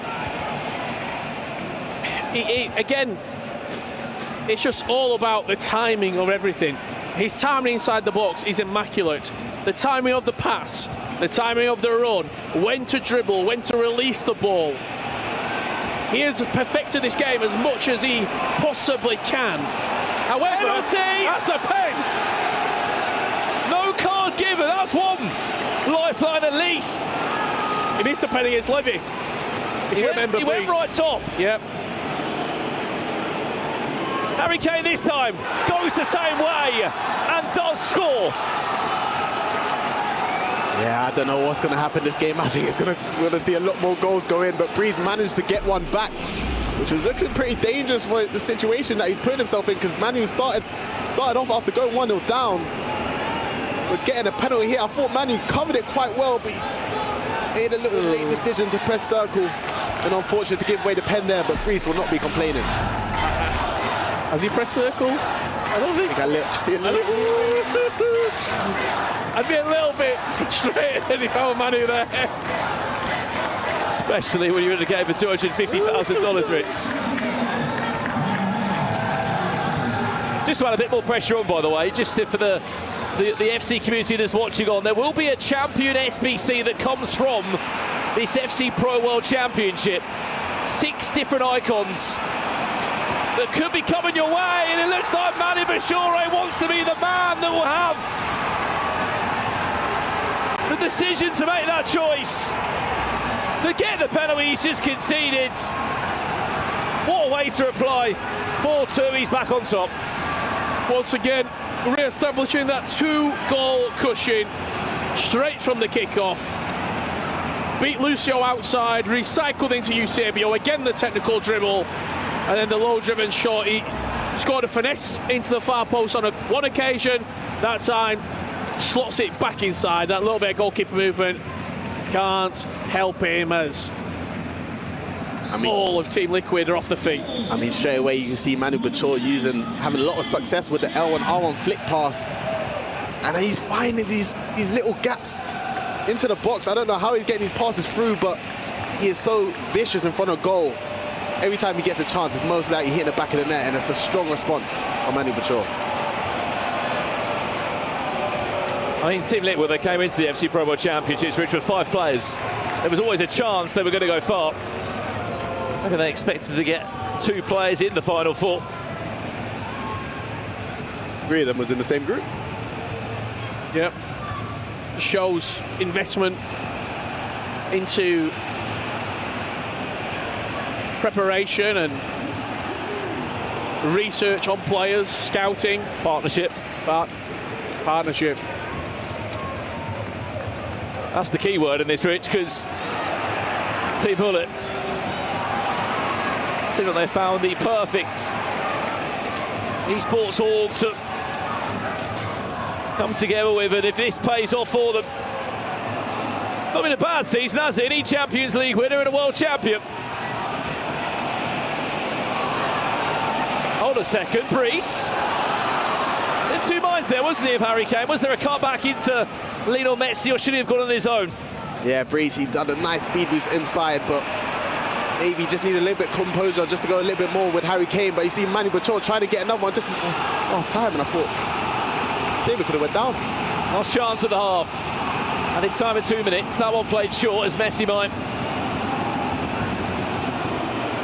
look to loft it in, or is Manu just ensuring that he is going to have the last chance of the half? Nothing comes of it, and that should do us for half-time in this FC Pro World Championship Grand Final for the 2025 season. And as it stands, it is Manu Bashore that's on his route to be a 2-time world champion. 6 goals in the first half there. What have you made of it? It's been a really, really good game. Someone call Zelonius, because this is getting spicy here in Riyadh, Saudi Arabia. It's a fascinating grand final. It feels like whoever scores next in this game, that's the way it's going to turn very quickly. I think if Manu gets a 5th, he might want to get a 6th and a 7th. Well, that's what you're saying as well. There are 6 potential icons that will get an SBC off the back of this FC Pro World Championship. Talk to me.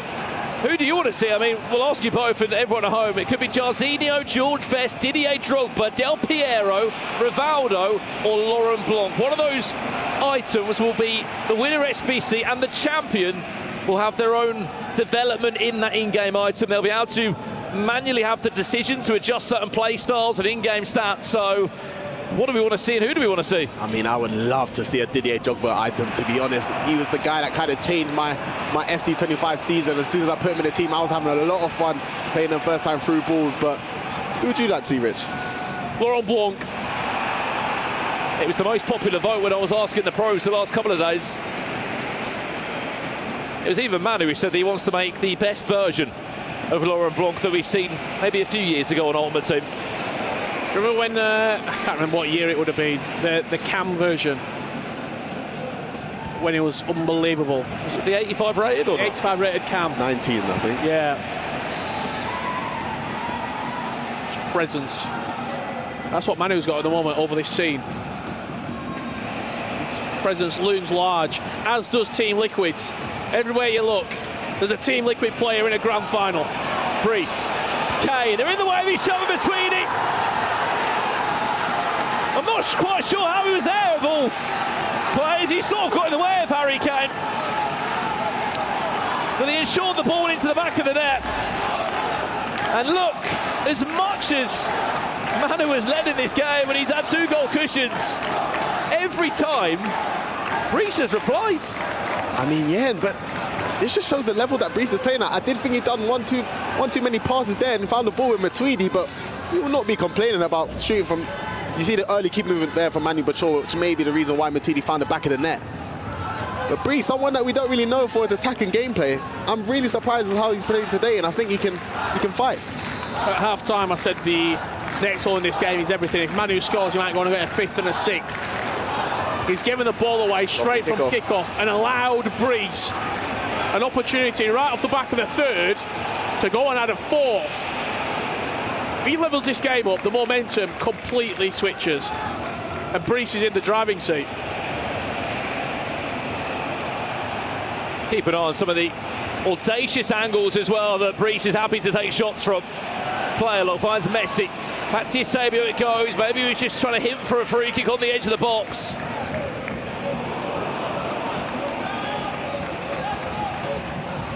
$250,000 on this game. The biggest paycheck of the season. You can see the team press thing activate for Manu Bachor as well, but Brees, I think, is one of them players. It's not the best idea to do it again because he's so good at holding the ball and keeping possession. You don't want to give him any free space and advantage to try and score. It's how he can hold on to possession for so long, though, Shell. He's did it in periods against Levy. Does well there to get back possession as Manu. That's what I mean with Manu trying to play the first-time passes. You don't want to be... Eusebio went for it.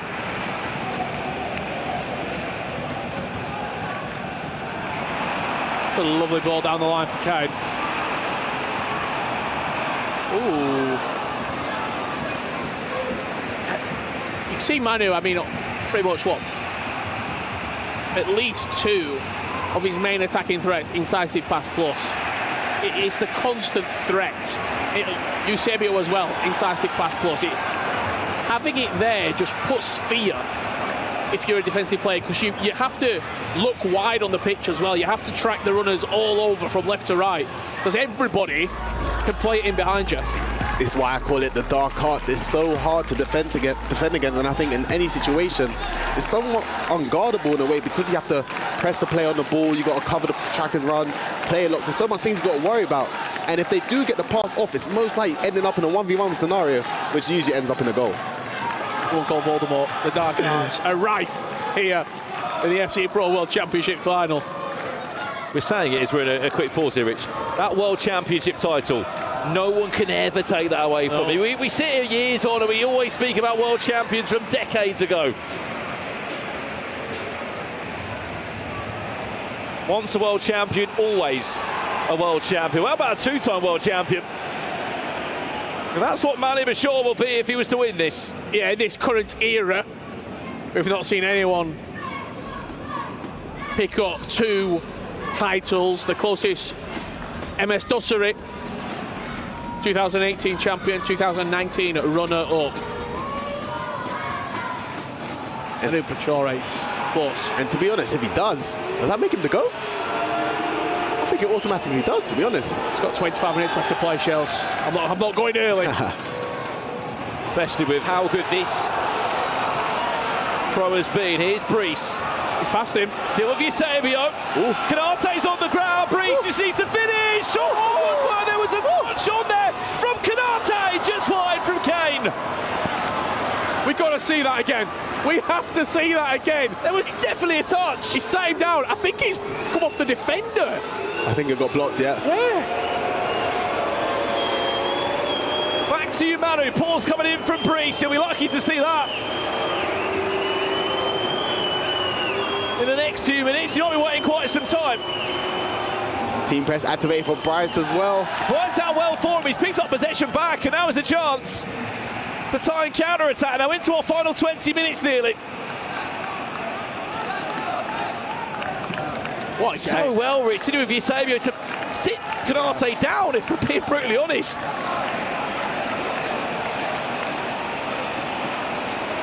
This is where it can be dangerous if he could just suck out players. Maybe get messy on that left boot. Just want to make it too obvious. It was a positive turn, but just didn't have the legs to get past Mickey van der Ven. What a pass that is. You just see him flick the player look on to Lauren James.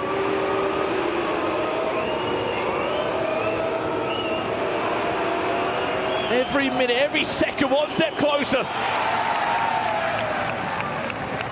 towards that World Championship title. What Manu does so well is baiting the runners. As you can see, he was using Harry Kane and Lauren James just to push the line while he was driving with the ball carrier. And you would think he would go to Harry Kane, but no, he would play lots to Lauren James on the other side. That's the centre-back tracking Harry Kane would keep her on side. So he's just so deadly on these transitions. It's going to be a tough job for Bryce to stop that and worry about scoring a goal as well. Not really seeing anything from outside the box on Brees as well. Trevelyan's not seen a lot. He's going to get bundled through there, not quite. We've not really seen a finesse shot from him. The Trevelyan's was one of the big reasons he got here. The 4-4 goal against Fuma, the goal that he scored into the top corner, which were one of the goals of the day off the crossbar. I mean, yeah, I think this is a complete different kind of Brees that we'd maybe normally see, and you'd see him a lot more possession based, and especially going 1-0 up. I thought it was going to be an exact replica of the Auburn game, but maybe you got to give credit to Manu Bachor and his defending. And he hangs in there. Look at that pace acceleration from Anton. Again, it's one of the cheapest players on the pitch, making all the difference. One more goal here for Manu, you feel, would just be too much for Brees to try and fight back. Trevella Green, oh, he's done well. Konate carries out for a corner, and we are just 10 minutes away from potentially crowning a world champion. Let's have a look at this then. So he goes in with Eusebio. Konate goes to the ground. Just watch the defender there. I think Konate saved it. I think he got a hand to it.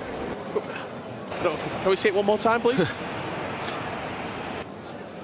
That's the moment. It depends if the game's restarted, but there was just a hand on there. There was some. There we go. We see it again. Just watch Konate here as he jumps across the ball. What a save! What a save! And then he misses the rebound as well. Yeah, it's a tough finish to try and score the rebound, but I do agree. Konate, what a save! An item that maybe I wouldn't be choosing in goalie, but he might have just proved his worth there. Tactical foul. It's a massive 10 minutes.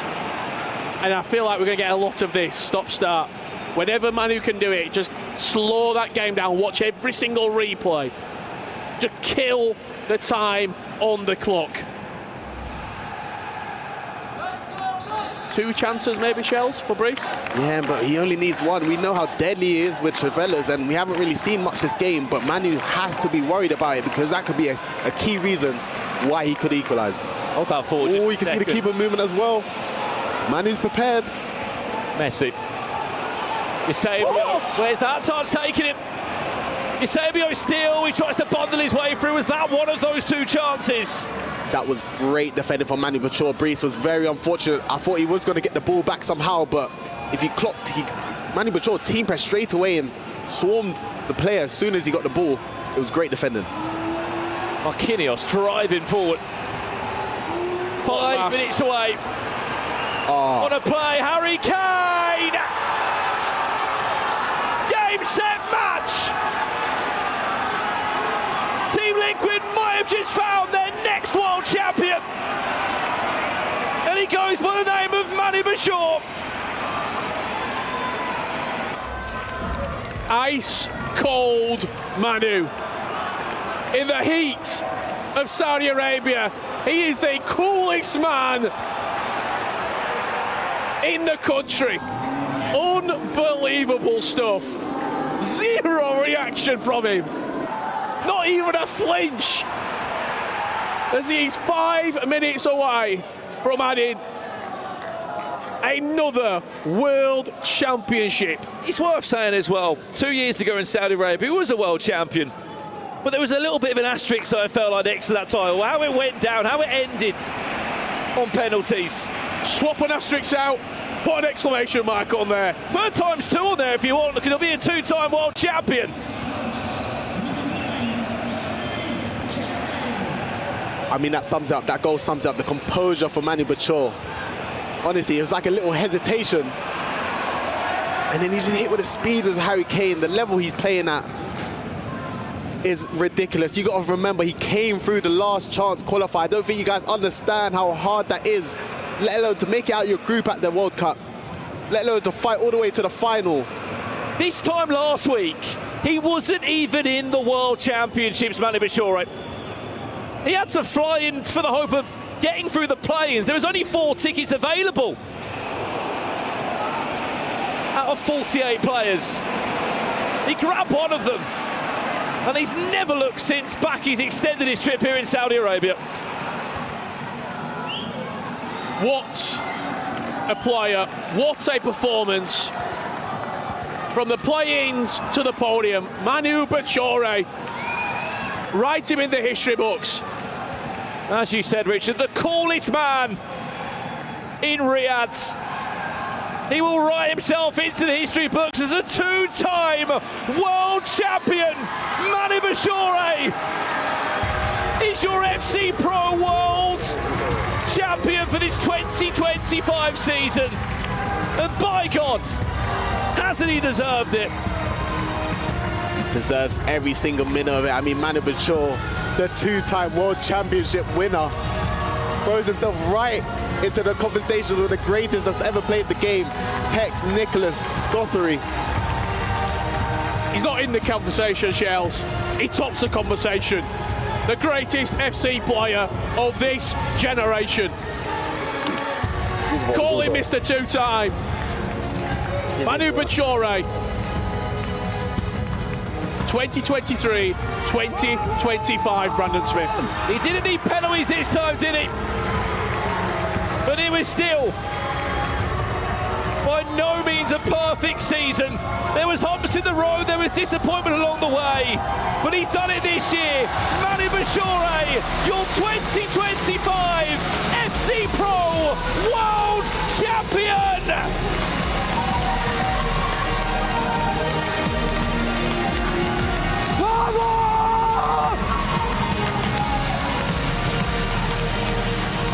A hat-trick of victories for Team Liquid at the Esports World Cup. They topped the table.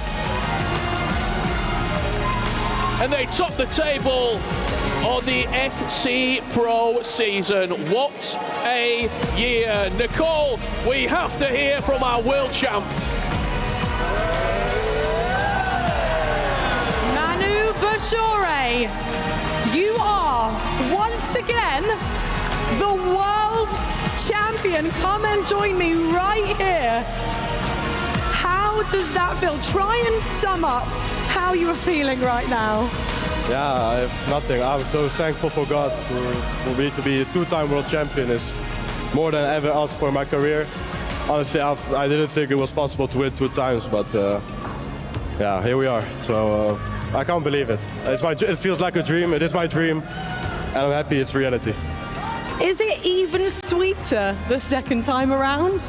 Yes, because I already said in an interview before the tournament started, I think the first time I didn't really realize what I just did. And now I will realize and enjoy, and yeah, I'm so happy. You're holding that trophy, $250,000, crucial club championship points. You just said it there. This must be exactly what you have been dreaming of. It's a dream. I started in the play-ins in Saudi, so I came here playing the play-ins, not even sure if I would qualify for the tournament, and I'm here now with this trophy. I say it every interview, it's a dream. I'm happy, I'm grateful that this dream is possible, thanks to Dani as well, helping me, thanks to Team Liquid, thanks to my family as well, supporting from back home, and yeah, so grateful. How are you going to celebrate? That's what we're all wondering, Manu. I don't know, the team will see. It's crazy. For me, it's crazy. I'm so happy. Two-time world champion. I did never imagine that. So the celebration will for sure be good. I don't know how, but they won't disappoint. You've said it yourself, two-time world champion. Where do you go from here? What is next for Manu Bashore? Three-time world champion.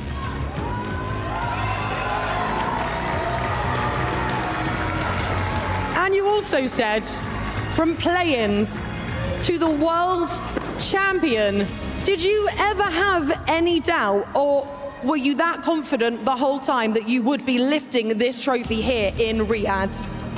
Depends what you ask me. If you ask me after I lost in England, then I would say no chance. I say it's impossible. It's a terrible season. I don't know what happened this year.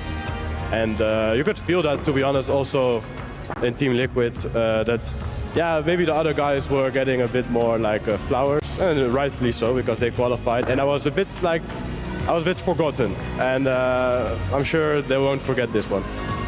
They absolutely will not. And any final words from you, from everyone that has been supporting you along the way, Manu?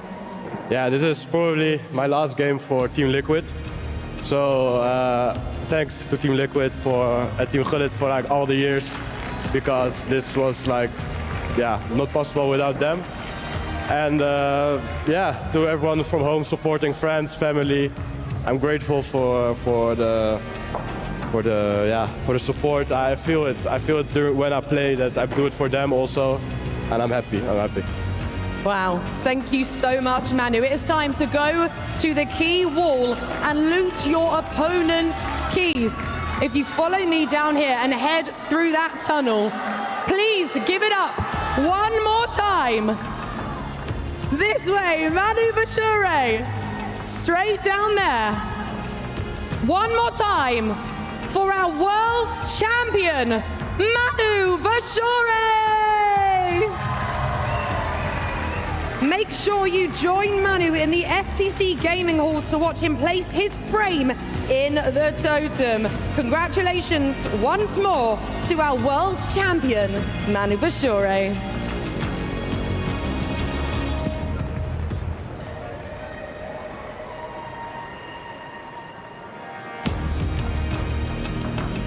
Two-time world champion, history maker, the greatest to play FC, Manu Bashore. Unbelievable stuff. In my opinion, this win cements him as the greatest of all time in our scene. That's 2 world championships in the last 3 years, and Gravison, is hard to disagree with performances like what he's done in this tournament. I mean, it's only true, really. You know, for, I don't know, 4, 5, 6 years, I've said that for me, Nicolas is the best player alive, but after this win, it has to be him. You can see as well some of the keys he's selecting to go into the trophy there, FG. I'm sure Anders Vergang, I just saw his name get picked out. Anders Vergang's name picked out indeed. Rivalries reignited in Riyadh, but one thing's for sure, this man wasn't even sure he was going to qualify for this tournament.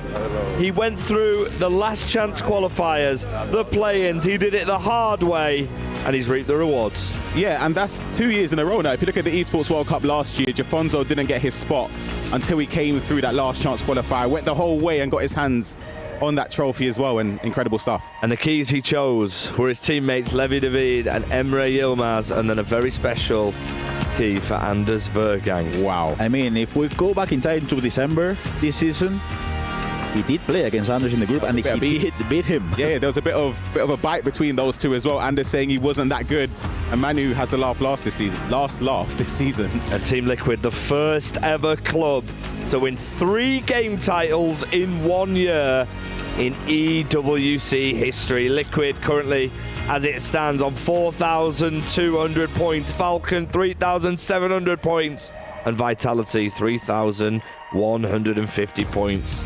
But on this side, it's all about that man, Manu Bashore, two-time FC world champion and world champion here in Riyadh once again. One thing that I love about this, it's gonna fuel Anders for sure. I mean, I really want to see Anders next year in FC Pro, not only that, in the World Championship as well, because now we have a true rivalry. I mean, this man is the best player in FC history, without a doubt. And Anders is watching. I'm sure he is. Yeah, 100%. I agree with you. I just want to give a quick thought as well to Brees, who's been absolutely incredible this tournament. The names he took out along the way were crazy, and the performances, if you compare it to the E-Champions League a couple months ago to this tournament in the World Championships, insane from him. And he might be just soaking in the Riyadh atmosphere. He's on his way to the totem. He'll be inserting his key into the totem. He's deserved this moment, and like Grav said, he might reignite some rivalries, but tonight is all about Manu Bashore.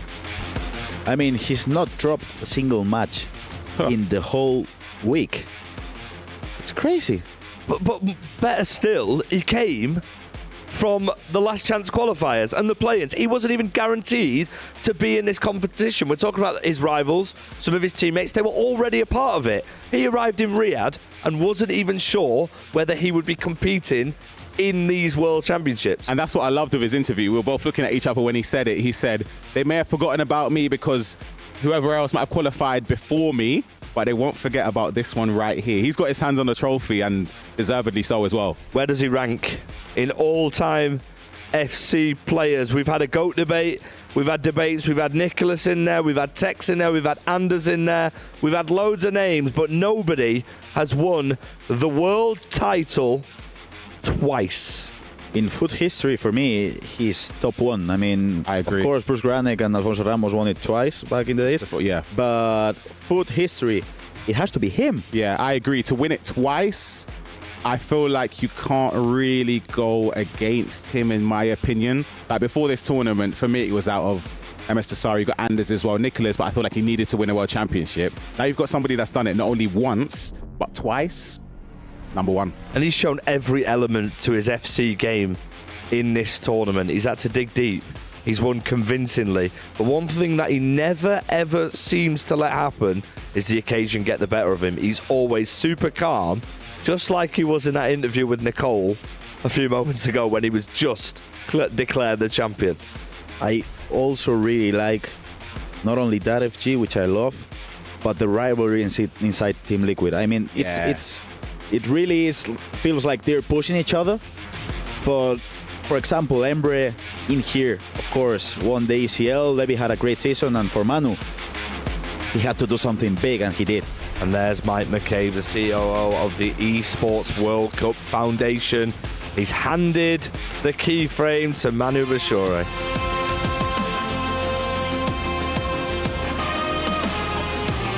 It's a deserved moment for the two-time world champion. To be fair, they etched it into the thing really quickly, in fairness.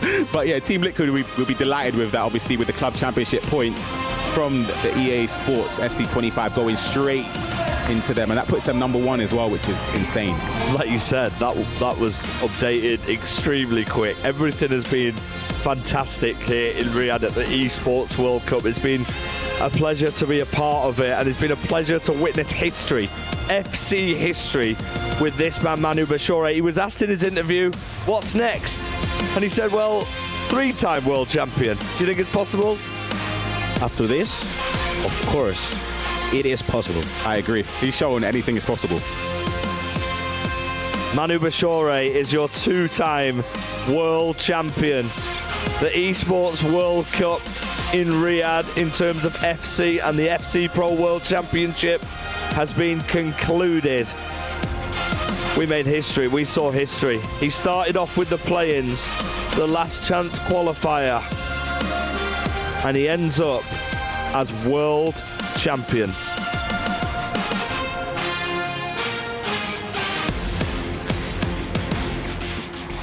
Wow,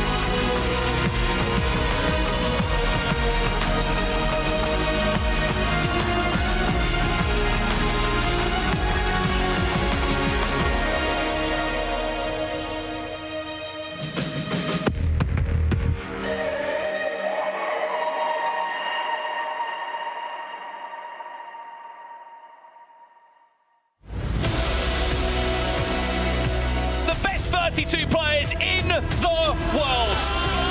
Fighting for the right to sit on the throne on top of FC. I cannot believe what I have just seen. This means so much more than you think. We could be watching something special here. It's all come down to this one. Your FC Pro World Champion.